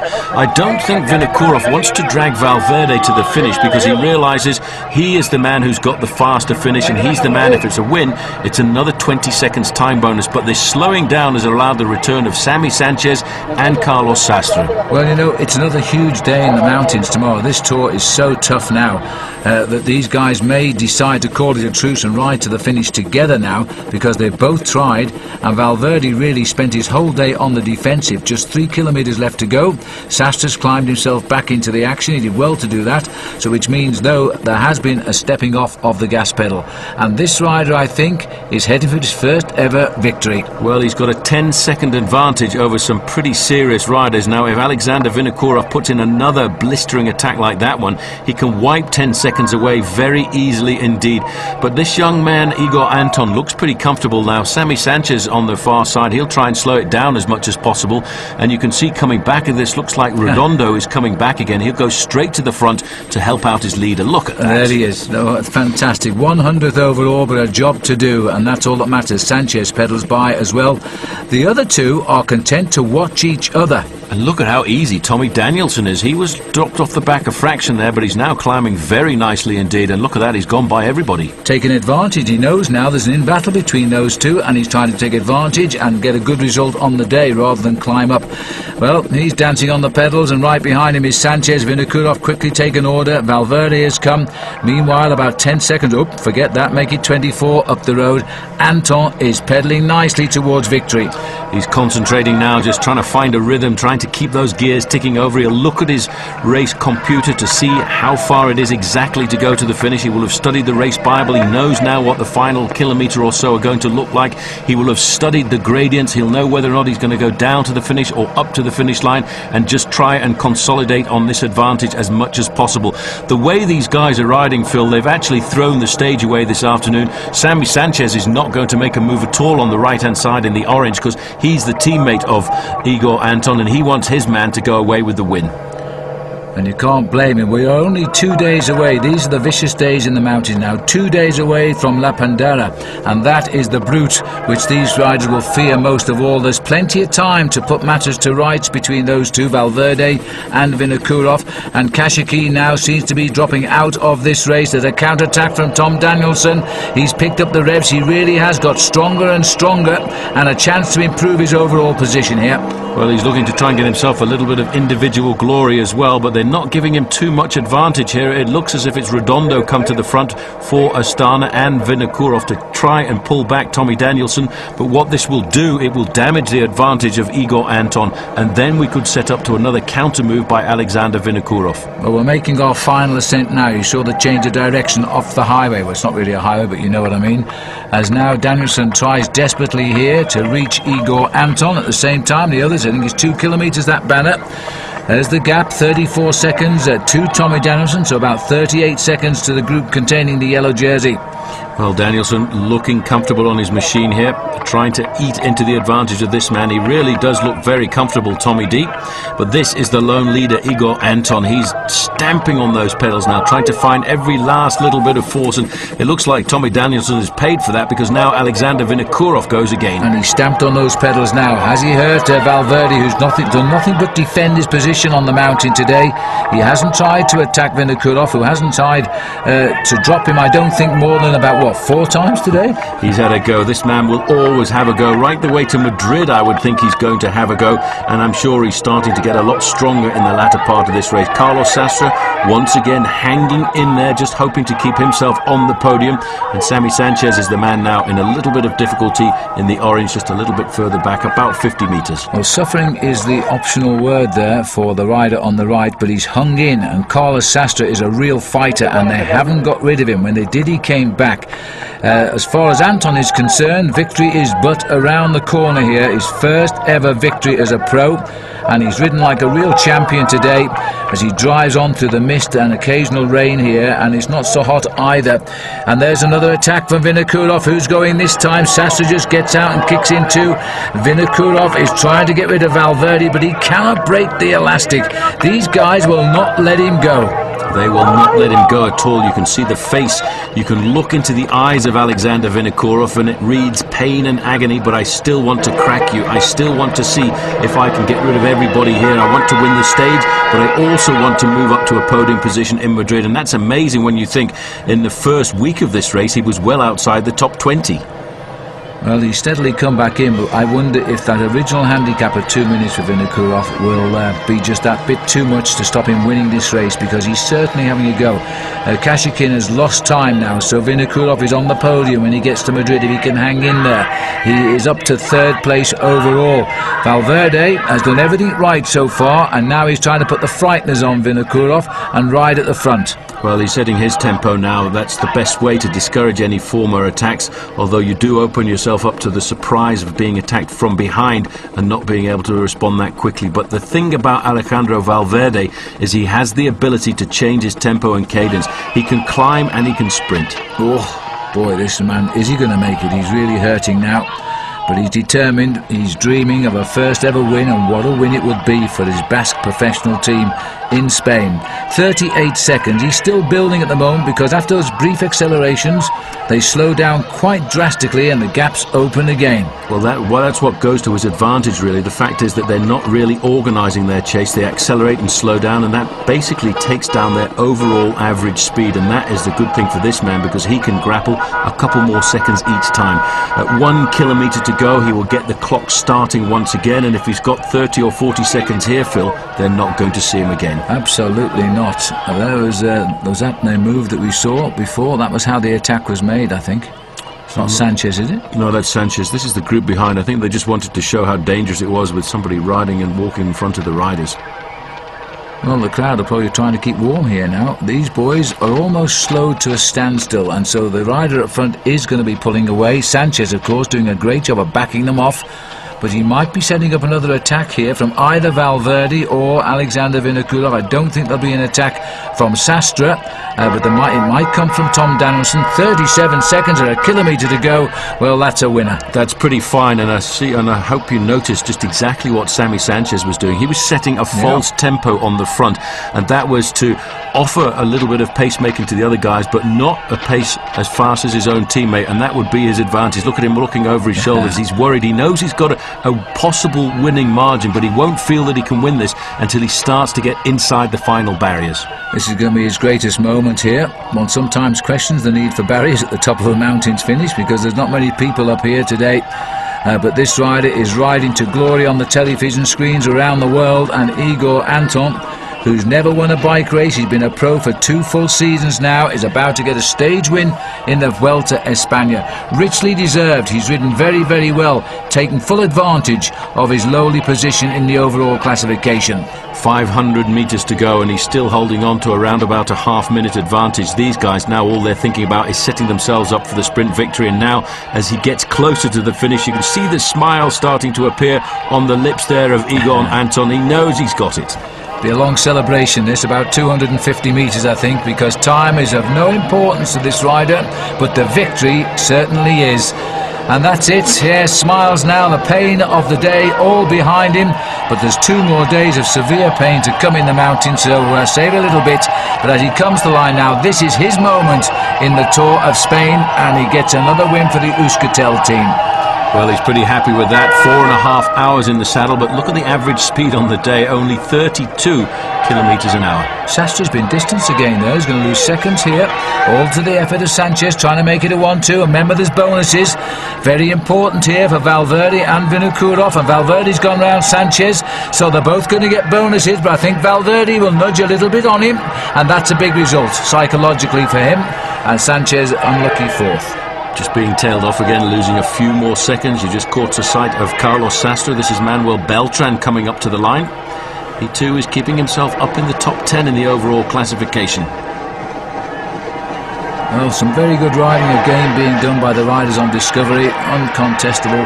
I think they'll lead now in the team race if things don't go wrong. They've got 4 good riders out there this year, matching with the best, and now the riders are going to continue to come in. We're looking at quite big time checks here as they race down towards the line. This is Redondo, I think. Well, what a great ride he's done. He's racing for 8th place, but I think he'll have to settle for 9th at 50 metres, because the rider just ahead of him, Luis Perez, is going to take that 8th place.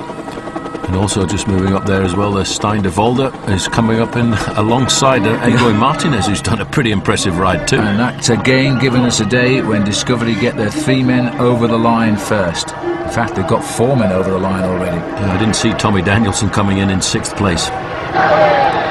And the Astana team are also riding well, because they've got 3 riders in the mix for the team too. Anyway, let's have a look at the results.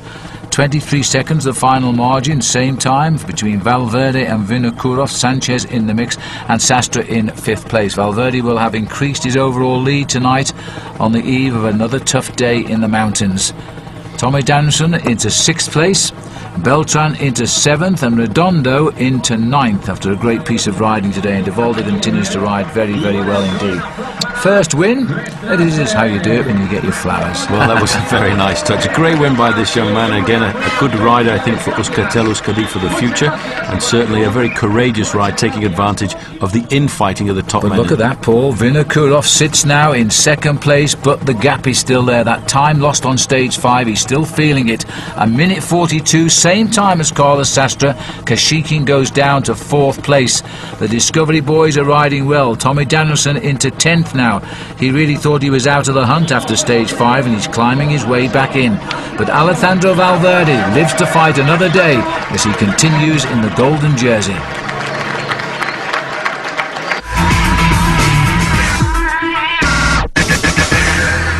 142 riders survive with 5 days to go in the Vuelta España, and we stay in the mountains today as we head to Granada. And this is only around about 100 miles, but they'll know they've ridden it when they get to the finish.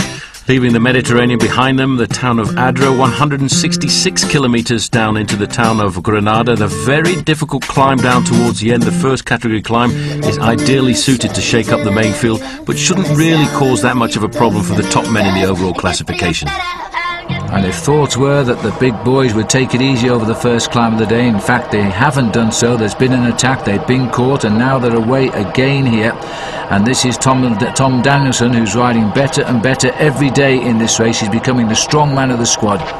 Well, over the first big climb of the day, Egoy Martinez got himself a lot of points there. It was a first category climb, and that, I think, Phil, is going to take him pretty close to the overall lead, taking that away from Pietro Cauchioli. That's a battle they've had for the last few days. Well, Cauchioli, who was with him, he went over in second place but lost a further 4 points, and I think you're right. Cauchioli's going to have to do something special now to hold off the leader there. There's a plan here, Phil. Team CSC are all over the front of the main field. Carlos Sastre there in second place, out of the white jersey as leader of the combine classification. That's moved across to Alexander Vinokourov, who's just a little bit further back in 3rd or 4th place. But these guys here, this is a long way to go from the top of this climb. It's around about 40 kilometres down into the finishing town of Granada, but I think they want to see if they can put some pressure onto that man there in the golden jersey. Well, tomorrow, remember, we finish on La Pantera, and that's a real brute. That is the highlight for those who are watching the Vuelta de España tomorrow. But this is 12% averaging out drag here, and the CSC are trying to get Carlos Sastre into the thick of it.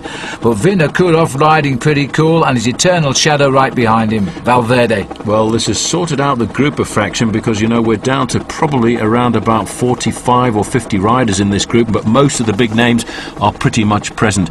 I wouldn't have expected to see a move come like this from CSC on this climb. I would have certainly have expected them to wait until tomorrow and the mountaintop finish at La Pandera, which is a beast. Well, I'm suspecting that's Gomez Marchante. We haven't seen him for a while, but he's moved up onto the left of our... No, it's not, it's Pipoli who's moved up to the left of our picture. And now is he planning something here, building up tempo? Well, this is not really the sort of climb for Leonardo Pipoli, but he may well be just trying to throw something into the mix, and they've seen the acceleration of this young climber, 48 kilograms, used to ride for the Banesto team for many years, but now moved across to Saunier Duval, looking over his shoulder. There is Andrei Kashekin in the pale turquoise jersey of the national champion of Kazakhstan, but this is certainly hurting a lot of legs. Well, it was a group of 50 riders, Phil, but it certainly isn't anymore.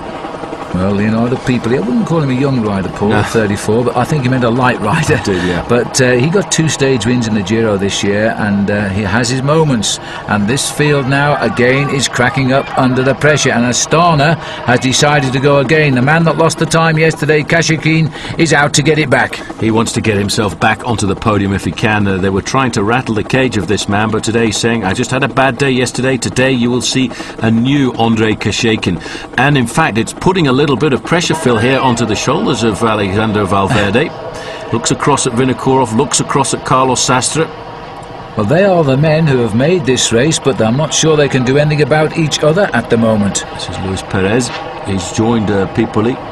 But you can see these riders are being given a little bit of freedom here on this climb. I'm really quite surprised to see the pressure coming on this climb, which, although it's a first category, it didn't really look all that hard to me. It's a long climb with not really steep gradients, but Andrei Kashekin wants to try and use this as a launch pad to try and get himself clear. But if they just allow him to go over the top with a 30 or 40 second advantage, they can get themselves organised on the descent, because it's a very long run in to Granada. This to me seems an Astana plan here, because he's escorting the yellow jersey there of Valverde, and Vinokourov sat right there, and he's put a man up front who eventually they're going to have to react to because he's only 2 minutes behind. Little bit of a move here by Team CSE. This is Xavier Zandio, another Spanish member of the squad who can climb pretty well. And a nice little reaction from Steindeveld. Has been very surprising in this race. He really has ridden exceptionally. This is the face of Andrei Kashekin. He's looking at trying to ride himself back onto the podium. Had a very nasty day yesterday, lost himself around about 2 minutes. But today he's trying to pull himself back, and I think they may well be trying to set something up for their big man, Alexander Vinokourov. He's riding a superb tempo. Look how quickly he's turning over those legs. A very high cadence, got a very low gear in there as well. That's an indication that the climb is fairly steep at 12%. Good steady riding, but this I think is a move with a deeper meaning here, because they know they'll have to react to Andrei Kashekin sooner or later. And it looks to me as though there's a lot of work to be done on this long climb, and then after that, remember, we race down. Tomorrow is the big finish. Tommy Danielson here, now feeling as though he's settled right into this Tour of Spain. He was terribly upset with his bad ride on stage 5, but he's come good every day since. Well, I don't know where Tommy Danielson came from, but all of a sudden it looks to me as if Tommy Danielson is actually riding into the lead on this stage. Well, we never saw the pass, but he is the first rider, because that's the race director's car in front there, and Danielson has got himself the race lead near here now as we race up towards the top of the mountain. Well, that's a nice move by Tommy D. I never saw this attack coming at all, but he's decided now that he wants to try and go it alone towards the finish. It's a long, tough call, though, I have to say. This is Gomez Marchante. He's 10 seconds ahead of the group Alejandro Valverde, and just in front of him you could quickly get a glimpse there of Andrei Kashekin. Yes, and that's the one they want back as far as the chase is concerned, or at least particularly as far as Valverde is concerned, because he wants to see those Astana riders where he can actually see them. Otherwise there'll be a chance of a counter-attack coming from Vinokourov. There's Kashekin just checking on any gains he's making over the right-hand side of the road. Same for Gomez. I'm just wondering what they're looking at here, because as far as I know, the other riders are still together. There they are. Just having a look down this dark blue jersey, I think that's one of the riders from Discovery Channel. It is, it's Steindeveld. He's being followed there by the overall leader, Valverde, still looking very comfortable, got his jersey unzipped to cool himself down a fraction. There you can see behind him Alexander Vinokourov, just happy to sit there and see how the race develops, and Carlos Sastre. All of the top men, Phil, basically keeping a very close eye on each other. We've got the top 4 men in the overall classification here. And this was an earlier move. This is part of the original breakaway here, because this is Eric Leblachier, the Frenchman who's now coming back to the fold as they all get picked up after the day's attack, and also Gomez Marchante still trying to pull something special out of this race. He certainly is. He's a very aggressive rider. He certainly wants to get some more glory out of the event, but Team Sonia Duval, one of the smaller teams on the Pro Tour circuit, still always seem to come up with some great performances. They rode a very good Giro d'Italia. In fact, I've heard it said that their team leader, Gilberto Simoni, is going to try his hand at mountain bike racing during the winter season. Well, he's light enough now. Is this a chance to turn the screw a bit tighter here by Vinokourov? Quickly onto him, Carlos Sastre, but there's an extra. Oh, it's Valverde who's doing the damage now, and the tables are being turned here. The golden jersey decided he had enough of these attacks coming from Astana, and he's trying one for himself. Well, he now knows it's very dangerous to try and play this game of poker. He doesn't want to give too much freedom to Andrei Kashekin, so he's decided himself to try and pull it all back before we get to the summit of this climb, and then I think some sort of normality will return to this race once we go on the descent down towards Granada. Valverde on the front, then followed here by Vinokourov, Carlos Sastre. Again, it's all the top boys, and the man missing out on that acceleration is Sammy Sanchez. Well, it's nice to see Alessandro has regained a little bit of his confidence, because he'd been under pressure for a couple of days in the way that Vinokourov has been hitting him. But right now he's trying to discourage him by doing the attacking riding himself. Still a lot of work to be done here, and still a long way to climb to the finish. Valverde has not rid himself of Vinokourov at all, but he's got a good rhythm going. He's got a good rhythm going. He doesn't have any teammates left at all, which is a bit of a surprise because he nearly always has a man around him. But now it's a question of every man for himself. It's the law of the cycling jungle, if you like. When it comes down to decision time, you have to take responsibility yourself. Kazakhstan, you can see being well represented there on the jersey and shorts of Alexander Vinokourov. Just around the corner there is Marchante, and there is Kashekin, and that is what Alejandro Valverde wants. It looks as though he's got him back under control here, or he's got tired very quickly. This is the face of Andrei Kashekin. 2:05 back now, slipping away from the podium yesterday, replaced by his teammate and team leader. Andrei Kashekin is the national champion, by the way, of Kazakhstan, which is the jersey he's wearing. It's slightly different to the Astana jersey, and they have the yellow sun in the back of the jersey. Gomez Marchante up behind him, might give him a little bit of a fillip and a leg up, but if they look over the shoulder, I think Valverde's virtually got these in order.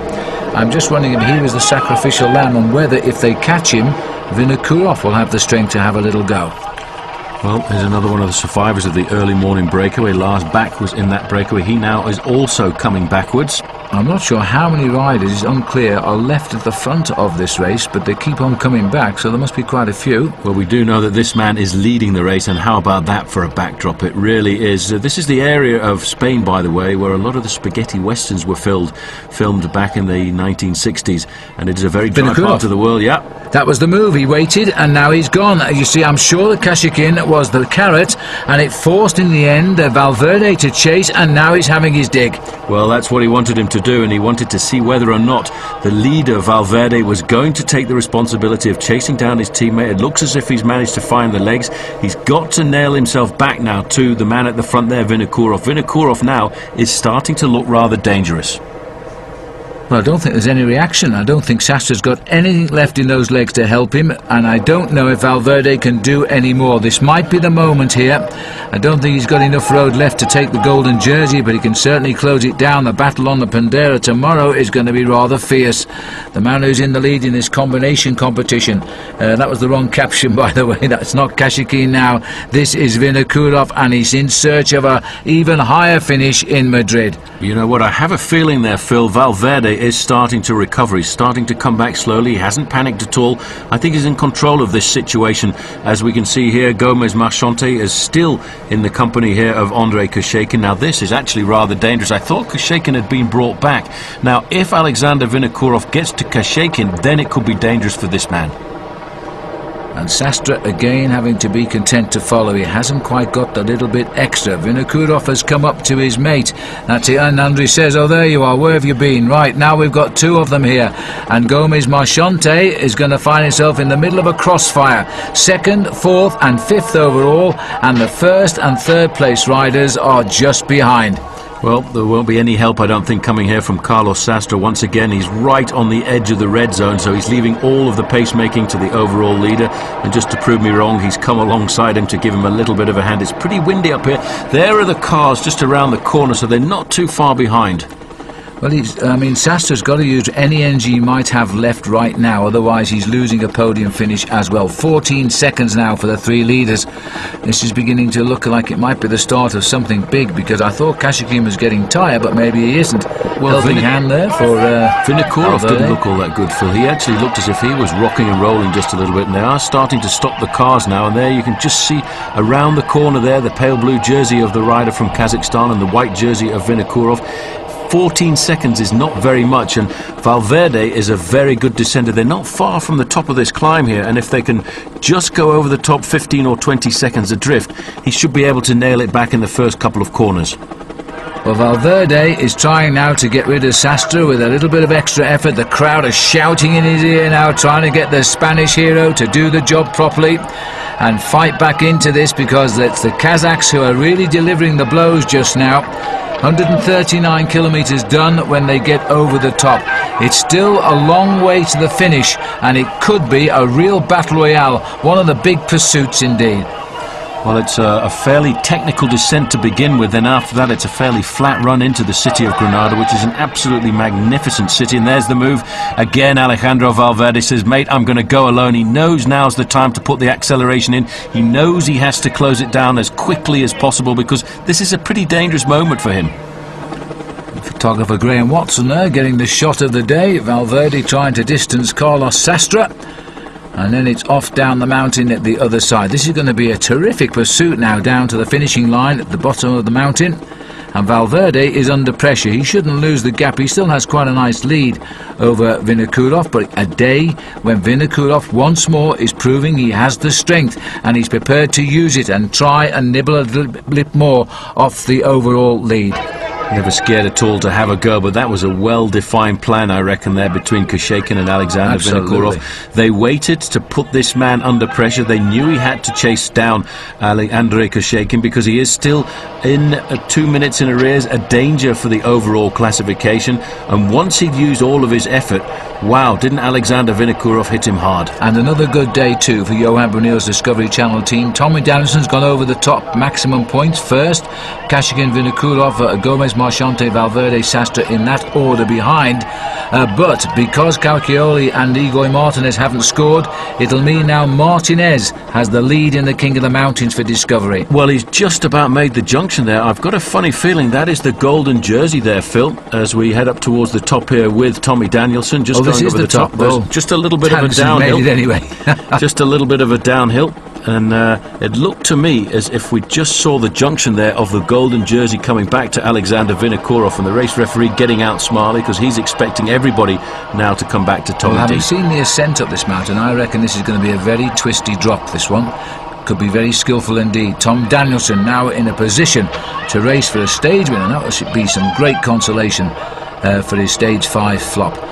Just looking down there, Paul, I don't see him. Well, it looked as if the two riders had almost made the junction there. You can see Kashekin and Vinokourov, followed there by Marchante Gomez. 35 seconds they get. And just looking back a little bit, look at this. He's not far off, 42 seconds, but that 42. Is off Tommy Danielson. And he'll have gone over in fifth, I think. Yep. 5th place, yeah. I'm just looking around the corner there. There's a lot of motorbikes around. I can't believe that he hasn't managed to nail back the gap. He was so close just a few moments ago. Well, there's nothing down there right now, and he's on his own. Sastre, where is he? Because Vinokourov is going and time is gaining. Valverde, I think, is going to have to take a few chances down this mountain. He certainly will, and he's a good sprinter. He's a fairly agile rider. I think those riders, Phil, are just around the corner here.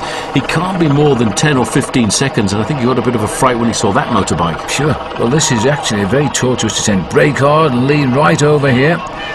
And what a tortuous descent this is. The flags are out warning. There's the Sharpie.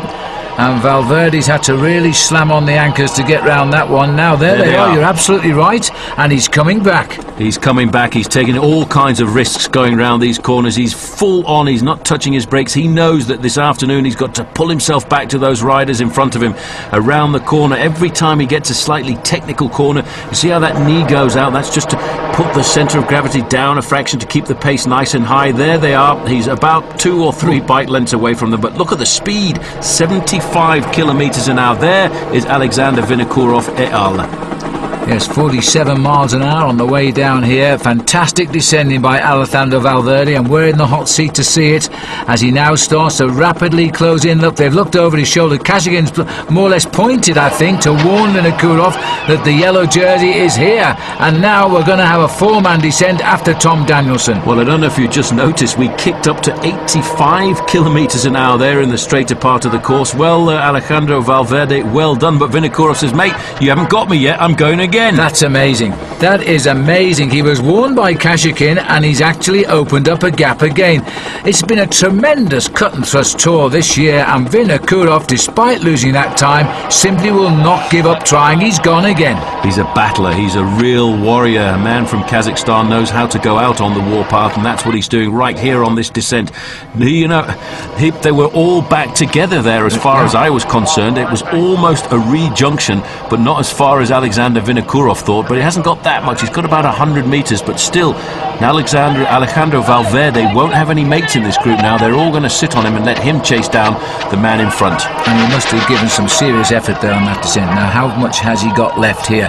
Because now he's gone again, and again the reaction this time coming from Kashekin, and then Gomez Marchante. He doesn't really mind. He's taking good profit here by the infighting taking place. Well, just around the corner there, you can see Vinokourov. He's taking a lot of risks fast down this descent. And as we come into the corners, there's the motorbike leading him. There he is. It's about, I would say, 100 metres, which is around about 10 to 12 seconds. That's a long way as we run down this mountain. It's been a great descent for those who like to descend quickly. And it's all being left to Valverde. He's got no friends whatsoever here. He's got no team to back him up. And he's got a lot of flat road when we get down there as well. And Kashikin is just going to sit here and make him do all of the work. It's going to be a long chase now. And once we get to this slightly flatter part of the course, you can see they're slowing down to 78, 79 kilometres an hour from a maximum of 85 kilometres an hour, just a little bit further up there. There's no help at all now. And on this part of the course, I think we will see the advantage tip over to Alexander Vinokourov, because he's a man who's got serious power. I'll tell you what, it's a long time since we've seen a race like this. No obvious race favourite, and Valverde having to do all of the work now to himself as the race leader to try and catch the man who really refuses to lie down. Well, Alexander Vinokourov started the race off quite badly in the first week, losing himself a couple of minutes on one of the smaller climbs, I would have to say, of the Vuelta a España. But since then, Phil, in this last week of racing, he certainly has bounced back. Just having a quick look here. This is a little bit further back. This is one of the other riders from Astana. That was Paulinho. He's on the reserve as we go up to look at Alexander Vinokourov here. Now he's got the big gear in. Now he's cranking it up, looking up the road. He only has one rider in front of him, and there he is. That's Tommy Danielson. Looks like he might be coming up to him as well. He had his power-up machine on the bike frame there, so I wonder what the power output is today. Pretty powerful, I would think. And I think once this mountain closes down, we're going to see an American-Kazakh tandem heading towards the finish. 1 second, 2 seconds. They've started the clock on Valverde at 5 kilometres to go. Tommy D's going to have company, and this gap is really opening up now. Alejandro Valverde is in big trouble. Well, he hasn't got any friends, but at least Gomez Marchante has come to the front to do a fraction of the work with him. These guys have all got something to gain by pulling it all back together, because for Gomez Marchante, there's still the possibility of getting himself a stage win. And Tommy D said, what is this?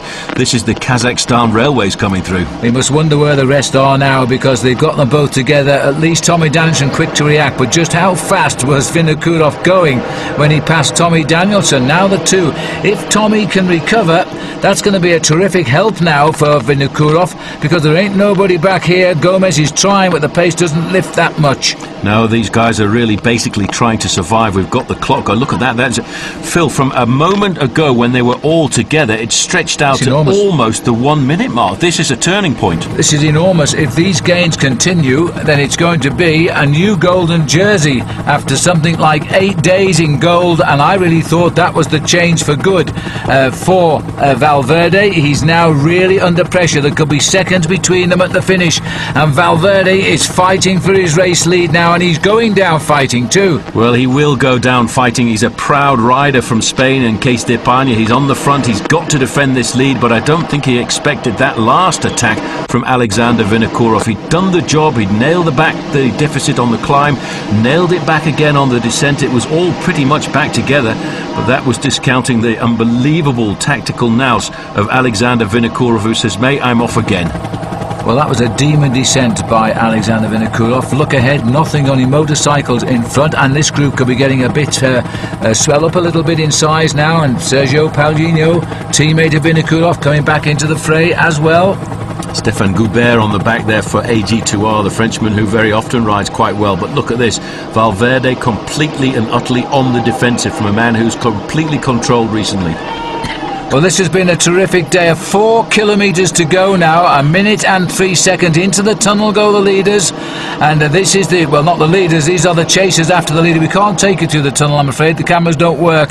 But as they come out the other side now, this is a dramatic pursuit here. And Tommy Danielson has got his legs back on, and he can work now with Vinokourov. Well, for Tommy Danielson, it's also a pretty good move, because he will possibly see himself moving up in the overall classification as well. We're starting the clock again at 3 kilometres to go.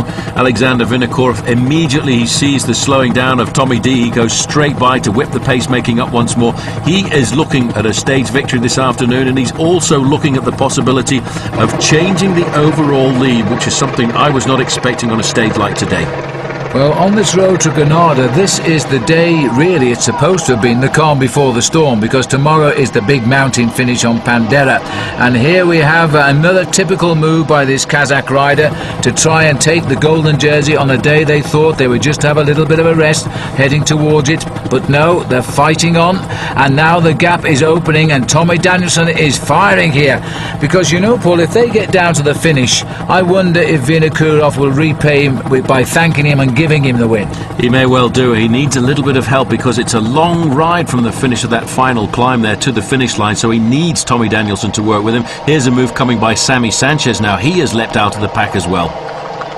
This race doesn't know when to lie down. Everybody now is throwing their weight behind it, trying to salvage something from it. They're all climbers by definition, and here we are on a flat road watching them all try to close gaps. Look at that gap though, 1 minute and 14 seconds, and that's to Sammy Sanchez, and I think he may well be about 10 seconds in front of Alejandro Valverde. That's 1:24, Phil. It's starting to look quite precarious now, because if I remember correctly from the results this morning, Alexander Vinokourov is looking for 1 minute and 42 seconds, and let's not forget there's a time bonus at the end. As always in this race, and that could be the difference between wearing a golden jersey tomorrow and not. And don't you think Valverde knows that at 2 kilometres to go now? Well, they're not going to be caught, that's for sure. And is Tommy Danielson going to get another victory here for Discovery Channel, and a great stage win it would be? It certainly would. He's gone to the front. He's giving absolutely everything. And now Vinokourov starting to look a little bit more refreshed.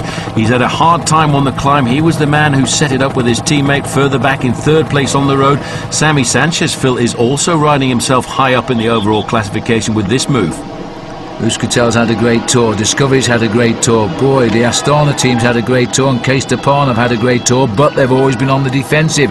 And it's been the rider who's up front now who's caused all of the problems today. Well, Tom Danielson really came to this race with high thoughts, and it didn't go right in the first 5 days. Remember, he finished 7th overall in this race last year, and now he could be climbing to back up into a high finish overall. He's already up to 6th. Now, looking at the bit of a regrouping here now, chance for 1 or 2 more riders to rest, but certainly no one is helping. Nobody's helping at all. It's all being left up to Alejandro Valverde, and it's rather strange to see. And now look at the time gap. This is at 2 kilometres to go, 1:09 for Sammy Sanchez. Let's not forget that Alexander Vinokourov is looking for 1 minute and 42 seconds. Take off 20 seconds for the win bonus, because I'm sure, well, maybe he will allow Tommy Danielson to win, because Danielson is riding exceptionally hard in assistance. First or second, he's got it. He's got the golden jersey, and I really thought that was out of the question. And he's done it in a day when the mountains aren't anything like as steep as they are tomorrow. As he drives in through the streets of Granada here now, the man in white is becoming the man in gold. And Tommy Danielson, who's helped him and was brilliant on the last climb, will be looking for the stage win. He certainly will be looking for the stage win, and you can see now that Alexander Vinokourov is not really thinking about the stage win. He's thinking about the clock that is ticking by on the finishing line. He knows how important time is in a stage race like this. He knows when you get an opportunity, you have to grab it with both hands. He is giving his all now, and he now knows that the golden jersey, Phil, is well within his grasp, but it is going to be a fraction of seconds. Every second has counted so far in the Vuelta, and for that reason I think he's just allowed now Tommy Danielson to take the win, because he couldn't stop him really. He was so committed to keeping the pressure on. So it's a second place bonus for Vinokourov, a win for Tom Danielson, and another win for Team Discovery, who will continue to increase their lead and their team battle with the Astana team. Sammy Sanchez is going to get third place. There's no bonuses left for Valverde. It's all gone wrong. It's all gone completely wrong. It looked to me as if he'd saved the day when he pulled everybody back together. He's at a kilometre to go, and the speed they're going, I would expect them to cover that, Phil, in around about 1 minute and 10 seconds. So we're looking at 1 minute and 44 seconds possibly on the line, and that would mean that even without the time bonus, Alejandro Valverde has lost the lead today. And Sanchez steals the last available bonus, but not just the bonuses, there are timed gaps between the riders today that's going to make a big change on the overall classification. Tom Danielson will continue to close the gap as well on Valverde. Remember, it's his third win of the year for Tommy Danielson. He won a stage of the Tour, he won the Tour of Austria outright, and he got a stage in the Tour of Georgia in which he finished second. But that's for him, and this third place is for Sanchez. That's 1:08. Let's not forget Alejandro Valverde got a 12-second time. Vinokourov got a 12-second time bonus. So if it says 1 minute and 30 seconds, it's all over for the man in gold. Desperately close seconds will remain at the top as we go into the last big mountain stage tomorrow. It's certainly not over yet, but there is a change of leadership that is now confirmed as the riders race for the line here, and it looks as though Valverde didn't even have the strength to take part in the sprint anyway.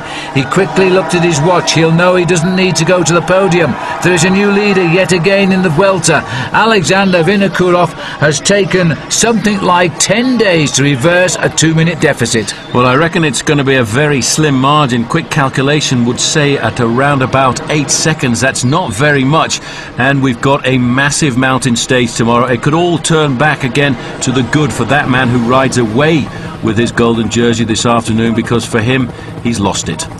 9 days in gold, and now will he get it back? It's certainly not out of the question, but for Tommy D, this is the biggest win of his life here, a stage win in the Vuelta, and he's going to make the most of it because his team is getting so much out of this race today. Igor Martinez becomes the new leader in the King of the Mountains as well.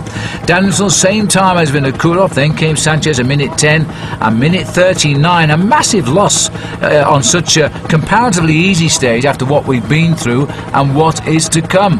Valverde loses 1:39, finishes 8th, and people there completing the top 10. The GC is going to make some interesting looking. Let's have a look at Tommy Danielson first. How happy does Tommy D look? He's been to the Vuelta a España before. He cut his teeth on this as his first grand 3-week stage race a couple of years ago, but now he's enjoying it. Now he's enjoying the fruits of having laid down the foundations. Well, I was wrong, Phil. It's 9 Only seconds. by a second. We'll allow that. 9 seconds. Valverde is now reversed. Can you believe the steady progress of Vinokourov? Sastre holds third. Kashikin is now in fourth, and Gomez Mochante.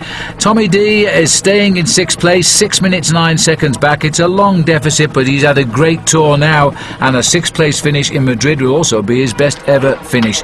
There he is, the long road to getting his hands on the golden jersey, but he's done it. Alexander Vinokourov will now take this into the last huge mountain stage. It's a big day for him tomorrow.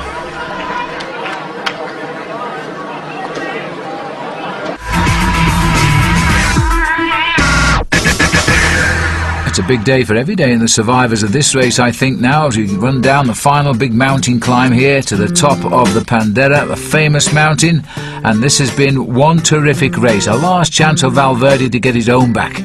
Well, I'll tell you what I think, Phil. Today the race is all about the final climb of the day. Leaving Granada in the morning, the riders move 153 kilometres to that final ascent up to the summit of the Sierra de la Pandera, and all of the day they will be in the shadows of the Great Sierra Nevada, one of the highest roads in Europe. And there is the little contour for you. It takes them up. Look at the gradients, 14, 16, 15% as we complete an 8.3 kilometres ascent, and the finishing line awaits the riders, and possibly the final golden jersey is laid there as well. Well, you've got Case d'Espagne on the front of the group here, trying to set it all up. A little bit further back, you've got the white jersey now back on the shoulders of Carlos Sastre. The golden jersey is on the shoulders, of course, of Alexander Vinokourov. But I don't think that the man who has led this race for so long, Alejandro Valverde, is going to give up. 6 kilometres. The rider's just peeping into our picture here. First chance to see Igor Martinez in his leader's jersey in the King of the Mountains. I can tell you he's increased that lead because he was first over the top of the second category climb, the Los Valares, and not scoring any points with Cauchioli, so he appears to have given that one up. And it looks like that's going the way now of Martinez, and here comes an attack immediately now as they start again, the Astana boys. Well, Andrei Kashekin again trying to get himself a stage victory. He was marked there. It looked like one of the riders from CSC came honking out, and it was, yes, it is Carlos Sastre. everybody's changing the jerseys every other day here. It's difficult to keep track of what jersey anybody's actually wearing, but that's a good move. But they're pulling it back together. Case d'Espagne have got them nailed back there. Alejandro Valverde in second place in the main field. But look how rapidly that group split as soon as they got the attack. Just look at this now, and this again is the old 1-2 being delivered by the Astana team, just like it was yesterday. Kashikin starting the move, Vinokourov finishing it off. Now he's checking the damage done, and he's backed off because CSC have come up, and so too has Case d'Espagne. And this is an attack now by Valverde. He's got to do this because he wants that. Vinokourov is in orange now, isn't it? That's right, sorry. Alexander Vinokourov, the old 1-2, has done it again, and this time he wants the motorbike out of the way because he's going for gold, big time. That is a big move by Alexander Vinokourov, and he's right up there. He's actually caught all of the press motorbikes, I think, Phil, by surprise, and because there are so many of them, they've actually got nowhere to go at all. Now, he may well be waving them on, but you can be absolutely certain he's taking a little bit of an advantage from them too. Well, it's not his fault. He wants to get on with the job now, because that was another example of the 1-2. This has been a perfect team here, and one has to say now it's rather a shame that it didn't get its start in the Tour de France. It's animated the Tour of Spain, and thank heavens for Valverde's presence as well, because without him I think they'd have run away with this race. Well, there's Vinokourov. Somebody's coming across the gap, and it's actually a dark jersey. It's one of the Case d'Espagne riders. Now, this is a rather strange tactic because he should be sitting back and looking after his own team leader. I think you just heard it because he slowed down. It's Joaquim Rodriguez here. Yep. He was trying to get something going. Valverde didn't follow him. Yeah, where is Valverde? Here he is coming across. No, he's not. No, this should be our old friend Gomez Marchante again, and I suspect that it looks a bit small for Sanchez. It might be Anton. Well, you can see, in fact, Rodriguez there, Phil, has sat up and he's gone backwards. His acceleration was so violent, but this man now is looking at another stage victory. He really is ripping it apart here. Well, you pull on the golden jersey as it is, and now he is moving. That gap of 9 seconds at the start of the day is no longer fragile because he's inching it wide open here. There's still a time trial to come, and Vinokourov, as we saw in the first time trial, not a lot between Vinokourov and Valverde. Shouldn't be too decisive. This is where he wanted to do the big ride today, and clearly he hasn't used all his energy up. He's still got plenty left. A very dry, arid part of Spain here. These riders looking over their shoulders there. You can see the white jersey of Alejandro Valverde. He's sitting on the wheel of Andrei Kashekin. Team Astana now really seem to be the team playing the best tactical cards. Gomez Marchante trying to take advantage yet again of the infighting and sneak away, because he's also looking for the top finish. He's been there before. It's nice to do it again. Remember, out on the road, it's Alexander Vinokourov who's heading the race. Marchante 5th overall at 4:30. Look at the angle of that road up there. This is the way to the top of the Pandera. 51 in the white jersey again now as Pro Tour leader, Alessandro Valverde. And you know, he's rocking a little bit here. Kashekin has gone again off the front of this group now. This is not a good sign for Alejandro Valverde. This was the day when I thought he might bounce back. We're looking at 16 seconds between Vinokourov and Marchante, but we're probably now, Phil, looking at around about 30 seconds back to the man who led this race up until yesterday, Alejandro Valverde. Now who's going to come up here now and join Gomez Marchante? Valverde is trying. He's still being helped by faithful Rodriguez here. That's Sanchez just off the left shoulder, and this is the steepest part of the climb yet again. Valverde all of a sudden looking a little bit frail now, and no sign of that attitude coming from Vinokourov. Not at all. He really is having a very hard time today. I was certain that this man had the mettle to bounce back, but you know what? When you get the 1-2 from Team Astana, it's not very easy to follow. This is the second group on the road. Sastre has been very attentive. He wants to make sure he keeps his podium position, which is why he's gone straight after Andrei Kashekin, and Gomez Marchante, he's looking to try and consolidate as well. Just look at the power of this man as he rides that bike. Alexander Vinokourov, well known around the world for his aggressive racing, well known for his great victories, a 3rd place in the Tour de France as well, and now here he is destroying the field quite literally in the Tour of Spain. and I can't see him losing the race in Madrid now. Well, if he gets himself 30 or 40 more seconds advantage over Alejandro Valverde, it's going to be very difficult, because the two men in the last individual time trials were very well matched. And just take a look there at number 75, because that once again is Stijn de Volder. He's really riding a good end to his Vuelta. He's riding a very strong whole race, this rider, and Discovery Channel carrying off the team victory and still the king of the mountains, and we're running out of mountains after today. Nice helpful flag there from Spain indicating the wind behind the riders now, and if anything this is going to help Vinokourov get more time. Help the lone leader, will push him, he'll have the wind on his back going over the final couple of kilometres. This man now is trying to survive. Vinokourov is so strong there, just ticking out a very powerful rhythm. He knows now that with every pedal stroke that he ticks over here, he's going to extend his lead. He's got 37 seconds advantage over the group of Valverde, and about 20 seconds over Sastre and Kashekin. And going, as we speak, going further away now, 20 and 18. As the golden jersey becomes the golden man of this race as he rides towards victory now. We're trying to be kept away from the race by the race referees, but Valverde just has got his rhythm locked in here. Now that helicopter is above that chasing group of riders, he's not very far behind him. Hope he hasn't overcooked it now, because he's looking as though he might be a little bit beginning to struggle here. Well, I think it's a lot to do, Phil, with the steepness. Steep, it's around about 15% at this point, and it really is very difficult. You see the way he's riding. He's having to get out of the saddle every now and again just to keep his machine going forward. In fact, you might be right. There he is. Because he's only just around about 100 metres in front of that group with his own teammate Kashekin, and I'm looking to see how far back the man who was the overall leader is Valverde, and I think Valverde might be 17%. That's steep. That is very... I think Valverde... Is it Valverde or Sastre is just behind here? That is Sastre. Sastre. Yeah, and I think Valverde is just a little bit further back in front of those machines there.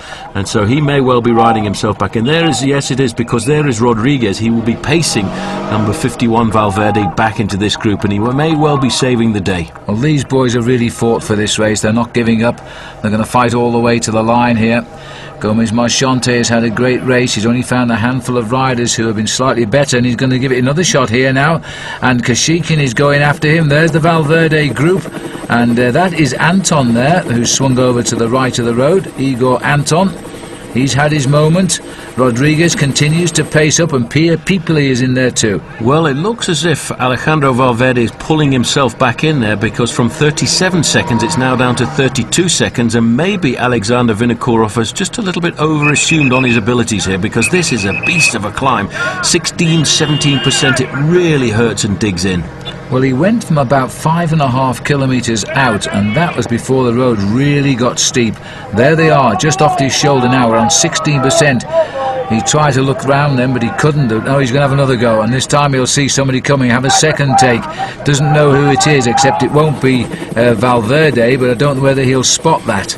Amazing thing about the sport of professional cycling, the spectators will support anybody. Those are probably Spanish supporters there, but because this man is in the golden jersey, he's the leader of the Vuelta a España, they're supporting him and encouraging him to get to the top of this climb, even though in doing so he's defeating their man in the white jersey there, Valverde. Well, Rodriguez doing a great ride here, trying to drag his team captain back in, but this isn't the second group on the road. This is the group 14 seconds behind. He's 34 seconds, in fact, behind Vinokourov at the moment. That makes 43, and he loses a bonus as well. He could be nearly a minute, well, could be over a minute behind by tonight. Well, but he's heard you, he's decided now I've got to go. Thanks a lot, Rodriguez, you've done a great job, you've helped me out a fraction. Now I've got to try and pull myself back into this race.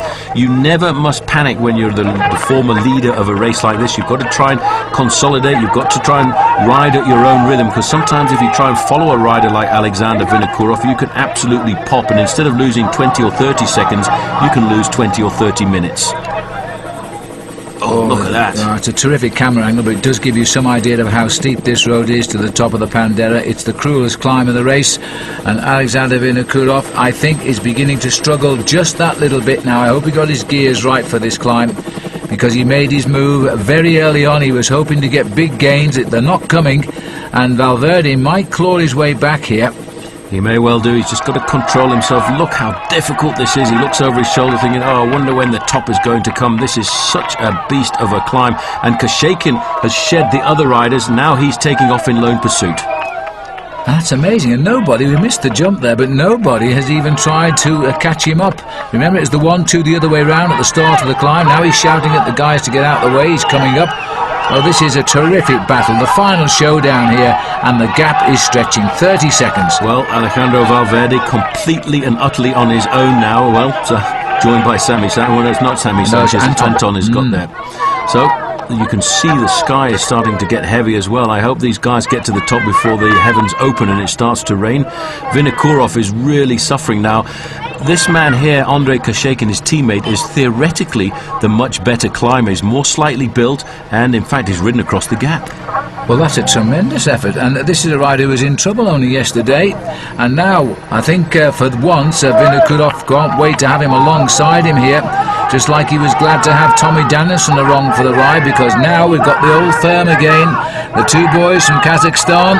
If they can get together, then they could prize this gap finally in their favour. He's looking over his shoulder. I'm wondering if he just knows yet it's him, or if he just hopes it's him. Well, I think he knows. He will recognise that colour. That's the colour which represents the national champions jersey. It's the colour of the jersey that he was wearing last year, and I think the two of them now have got a very good chance to consolidate. Look at the chaos a little bit further down, but he's doing a good job. He's pulling himself back, this man. He's a true champion. 23 seconds from 37 a few moments ago. That's terrific riding by Valverde, proving himself to be the champion we know he is, and Sastre is now cracking a little bit. Sastre uncoupled at the back as he tries to go forward with the move, along with Anton. Sastre's fragility again on the horizon here as we lose him. Anton turning out to be quite a rider towards the end of this tour. And for Carlos Sastre, let's not forget, with that move by Andrei Kashekin, he could see himself losing his podium position, and that is an important thing for him. He would certainly like to get onto the podium here in the Vuelta, as he did in the Tour de France earlier in the year. Look at this man. We're now looking at the mountains of the moon up here. It really is an unbelievable backdrop. Gomez Marchante, still in the hunt for a high finish in Madrid. It is getting very cold up here now. You might have seen the breath of the riders on the climb. And Gomez there zipping up his jersey. The crowd are having none of it. They've disappeared for the moment. Now Kashekin, is he going to try and help? I don't think he can help him. He's going to have to follow in his slipstream again. I tell you what, though, Vinokourov is really suffering. They've got to a slightly flatter part of the course here. They're inside of 2 kilometres to go, and look at that. He's having to get out of the saddle just to stay on the wheel of his teammate here, Vinokourov. But Vinokourov, Phil, is battling with his bike. Look at the way the shoulders are going. He's trying to find a little bit of extra force. If you look back there, there's still a fairly big gap. Well, this mountain is so barren now, so unhospitable. There's nothing grows up here, and the snow will be back soon. 22 seconds to go. I think that's a terrific chase by Valverde. He's limited this. This race won't lie down. He's still very much in this race for victory in Madrid. And look, he's still kicking there. Still fighting, still going, still trying to reduce that 22-second deficit that he's got over Alexander Vinokourov. He wants to keep himself right up there. He wants to keep himself in with a chance. Because let's not forget that if this man, Phil, at 9 seconds can keep it as seconds, his sprinting ability could still always bring him the possibility of the victory with the bonuses out on the course. Vinokourov, the concentration of his teammate Kashekin as they can. Did you see that sign then, Paul? I'm absolutely certain it said 25%. Ow, that's unbelievable. These men really are flogging it out on the slopes here of the Sierra de la Pandera. It really is a beast of a climb, and I think young Alexander Vinokourov here at 33 years of age, I think he may be over-assumed on how difficult this climb was. Yeah. Because this is, I would say, one of the most difficult climbs of the whole Vuelta. Oh, vicious isn't the word here. This is living hell for these two riders, and they're the leaders of the race. Imagine what's happening way down the mountain with the other riders. There must be chaos down there, and this man is still climbing, if anything, stronger than ever. 28 seconds, may have conceded a couple of seconds just now. A little bit, but he will not give up. He will keep fighting all the way to the summit of this climb. You can see Anton in there as well, and it looks like people are just hanging on the back there. He's normally a brilliant climber, but today he's having the pace dictated to him by the man in the white jersey, leader of the Pro Tour. gritting his teeth as he will. This is Carlos Sastre here. He's down, but he's not out. He's just keeping them in his sight, but he's praying now, like everybody, I think, for the finish of this climb. Well, he wants to try and keep himself a podium position, but that could well be disappearing away from him here this afternoon, because I think it may well tip to the advantage of Andrei Kashekin with this ride here, and this position may well be decided on the penultimate day's individual time trial. How often have we seen this year? Two riders from the same team, the same two men, delivering a real hurtful blow to the rider in white. But he's not given up yet. 43 seconds now to the two leaders, 27 to the chase group. This is going to be a real rough ride. Sastre is now 43 back. He's in the process of certainly losing a minute. This is Tommy Danielson, and he is now in the company of Carlos Sastre. They're trying, you see, when you get into a situation like this, you look at the car in front of you and you set that as your goal. You try and catch it if you can, and that helps a fraction. It's like putting a carrot in front of a donkey. Now, how about this for a backdrop? It really is an amazing scene. Well, they're cutting their way through the moon surface here, that's for sure, and a temporary respite from the climbs as they go downhill. It kicks up again. It's not quite there, but it's not long now before we see the 1 kilometre to go kite. Two riders clear, both from the same team, both from the same country, and when it seemed for almost 10 days that a rider from Spain, Valverde, was going to win, these two riders have swung the table on the sting in the tail, which is the end of this year's Vuelta.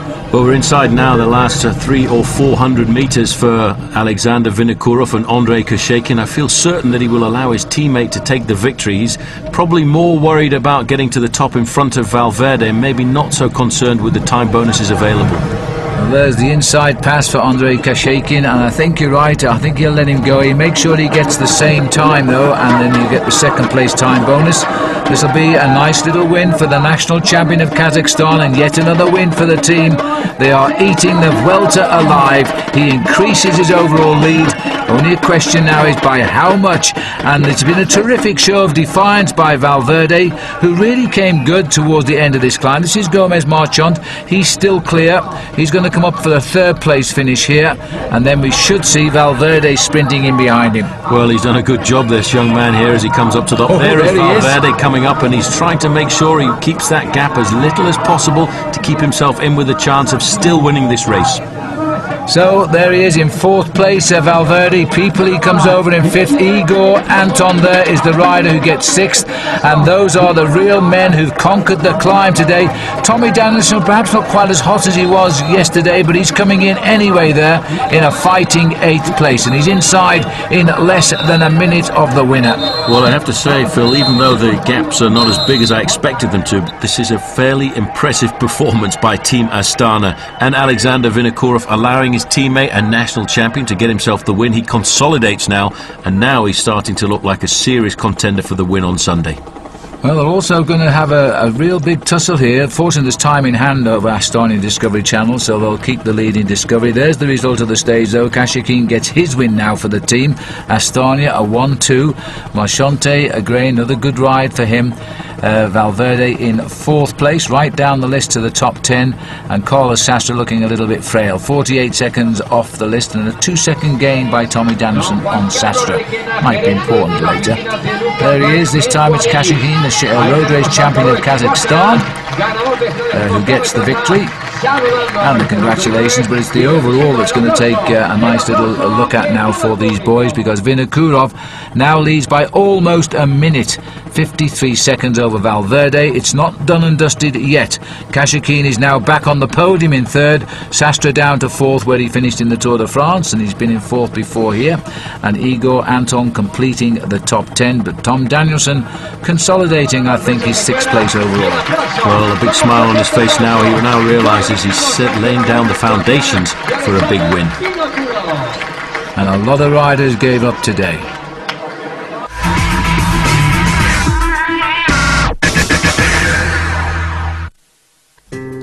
Yes, and among them was Danilo De Luca. He's heading now probably to the World Championships. We look at the stage here, which leaves us just the final weekend ahead after this, as we go from Jaén down to the finish there in Ciudad. Two climbs, both third and one a second pole. Should be a routine day now. It's the time trial they'll be thinking of tomorrow. Well, all the big men will be thinking about the upcoming final individual time trial, and is what we would call normally a stage of transition. 205 kilometres from Jaén to Ciudad Real.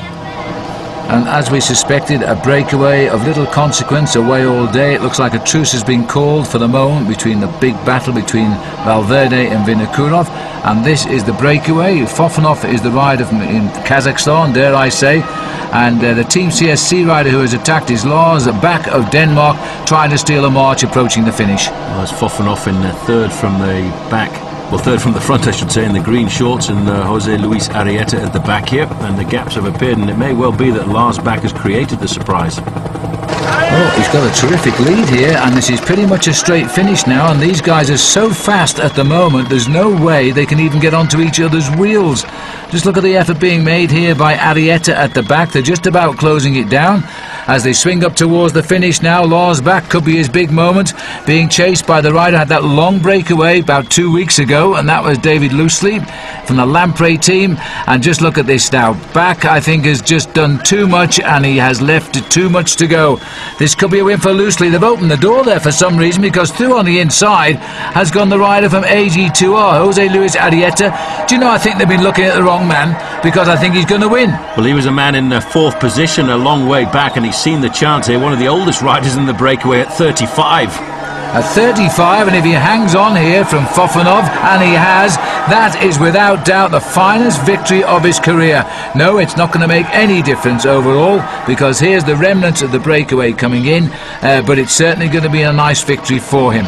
Well, that's Vicente Garcia Acosta on the front in the dark black jersey there of Case d'Espagne. That's Gusev for Team Discovery Channel, and they're winding up the sprint to the line. And the other rider there from Lotto is Peter Martins. They were all in a breakaway, got split up towards the end. It's been out virtually all day, and Discovery scoring well in the team race, because the main field around about 12 minutes back the last time we heard about it. And again, there they are. Now we'll have a look at the result here while we wait for the field to come in. Arrieta, Fofanov, Loosely, Bak and Gusev of Team Discovery at 30 seconds, getting a 5th place. Very important for the team, that. Well, leading them up to the line there, it's almost 10 and a half, almost 11 minutes. And it looks to me as if Eric Zabel's up at the front there trying to get himself a few extra points. But I think the man who should clean it up is Thor Hushovd. Well, Hushovd has kept this lead in the points ever since, I think it was the 3rd stage of this race, and he's not going to take any exception today. Here he comes through to the line, being challenged there all of the way by a Phonak rider, and I think it's Aurelian Clerc, where he's going to make, no, in fact Clerc has got it over Hushovd. So it'll be a 10th place finish for Thor, and he gets points for that, of course. Well, he's not too worried about it, because he's got a pretty big advantage now in that classification, a classification which he certainly wants to get the win of. But this man made the right move. You know, he hung back for an awful long time, Jose Luis Arrieta, never gave up, waited for Lars Bak to be caught, and as soon as Lars Bak was caught, boom, went the counter-attack, and it was a good one. Well, AG2R don't win too many stages of the Vuelta, but they've got a good one there. Overall, Alexander Vinokourov keeps all of his lead, 53 seconds over Valverde. Now it's the last time trial coming up. Kashikin, Sastre and Marchante. No change at all here. Might be a slight reshuffle in the time trial, although the gaps between the placings have stretched a little bit now, and I don't think that Alexander Vinokourov will be so afraid of the time trial tomorrow as he might have been of the one earlier in the race.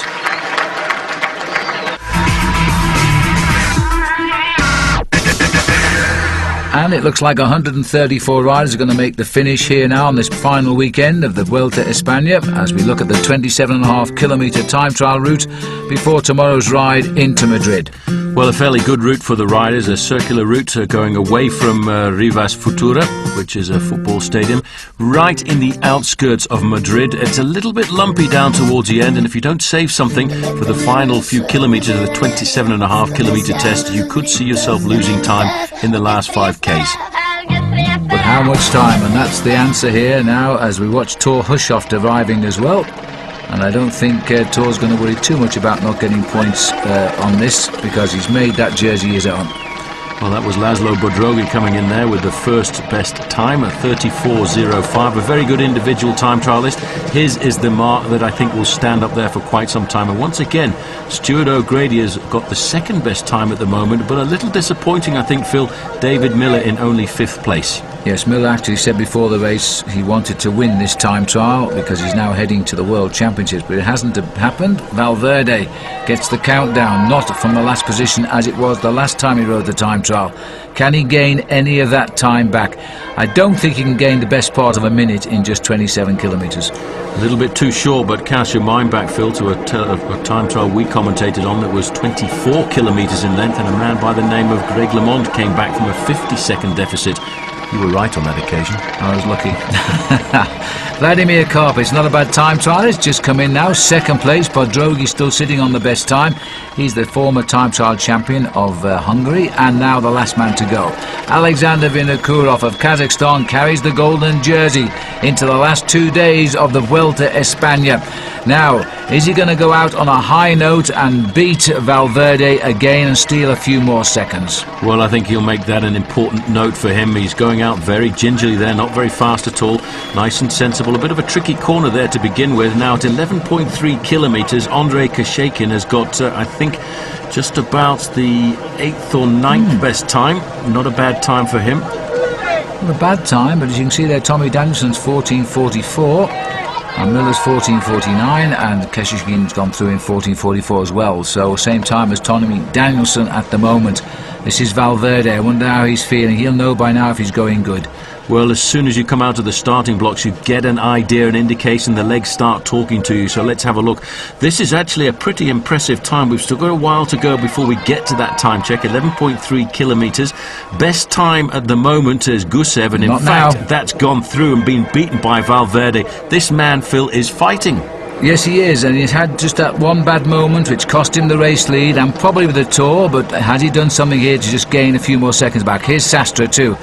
Time check on him shortly, but he too has slipped away. Well, he's looking, and he's got his own personal little battle as well, because just in front of him is the possibility of a podium position. That's certainly what he would like to try and get. Getting down there, very aero as he comes into that corner, very close to the directional island there, making sure he doesn't lose any impetus at all as he goes round that corner to keep his pace nice and high. I really thought for a moment he was going to clip that island at the time. Now, Vinokourov, this is the one we want. 11.3 kilometres, aiming Valverde's time of 14.18. He's going to be behind it, I think. Yes, he is, but not by very much. But there's a little surprise. Valverde will not go down without a fight. Vinokourov through second best. Well, he's only lost himself 3 seconds, and let's not forget, going back to the profile which we saw a few moments ago, it's in the last part of the race that it is very difficult indeed. This is now Sammy Sanchez coming up to the line. Now look at the time, 33.44, and he's gone best time. I have to tell you, that's a real surprise to me. Sanchez getting the best time by 20 seconds over a recognised, real good time trial rider in Bodrogi. Now here's the battle, a 4-second gap between the two out on the road. Well, it looks as if Vinokourov now has turned around that 3-second deficit into a 4-second advantage over Alejandro Valverde. I have to say, Valverde has obviously listened to Miguel Indurain. He's learned as time trialling, he's changed his position a fraction, and he knows that if you want to be a Grand Tour master, you have to be good in the time trial. Sastre coming in, sitting in 5th place at the moment behind Stuart O'Grady, and Sanchez's time now well past there, 33.45. He gets 5th at the moment, and there's still a couple more to come home. What a bad ride for Carlos Sastre, getting himself inside the top 10 in an individual time trial, because again, as we've said many times, it's not really the discipline of the sport that he enjoys. 20.5 kilometres, Valverde has gone through there with the second best time, just 3 seconds in arrears of Sammy Sanchez. And as you can see here, just looking at the course here, Phil, it's starting to get a little bit lumpy. The guys holding the bikes in the air there, saluting Valverde. And we'll see what time he does. He's not too far away now. He's got a very good style and he's riding pretty well. He will know the close proximity of his time to that of Alexander Vinokourov. But whichever way you look at it, he's not gaining or losing any time which is of any significance. There's the situation. Everybody through at 20 kilometres, and Vinokourov has the best time, 12 seconds up. That's impressive by Alexander Vinokourov. He wants to go out of this final 3-week stage race of the year a la Lance Armstrong, I think, proving that if you have the golden jersey on your shoulders, you have to prove that you are the strongest man. Look at that now, it's 13-14 seconds. But I have to say, I think Alejandro Valverde is defending very well. He's doing it to the best of his ability. He's never lost sight of this race at all, but he must be feeling very disappointed deep down. Here's Kashekin coming in, 11th for him. exactly 1 minute behind Sanchez. That's a big loss. A big loss for him, and after all, let's not forget he's more of a climber than a time trialist, but a fairly sensible move. Now this is a man coming up, and he could well challenge here, because look at that, 33.43. No, it's a long way to the line. He's slipped behind Sanchez now. He's looking at Bodrogi, and 34.05 for him. He might just get the better of Bodrogi here. He's sitting in second place, Valverde. He's just going to hit the line just slightly quicker, I think. Yes, 13 seconds to the good against Sanchez. So Sanchez really has set himself a fabulous result today. Now, can he beat Vinokourov, who appears to be accelerating as he's been coming through from the last 10k of this race? Well, he's the man. Look at this, out of the saddle, he's sprinting. He's got the advantage, Phil, of being able to see the time on the finishing line above him. Well, look at this now. Alexander Vinokourov is leaving the Tour of Spain with a bang here. I think he might well steal the stage. It'll be a great time trial victory for him as he comes up, because this will be his third stage win, and it will be 6 seconds quicker than Samuel Sanchez.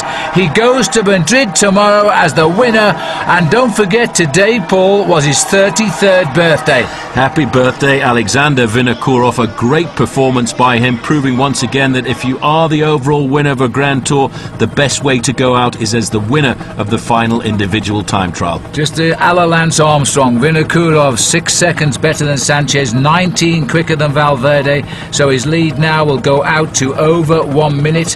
Looking down the list, it's familiar names here now, with one or two strange ones completing the top 10. And there he is onto the podium. And now, as the winner of the stage, and very shortly as the leader of the Tour, with just one stage to go in Madrid tomorrow. Well, he has won time trial before. I think he won a stage in the Tour of Germany once in a time trial, but this is a very special one. 1 minute 12 now, the winning gap, maybe even more tomorrow, who knows. Valverde in second place. Kashakin has climbed onto the podium in third. Sastre is down there in fourth. Let's have a look where Tom is. Hangs on there to that sixth place, 20 seconds in hand. He stays there just over Samuel Sanchez. Might be a few bonus sprints out on the road tomorrow. Tommy better watch out for himself. But there's the leader of the Tour with a day to go, Alexander Vinokourov.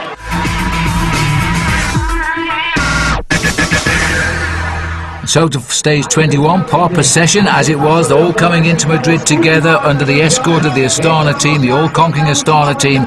We're going to put two men on the podium, but now the race is on, and the prestige of winning the final stage. Ultima Vuelta, the last lap here, right in the very heart of Madrid. It looks like one of the riders from Quick-Step has managed to slip the foal behind. They're trying to organise the front end of the main field to bring these boys home. This was Kevin de Weert here trying to get clear, and he's got a nice little gap as he tries to hang on to it, running down the back. But the cavalry are massing, and I think getting ready to deliver the sprinters. Thor Hushovd doesn't need to get too well placed to run away as winner of the points competition. Remember, last year he won the Tour de France green jersey. Now he's picking up the Tour of Spain. He'll be the first ever Norwegian rider to do that. Somebody is slipping off the front. Yes, I'm just trying to see which team is on the front end of this main field, trying to get the big organisation. There you can see the gap is not very big at all. There's a long line of riders at the front end of the main field, and those will be the teammates of the sprinters trying to get this organised. Well, this is Kevin de Weert, still trying to hold them off. They're doing a pretty good job at it too, but 5 kilometres, he won't do it for 5 kilometres, I'm sure of that. The pressure's on. Some of the big sprinters no longer here. We lost Robin McEwen, eliminated very early on, that's stage 5. And now since stage 16, Alessandro Petacchi is no longer with us either. But we've still got an awful lot of very fast sprinters. Consistent man has been Stuart O'Grady for Team CSC. Thor Hushovd is the big strong man. Freddie Rodriguez is still in there as well for De Vita Monlotto. He may well try and come up with a win. But they are all now under the guard here of Team CSC. Maybe, Phil, they are going to try and get the win for Stuart O'Grady.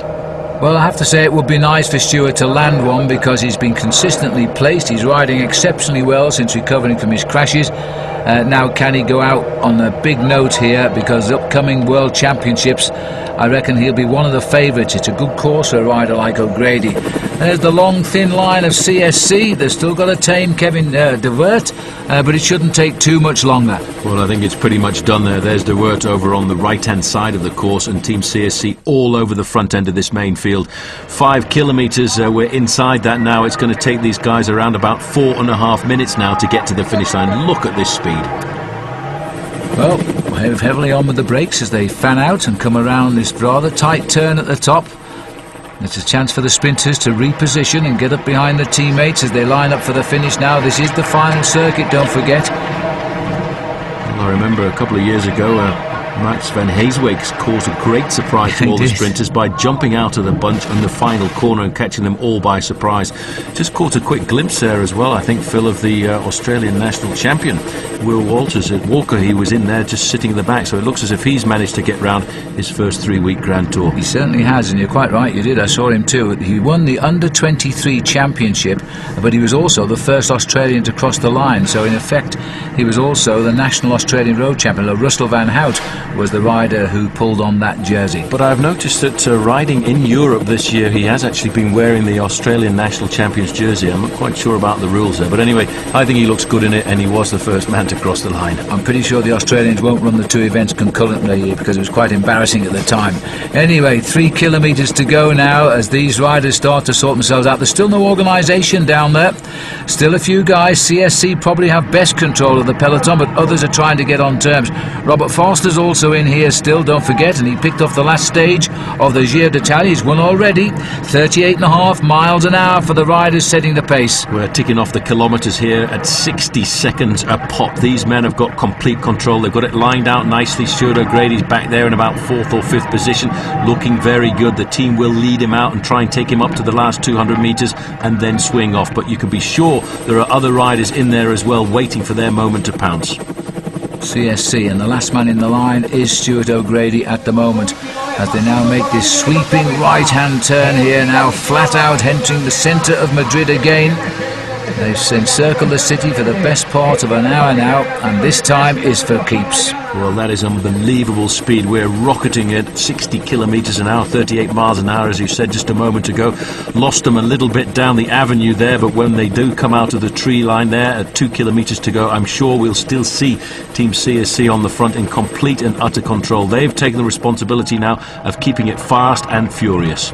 Well, they want to get at least a stage win out of this because they're bringing Carlos Sastre home in a 4th place finish, and he'll be in there nice and safe and sound. We haven't seen Alexander Vinokourov since we entered the centre of Madrid. He's keeping his nose clean.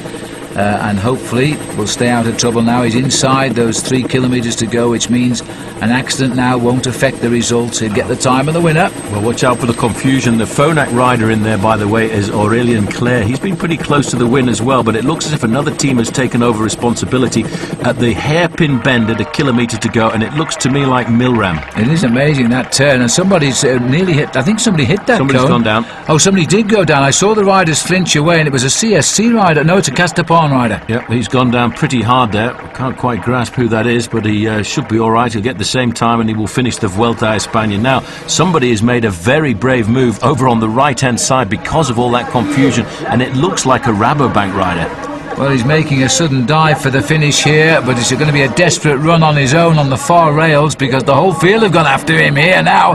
There's still quite a workable gap, and I'm not sure who it is, but it is a Rabobank rider, you're right, and a desperate attempt to steal the stage here for him as the whole peloton try to put this one to rights now. Who's going to take this? We expect to see Hushoff in the mix as well. And this is a tall, thin Rabobank rider, and here comes the charge behind now of Milram. Zabel is now in there, his mouth closed and looking very cool as they line up for the sprint now, and they open it in the middle now. Phonak are diving there, Aurélien Clerc is trying to get on turns, but the familiar sprint figure of Eric Zabel coming through the middle, Thor Hushoff on the right, Clerc in the middle. Is Zabel going to get win number 2? He is. The grand old man has done it again. Eric Zabel takes it on the line, and Thor Hushoff has gone out with a flourish because I think, Paul, I might be wrong, that's his 4th second place of the 3-week race. It certainly is, but this is how you do it. Look at that. Eric Zabel has got the lead out from his teammate there. There's Aurélien Clerc in the Phonak jersey there. Zabel now kicks, opens it up. It's a familiar style of Eric Zabel there. We know this man has got the power, and he's now got the speed on this occasion as he goes up to the line, gets himself the win. And Phil, I'm trying to think, but this may well be the first time he's ever won the last day of a major stage race. I can't recall him doing it. He certainly never did in the Tour de France. I don't think he's done much in the Tour of Italy. You could be right. He got a good lead out there. I think it was Marco Vello who took him to the line there. And Zabel gets the victory and is second of the race. Hushoft second. That'll consolidate his victory in the points. Claire did a good ride there for third place. Ventoso, Freddy Rodriguez. There's Vello, the lead-out man. He was almost in the places himself and probably could have been because he let him go just before the line. There he is, Eric, at 36 years of age. He's used to all these flowers. He's such a great professional bike rider. I know we say it all of the time, but he is ultra polite person as well. Eric Zabel gets the last stage victory, but the man who takes overall honours. And what would he have done in the Tour de France this year if he had been allowed to ride? Alexander Vinokourov gets the victory by 1 minute and 12 seconds over Valverde and 3 minutes 12 over his teammate Kashikin.